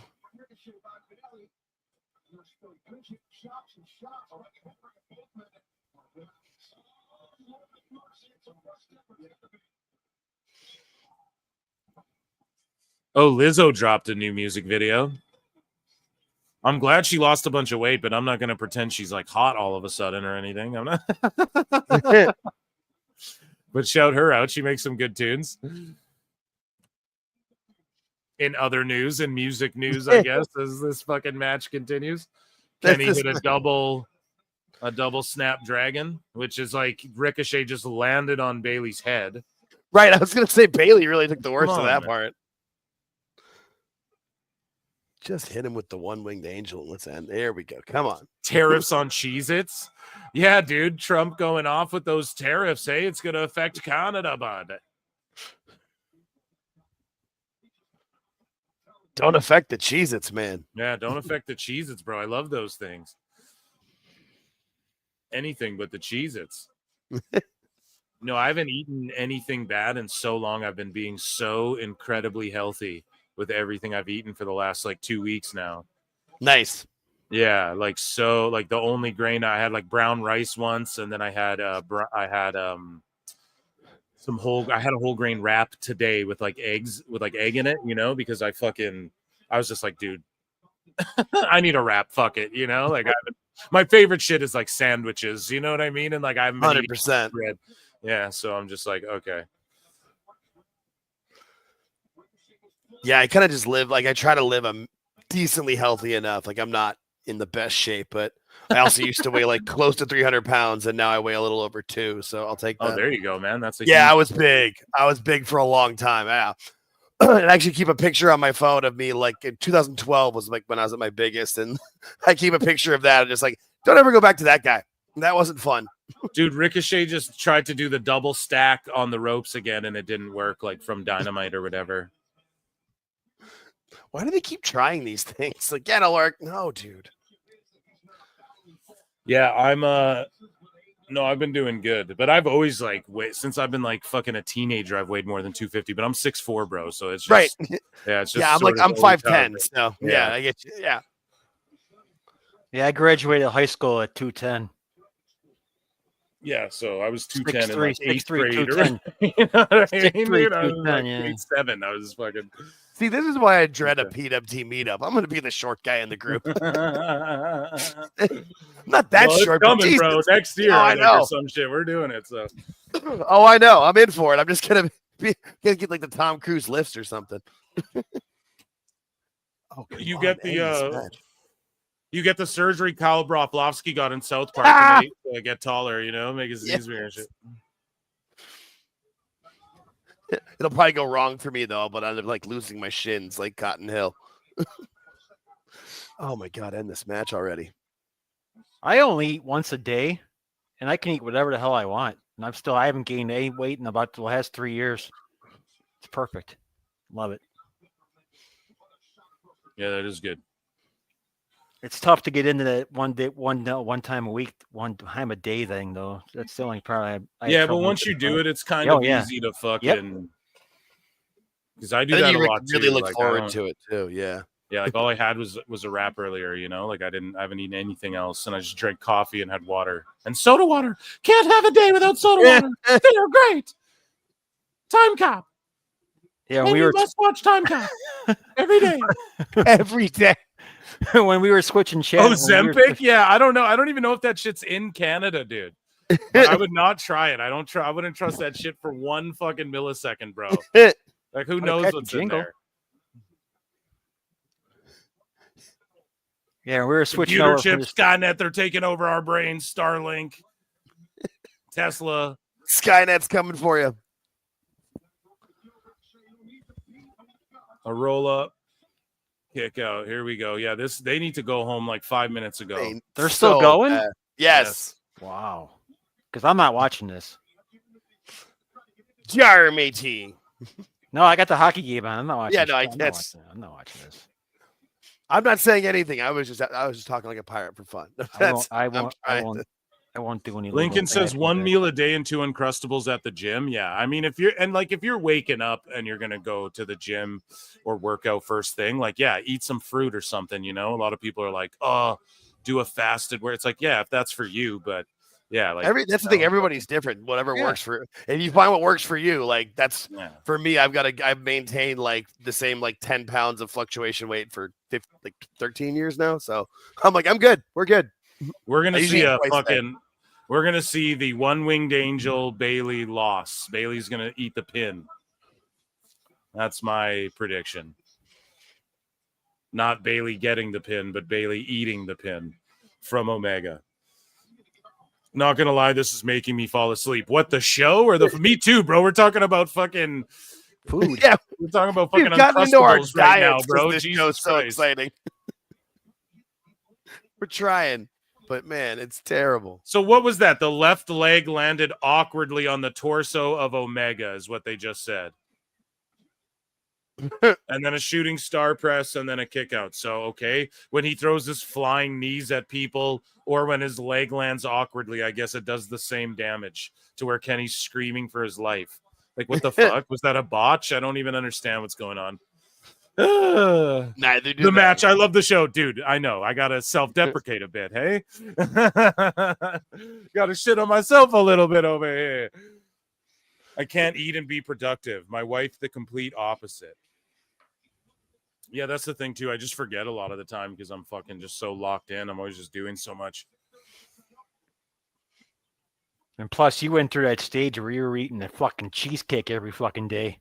Yeah, like in the new year, bro. I went Yeah, I remember that, so dude. hard, dude. Holy Like into shit. January too. I was drinking so much beer too. I was like, fuck, I really need to stop. And yeah, I was doing cheesecake over the holidays, bro. I ate like 4 cheesecakes worth of cheesecake to myself, you know. Like, I'm not even joking. It was like No, every time you DM me, you tell me you were having cheesecake. I'm yeah, like, what the I was fuck are you getting doing? different kinds, bro. I had different turtle cheesecake, strawberry cheesecake. I was That's- I just went hard, dude. That was my Chocolate wife and I cheesecake. during COVID. We taught ourselves how to make cheesecake, and we were making them like every week. Yeah, I'm a cheesecake. Shit's addicting, man. Cheesecake's no joke. Yeah, and I haven't had a drink in a minute either. Not that I have a problem. I'm not no Bert Kreischer over here or anything, but I was just like, I'm gonna wait till WrestleMania. So I guess that'll be like a month and a half or something. I'm not even keeping count. You're doing Lent. You're just once you start keeping count, then you start fucking up. You know what I mean? So it's like whatever. I'll just play it. You know. So like Mania, I'm gonna get shit faced. You guys don't want to miss those streams. They're gonna be funny. I'm gonna be yelling in the mic, marking out every fucking 2 seconds. So he's about to Karate Kid him. Crane kick. Goes to the top rope and does a little thing. And now Trevor Kenny's goes back alive. night. This match is like 30 minutes. I went to shower after this match started. Yeah, dude. You're fucked, man. Welcome back. I feel like they're going home. Excuse me. I feel like they're going home, but God bless. This is just never ending. Oh, God damn it. Have a high metabolism no matter how much I ate. I gain no weight. Yeah, it's not even like I gain a shitload either. I just I feel like shit. You know, you get inflamed. Like you're fucking, you know, I'm 33, not old or nothing, but damn, you're already like, oh, you know, that part aches a little differently than it did before, you know? And like when you eat like shit, you notice that, man. You have bad sleeps and stuff, you know? That's all. That's why I do it, man. I probably have ADHD. The dyes, they're controlling the aluminum in the water, controlling our brains at low frequencies. The hip hop music, it's scrambling, it's frying our brains like eggs. Oh, God, the black helicopters are coming back. Okay, what are we going to get? A reverse suplex bomb. Butt cheek grab. Oh, Kenny's going to stick his fingers in his... Oh, no, a punch. I thought Kenny was going to do the finger guns up Ricochet's ass like he did to that one dude in Japan. Yep, there it is. They went home. 8 stars. Yeah, this match, never ending. Well, you know, it went so long, Brian. This will be the first match to get 7 stars outside the Tokyo Dome. I'm guessing. I don't know what Dave's given. I don't pay attention to his star ratings anymore. AEW ratings would be lower if people didn't hate watch. It's an honest opinion. Yeah, no, that's true. Truthful. Okay, so I'm right. I think I got picked every match right this whole pay-per-view. Other than, did I say Adam Cole was going to win? I don't remember. I thought you said Garcia, and whatever you said, I said the other one because we both agreed that no matter where they were going, there was no story. Yeah. So maybe undefeated. Maybe I have 1 L tonight, but then Omega getting the pin. So again, flawless victory. Almost maybe I'll take the L on the. I don't care. I'll take the L on the. Yeah, I think those are same. Yeah, you can tell me if you listen to the spaces back, but yeah, I will. Yeah, when I clip it, I'll let you know. Yeah, but Mox and Strickland up next, and I got Mox. I still think walking Mox away is with winning. it, and then he'll drop it at All In, probably to Darby if I had to guess. So, and then we're gonna get Okada, Omega at All In as well. That makes the most sense of anything in them merging those belts. Phil, you pick Cole and and I pick Garcia. All right. Yeah, that match made no difference. Like whatever they do, it's gonna be a shitty story. Who did I pick? Sorry, did you say George? Cole. Oh, I picked Cole. There you go. I'm undefeated tonight. Bickety bang. So yeah, because you guys were gonna pick the same, and Jake just said I'll pick the other one just for the fuck of it. So that's because that match means nothing. Yeah, it made perfect sense because that match means literally like what are they gonna do? Oh, and here comes Okada. Here you go. Yeah, exactly. See, Phil don't miss, man. That's all I'm saying. And like I really watch this shit closely. Like I miss Collision. I go back and watch it. Like I'll admit it. You know, so it is what it is, man. I watch it so you don't have to. But yeah, And fair enough, you do, so we don't. Yeah, and like WWE, I've been going more like 50-50 with the picks a little bit, because they've been doing some really good swerves as of late, and like keeping us on our toes. The booking was good, yeah. In a good when way, good yeah. booking works, yeah, exactly. This shit, the swerves are predictable. Like, we knew that FTR was going to turn on Edge. Like, oh, that's what's going to happen. Yeah, the Bandito thing got me for a second. I was actually stunned, but then lo and behold, no, they're not going to take his mask off. I was like, there's no way they take his mask off.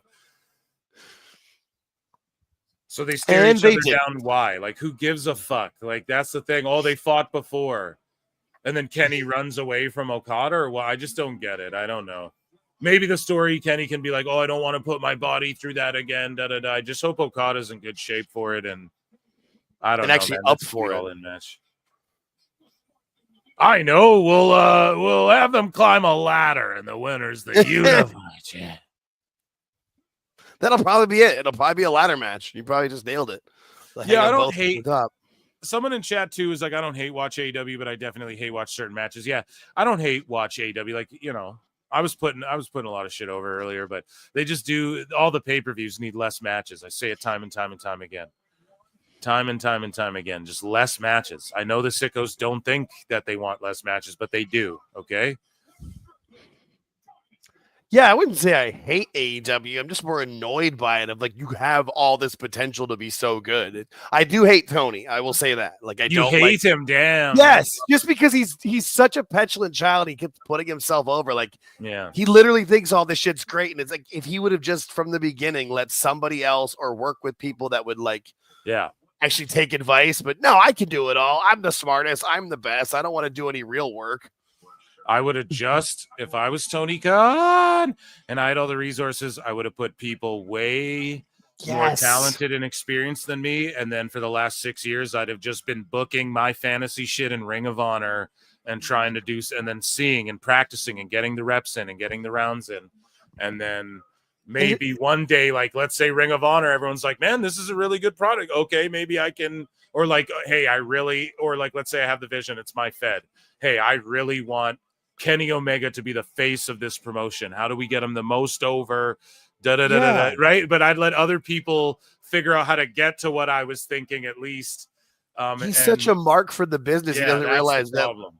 He thinks the booker is the person in charge, but no, the promoter is the one who's actually in charge, and the promoter hires a good booker. It's just that he wants to be that, and it's Well, that's why he has 7 job titles: booker, promoter, it's a valid point. CEO, GM. And I took a tombstone pile driver, Tony Khan. That's great. Guy's got more titles than fucking Khaleesi from Game of Thrones. Time Cop. One time for Halloween, I was Time Cop. When I was a kid. He probably puts that on his back on his business card because no one's gonna read all the names. He just throws Time Cop in there too. Sure, it counts. Great. it counts. All right. Okay. You knew they were doomed when Cornette said that when he talked to Tony Khan, he thought that Tony knew more than Jim, and that was the problem right there. Right. No one's going to write my TV but me. Well, then your TV's going to suck. Man, I just don't know what's going to happen here. Yeah, no, I'm actually interested in this. Not the match, but how it ends. I just am curious, though. Are they going to go disgusting style? So Swerve with the Static Shock vibes. I like that. Dude, it's 11:45. And aren't they in Philly? Like, isn't that? They are. Oh, this is in the Eastern time zone. Yeah. Oh my! The best guys, Tony Khan. People have jobs. How many of these people, and like, how are they going to get home? I don't feel like the public transportation runs that late. Maybe it does. There's got to be a point where it ends, like, especially on a Sunday. I will say that Swerve doing the Static Shock, brand integration, Static Shock, a DC superhero, and we're owned by Warner Brothers. I mean, I paid for this show to be on Warner Brothers. I mean, we have a partnership with Warner Brothers. That's great. Wasn't that Vince Russo's gimmick, Toxic Shock? Oh, Static Shock. Sorry. Yeah. Toxic Shock.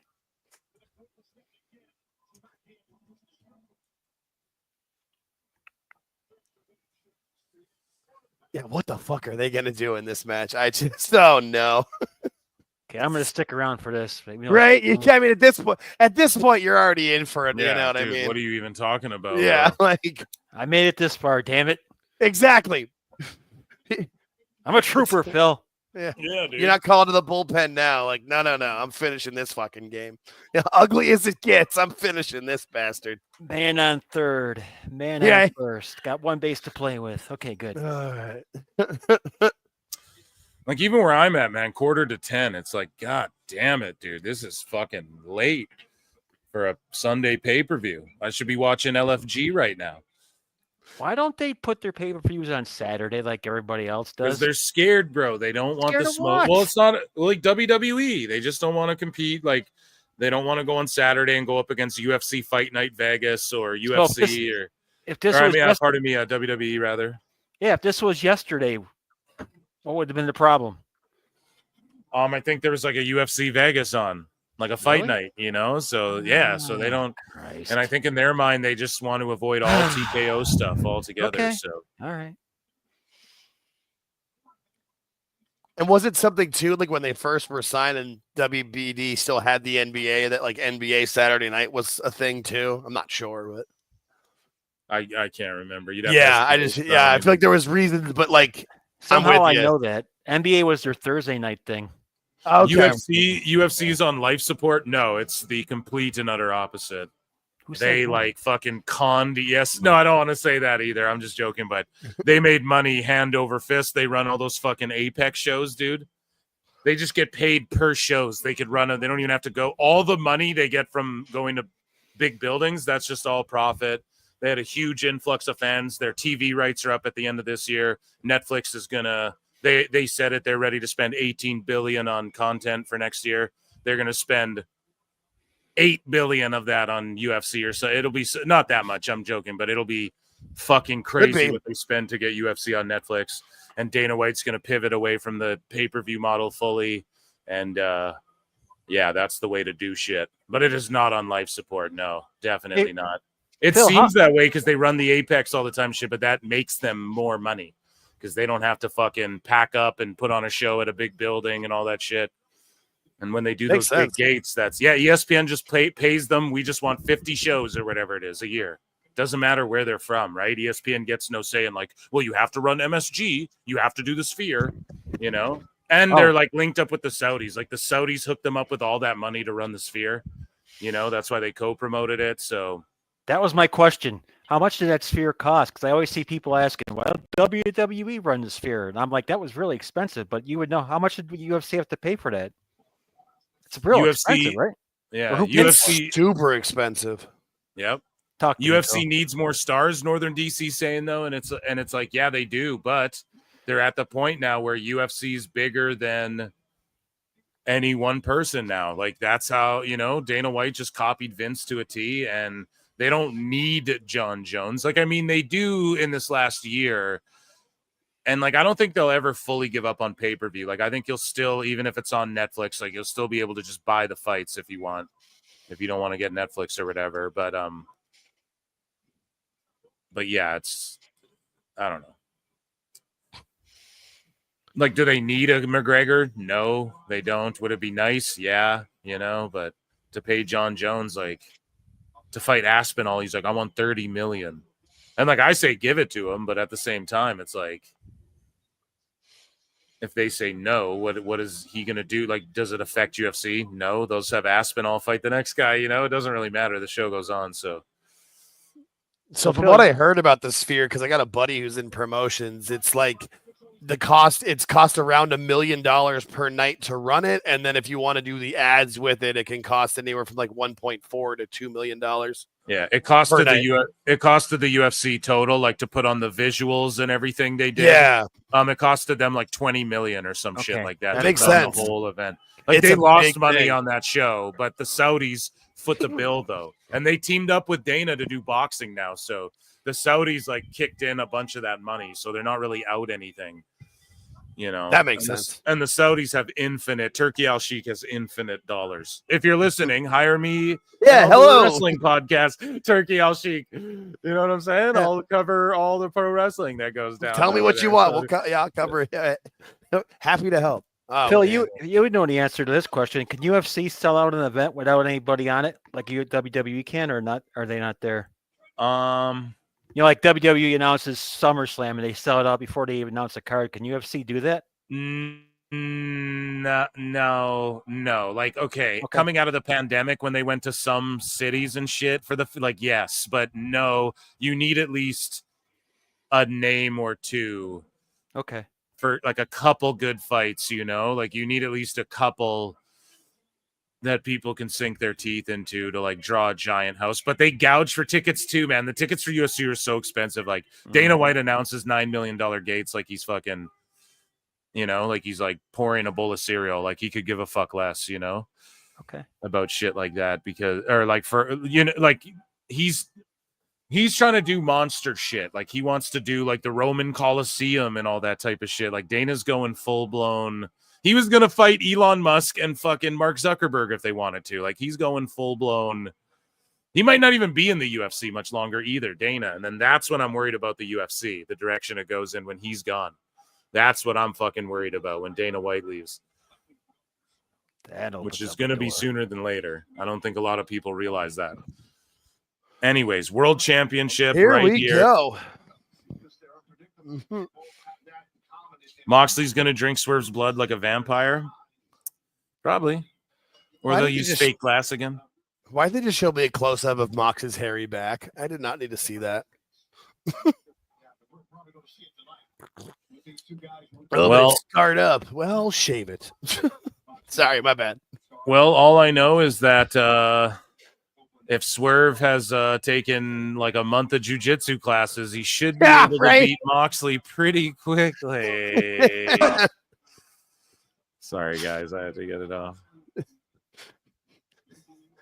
Yeah, but he didn't train in that death jitsu. Yeah, because nobody does, idiot boy. Oh, Moxley. Swerve about to hit his ass with that static shock jitsu, dude.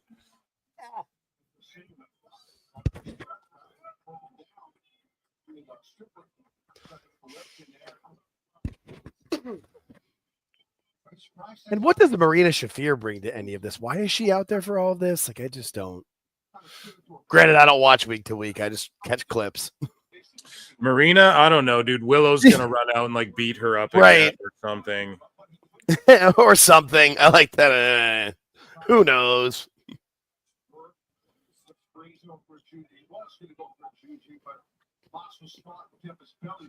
And JR's not out here for this, so he just is like, I'll do the first match, kid. Yeah.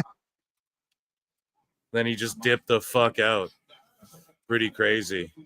Yeah, like 525 people, man. The audience has been insane tonight, man. Fucking amazing. Thank you guys so much for tuning in. Random Sunday. Usually I don't do shows on Sundays. Here we go. A crucifix roll-up type shit there, if you will.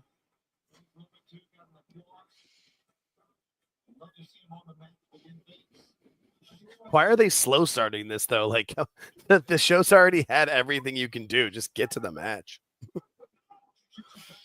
Yeah, more or less. Right? Like, no, we're going to show off our technical wrestling ability at 11:52 local p.m. local time. Come on, guys.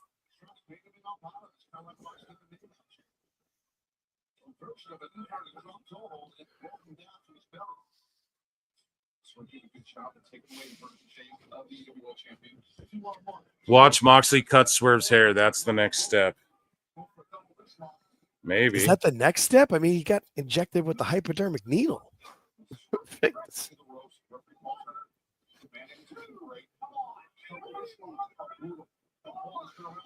How late are the bars open in Philly? I feel like this crowd's going to need a drink after this. I don't know, but I would not want to be in whatever bar all these motherfuckers stumble into after. That is the most valid thing I've ever heard. Especially not with my wife, dude. Yeah. Like, oh, shit, we're getting out of here. Wrap it up. We're out of here. Oh, the smell. Lego spot is next. Yeah, they're going to slam each other into bionicles.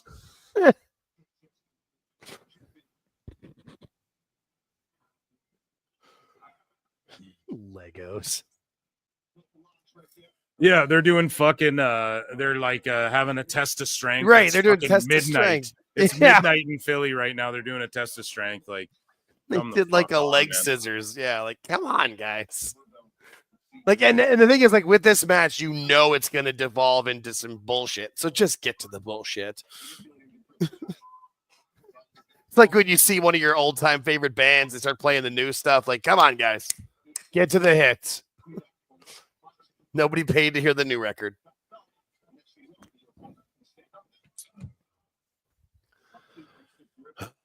Oh, they're on the outside.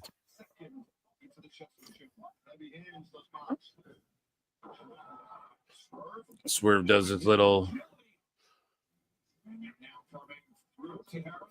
flipsy do. I think you're like a minute ahead of me, like 30 Oh, yeah. seconds or something. I don't know how that happens. Yeah, I don't either.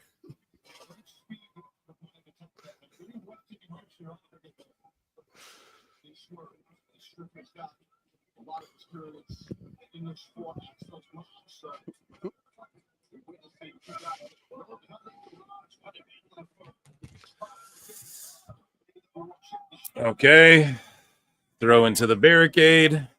Swerve taking a drink of water. All right. We know that fucking who's gonna win this. Let's hurry this along. Right, just come and there's So it's gonna be and- like 1 a.m. by the time these people get home in Philly, like 1 or 1:30 or 2 even. If you like want to stop and eat. Yeah. And after a 5-hour show, you've got to stop and eat something, for Christ's sake.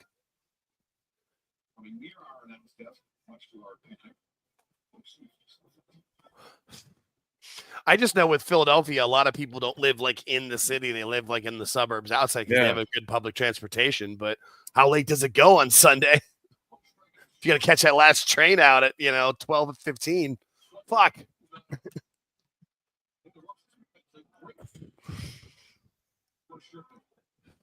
Yeah, this show really was fine until they had the Jericho Bandito match and Adam Cole and Daniel Garcia.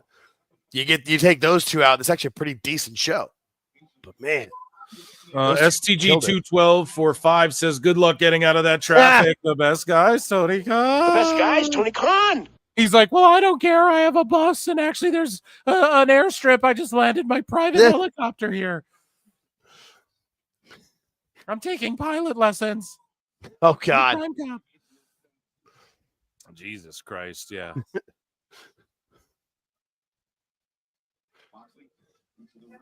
Is Willow getting porked by Moxley, Cobra, Swerve? Why is she so far up the asses? Jesus Christ! They just needed somebody to like fill the void of Beth Phoenix or whoever they initially had planned. It seemed like to come. Yeah, it definitely seemed like they planned for Beth, and she was like, "Yeah, I think I'm good." WWE is like, "Come watch SmackDown. Walk down the block to the Hall of Fame right after." Yeah, exactly. And those two shows together won't take as long as this one did. Good thing there isn't that many people there, so traffic isn't that bad. Everyone taking shots now. Oh shit! Can't stop them, man. These long pay-per-views just don't work. They don't, dude. They really fucking don't. They really, really, really don't.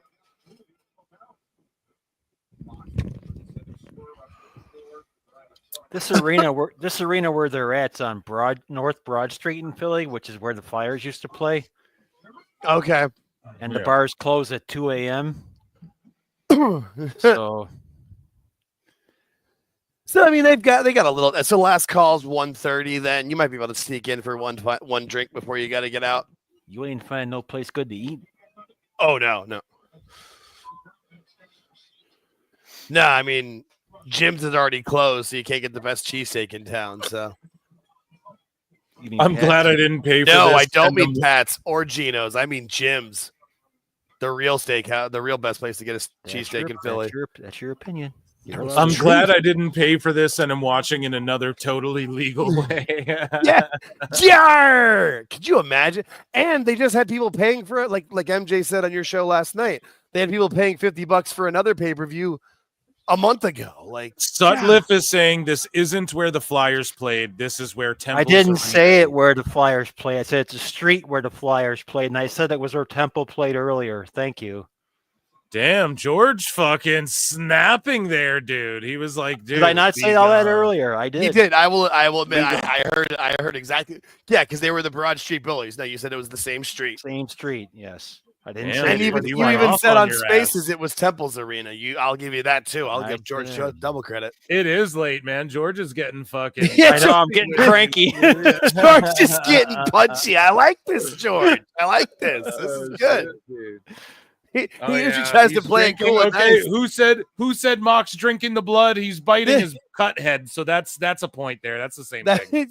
He's ingesting it in some form or fashion. It's absorbing into his taste blood buds. and mouth. That tracks. His porous tongue is absorbing the blood, and yeah.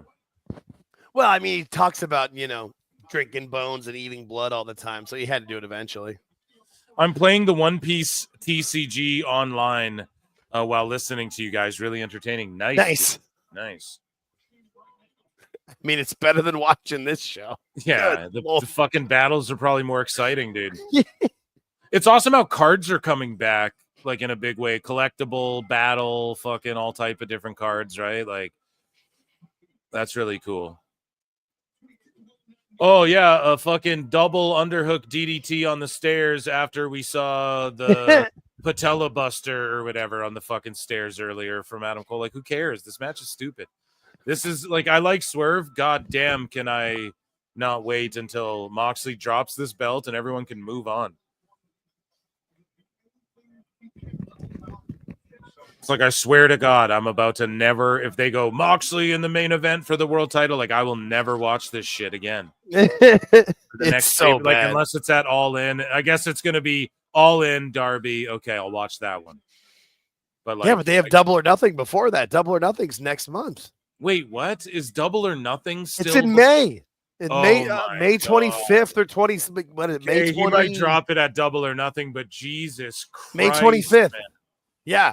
I only know because it's in my state. It's like a half hour away from me. AEW is doing far too many fucking pay-per-views, man. They have to stop and slow down and just get their TV working, man. And if you just want to do pay-per-views, then just fuck, man. Space them out. Less is more, man. Why haven't they learned that? Like, god damn. I think it's because Moxley wins this today. It's going right through to All In. He's not going to. Oh, it has to. It has to. Yeah, it has to. The thing is, like, Tony, like anything else, he got praised for the pay-per-view. So he's like, let's do more. Let's do more. That was the only thing people were putting over because they only did 4 a year. So you could have these 15-match cards. And there were great shows with all these spectacles and 5 guys debuting and whatever. But when it's every 3 to 5 weeks, like, come the fuck on. It's just, And Mox keeps flipping him. That's like the 5th time Mox has flipped him or the crowd off. And this match started 10 minutes ago. Nice. Terrible. Good for all those kids that bought those Rizzler dolls. Yeah.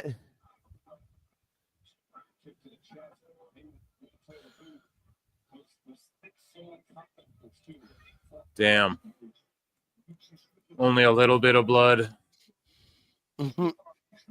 No needles or nothing yet. Yet being the key word. Like a little bit of blood for now. I mean, we've seen so much wrestling. It's just like, I'm sure this match is fine. I just don't care anymore. Yeah, they've just like the last pay-per-view that George and I watched. It was they wore you out. Like, it just, who cares? Like, I'm sure that cage match between Ospreay and Fletcher was great, but by the time it started for me, I was like, whatever, man. That Follow the Revolution guy allegedly bought the entire line of Rizzler. Oh, no. Allegedly. He was handing them out in front of the fucking... with his phone number stitched on the back. Oh, God, man. That guy. Creepster Magoo is that handing guy. out the Rizzler dolls next to his van. Yeah. This match isn't fine. Okay. Oh, sorry, Lincoln. Yeah, I can't wait to get Lincoln. We got to link up. We need to be linking up and get a GM mode cooking and figure out like how that's all gonna work, right? Oh, I think Plinian might be in on that, and then Husey, I'm going to try and get him to commit, but it's just give me a little time. Give me more time. He'll do it.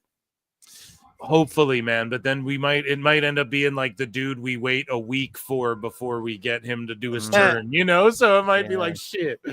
So I swear, man, Tony has these guys that get severance surgery after they sign his contracts. What are the chances they deliberately just have a wrestling match to troll critics? Well, we're far past that point, right? I guess not. They are just having a match. I mean, Moxley hasn't been blading as much as other people, too, if you guys notice. Like, he hasn't been getting color as much.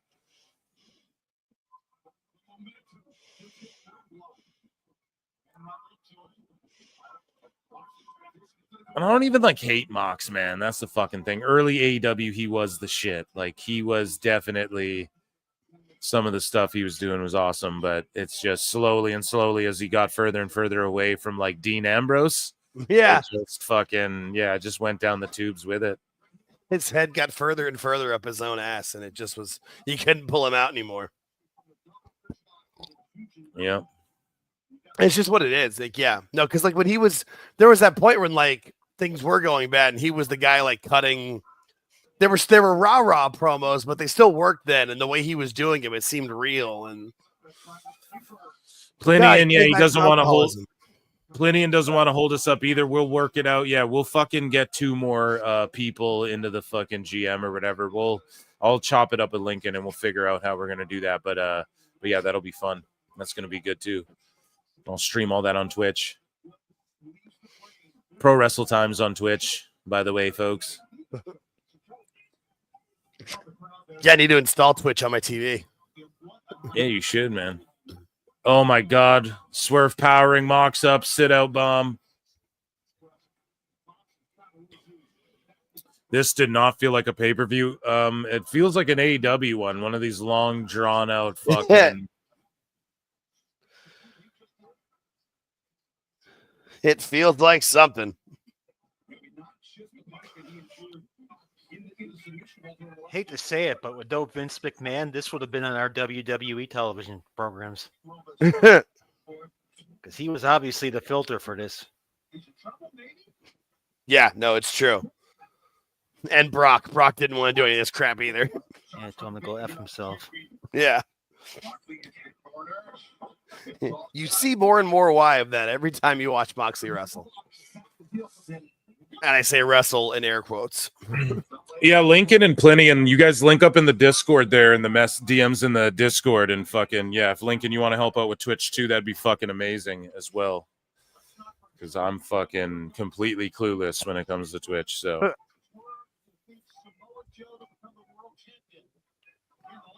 The Dick Riders need to go. Yeah.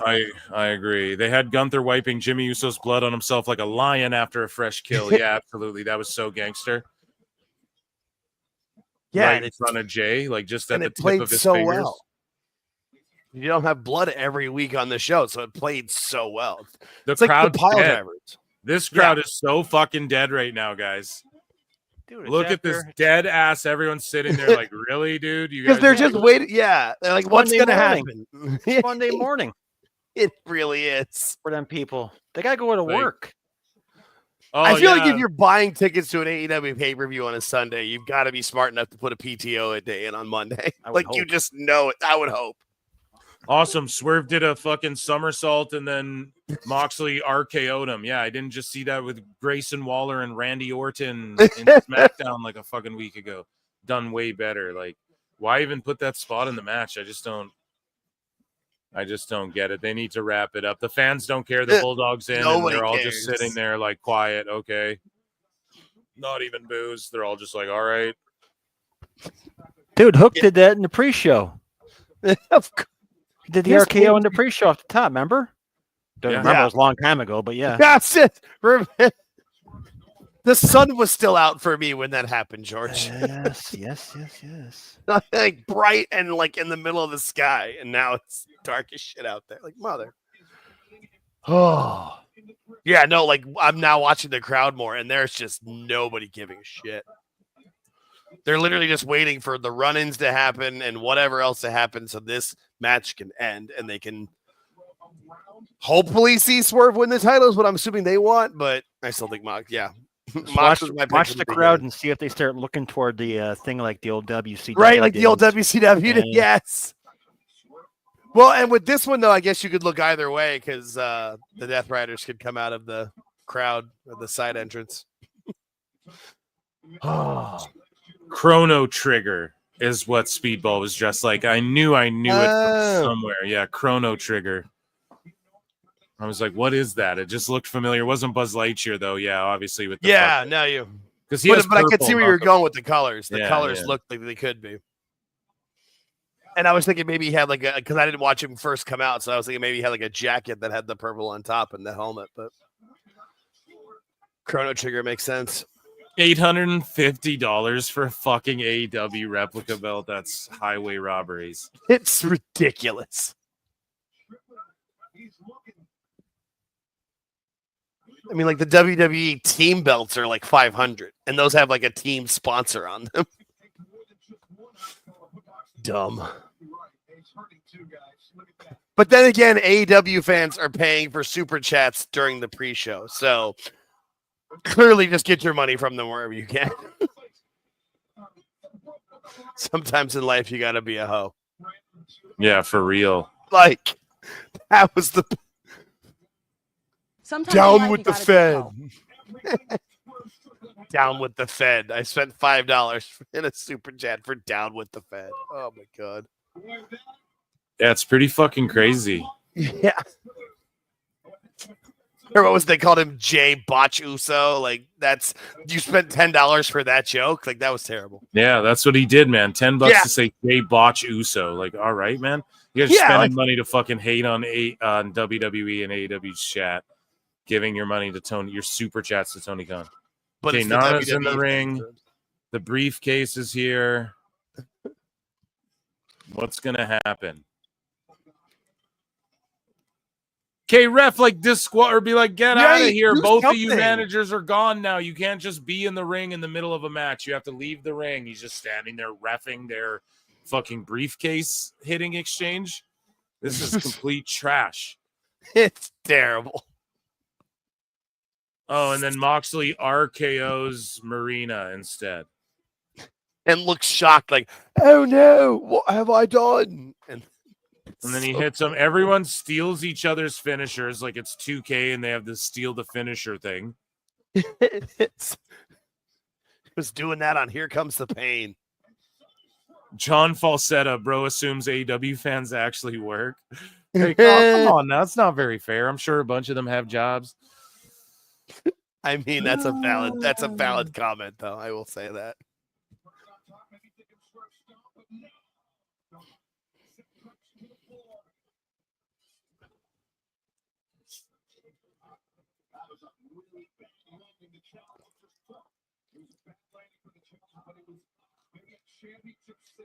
Lincoln says, I'm up in 6 hours and to get out of town 3 hours away. Oh, fuck. Oh, no. That's going to be a rough drive. Yeah. Thanks for hanging, dude. Appreciate you. Now Moxley's getting the ladders in the middle of this fucking match, right? And then the ref's just like, here, let me get the apron for you. So people don't see who's hiding under the ring right now and you can fucking... Right? Like, what the fuck, dude? Is this isn't a no DQ. Like, why aren't you counting and telling Mox to put the ladder away? I give extra props to Lincoln too, because he was in the spaces earlier. He's been with us all night. He's the man. Oh man, they've done way too much. They're just going way too. Like, people are sitting there like, dude, for real? Like, the last train leaves in fucking 34 minutes. Like, fuck is going on, man? We're on the app. Come on, dude. And this match is just, there's no end in sight. Because there hasn't been a run-in yet, and there's going to be at least 3. Well, Marina, but that, I guess that's not a run. I mean, she was already there, yeah. Yeah, that was like an interference or whatever. Yeah. You want to call it, yeah. I just figure, like, Cesaro, Yuta, I don't know who's on Swerve's team, but somebody's going to come out. Hangman, maybe? I don't know. They're in Philly. It's 12 a.m. Tony Khan hasn't wrapped this shit up yet. Fucking insane.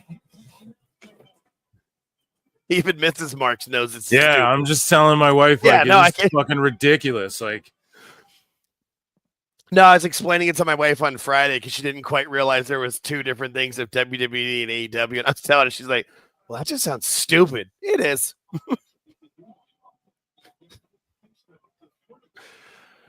like, do trains just run all night in those? I know when they do it, like in New York, they like Yeah. not every line, but a lot of the lines in like New York City do. I just don't know in Philly if they. And then on a Sunday night too, That's like what I do they mean, run? bro. And The even day if of like our Lord, man. The yeah, and even if Sabbath. like the city trains run, like what if somebody lives? Because like if you live in South Jersey, you're really only like a 20-minute train ride from Philly, but like you usually have to park somewhere and drive back. Like it's a lot. Chris And I see- McCarty's in chat saying it's 12:13, or it's like quarter after 12, and they run in Philly, and they only run until like 1 a.m. That's what he's saying. So That's what I figured. Yeah, that's most major cities. Like yeah. And then they do this cheesy Moxley's just hanging there waiting for Swerve to double stomp him through the fucking table. So cheesy and phony. Where's the scrum usually broadcast on YouTube? There's no fucking way I'm watching it. I can't watch the scrums live. Like there's usually a highlight or like someone will clip the good parts of Tony being stupid during them, but those are just impossible to watch. Is this match sponsored by NyQuil? Yeah. Or No-Dos. No, this match is brought to you by No-Dos. The only way you can stay awake because nobody cares. This is terrible. Tony's like, I just took an Adderall. I'm doing great. So I just looked it up, and it says on Sundays the Philadelphia train system, specifically the SEPTA, operates from approximately 5:13 a.m. to 11:13 p.m. Oh, and then there's specific ones that run from 6:07 to 12:07. So they're past all their train times. They're done. They're done. Tony. Oh fuck. Tony, so unless if you drove, you're fine. But The best guy is Tony Khan. Oh my god. Tony better be paying for these people's Ubers. Oh my god, man. What a bunch of fucking idiots. Chris McCarty, look, the latest train you can catch is 12:45. Oh my god. Oh, he just fucked everyone, man. Oh my you're done god. after this. I mean, I've lived in enough big cities. I mean, even here in Phoenix, I try to take the light rail everywhere I can because why the fuck would I want to pay for parking? This is incredible, man. And by the way, there's like 550 people watching PWT right now. So shout because they want all out. Because people want to know what happens in this match, but they don't want to pay for it. Yeah, so they nobody want to wants listen to stay you up watch and- it. Yeah. Jesus Christ. You just want to hear Phil tell you That about tracks. Hey, that tracks, man. Hey, we're happy to have you all. Please.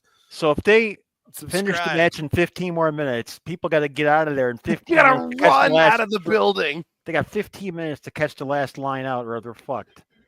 Oh awesome. my Good for goodness, them. man. Tony's smart. He's a good guy. I like it. The best guy.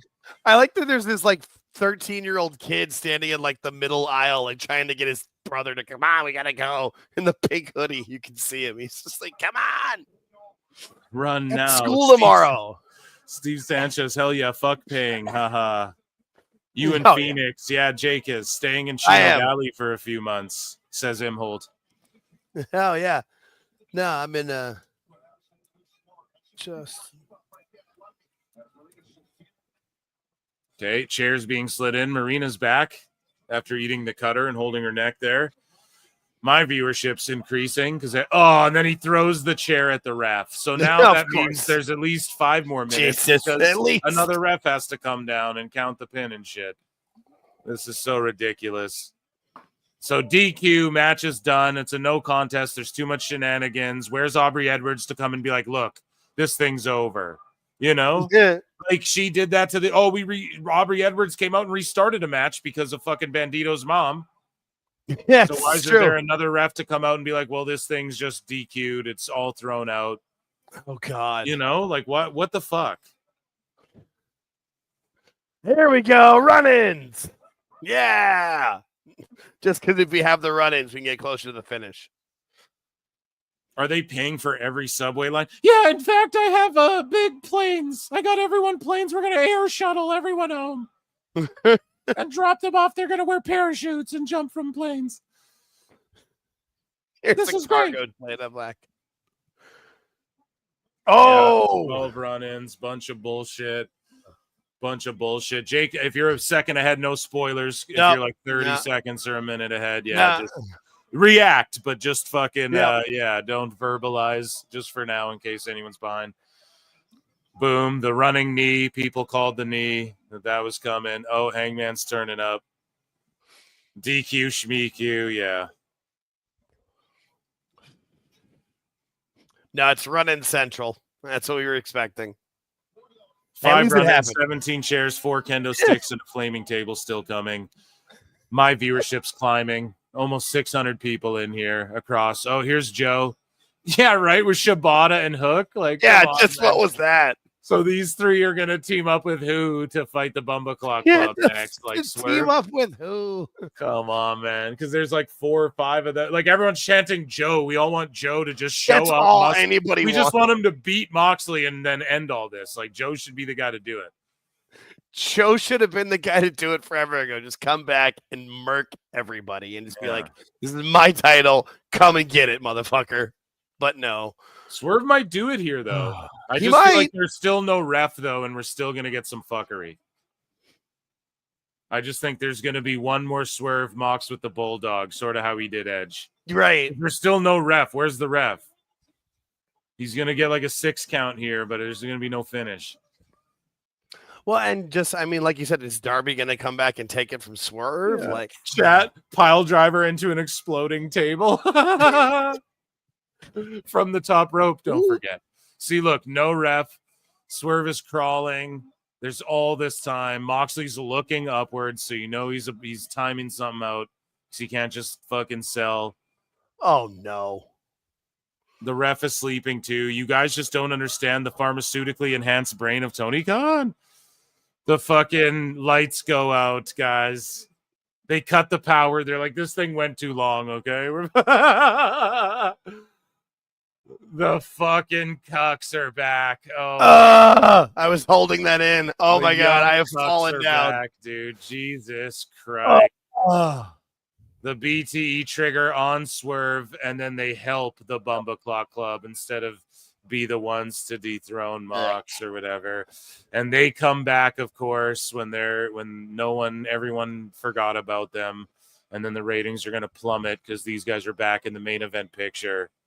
And now we have them teaming up with the Bumba Clock Club. There's a pairing we weren't expecting.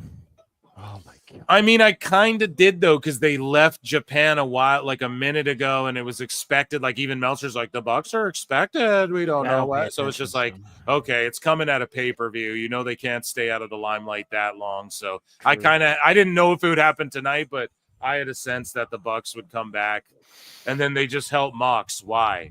That's the thing. Like, if we'll they're going get to the come back explanation on Dynamite, but like, I don't fucking want to hear the Bucks talk. They suck at talking, you know?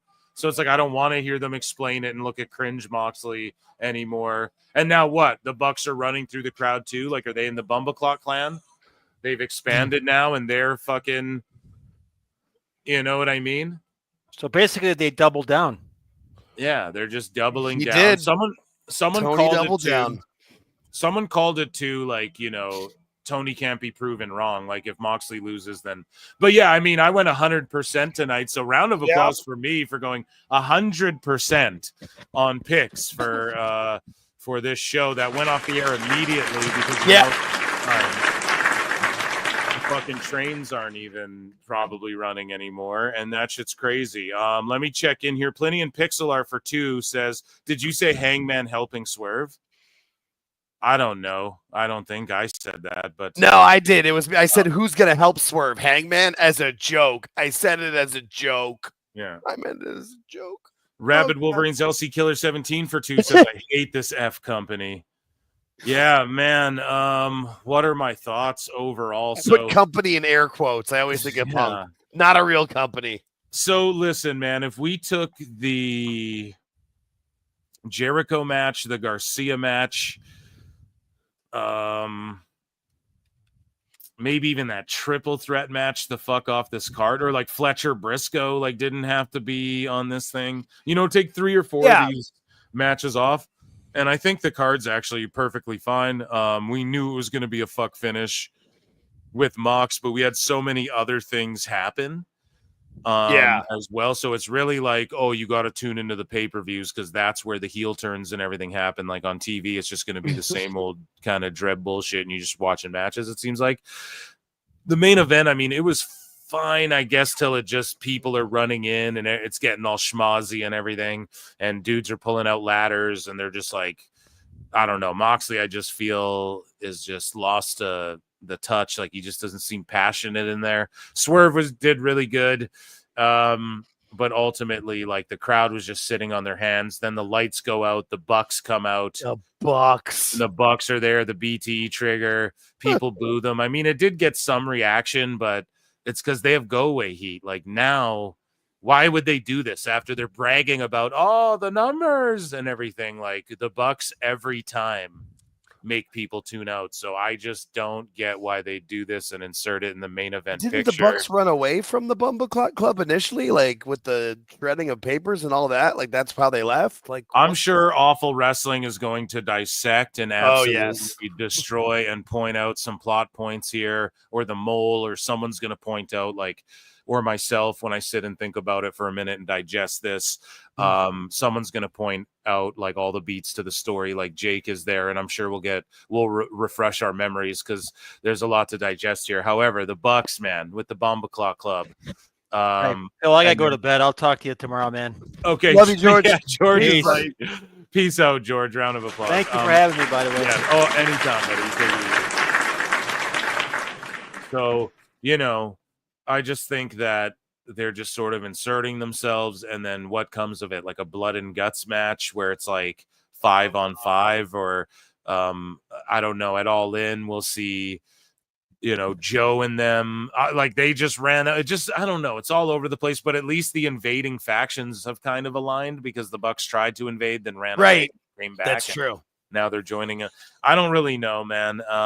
Ultimately, I give this thing like a B, or not even a B. I'd say like a B- or C+ for me. Yeah, I was thinking C+.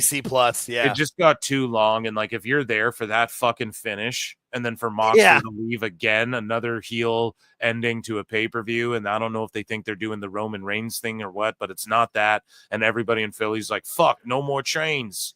Yeah, I was just gonna say, Let if it you get some suffered water. that finish and missed your last train home, how pissed are you right now? Yeah, I got a couple more super chats here. Verbal Souls for 2 says Moxley's reign of terror. Moxley's Roman reigns of terror. No. And then Verbal Souls again for 2 says Swerve about to go on DJ Vlad again. Yeah, and complain about this. You know what I'm saying? I'd rather see Alfred. I want to see his version of it. Yeah, I can't wait to see Alfred's version of it. Jesus Christ, thank you so much. The one buck got hair plugs. Yeah, they look in good shape. I'm not gonna lie. And so hopefully, I don't know, are they going to be just like standing in the background while Mox talks for them and stuff? Or is it like, no, we're not actually in the group. We just, we're just like by proxy. We just are bad guys. So we just fucked over Swerve because, like, what is it? I don't know. We'll figure it out as time goes on, I guess. But I guess. Guys, it has been a fucking long one, 4.5 hours. I've been broadcasting like all fucking day. I want to thank you all for being here, man. Like, we peaked out. It's like 600 people were watching tonight, more or less. And I just appreciate you all for being here. Now, tomorrow's the regular Netflix and Phil. Mondays, Wednesdays, Saturdays, I'm live on Pro Wrestle Times and Pro Wrestle Clips. Alt Jake has Sunday night spaces on his spaces at Alt Jake Takes On Twitter and whatnot. Subscribe on YouTube. Yep, please. Yes, and and YouTube as well. And guys, over at youtube.com/PhilMarksOut, you're gonna see more of me talking about pop culture and shit like that. I got a bunch of videos dropping there, and check out what I did with Husey, my M. Night Shyamalan roundtable that I did with Husey there over on his channel. And I just appreciate you all for being here. Big round of applause for my guests, George Capture and All Jake and the PWT Universe. You guys were goated. Check out Twitch. I'm going to be dropping fucking gaming content there. What's up, Jake? What were you going to say? No, I was just saying, I was agreeing with you. I was just saying, yep, I'm all for it. Yeah. So I thank you all. Take good care of each other. Get some rest. It's a late one, I know. Are you sure about that? You know what they say, guys. The best guys, Tony Khan.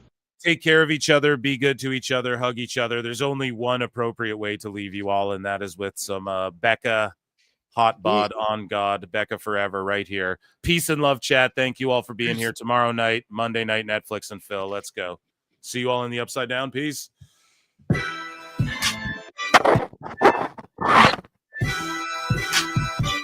about to get vile.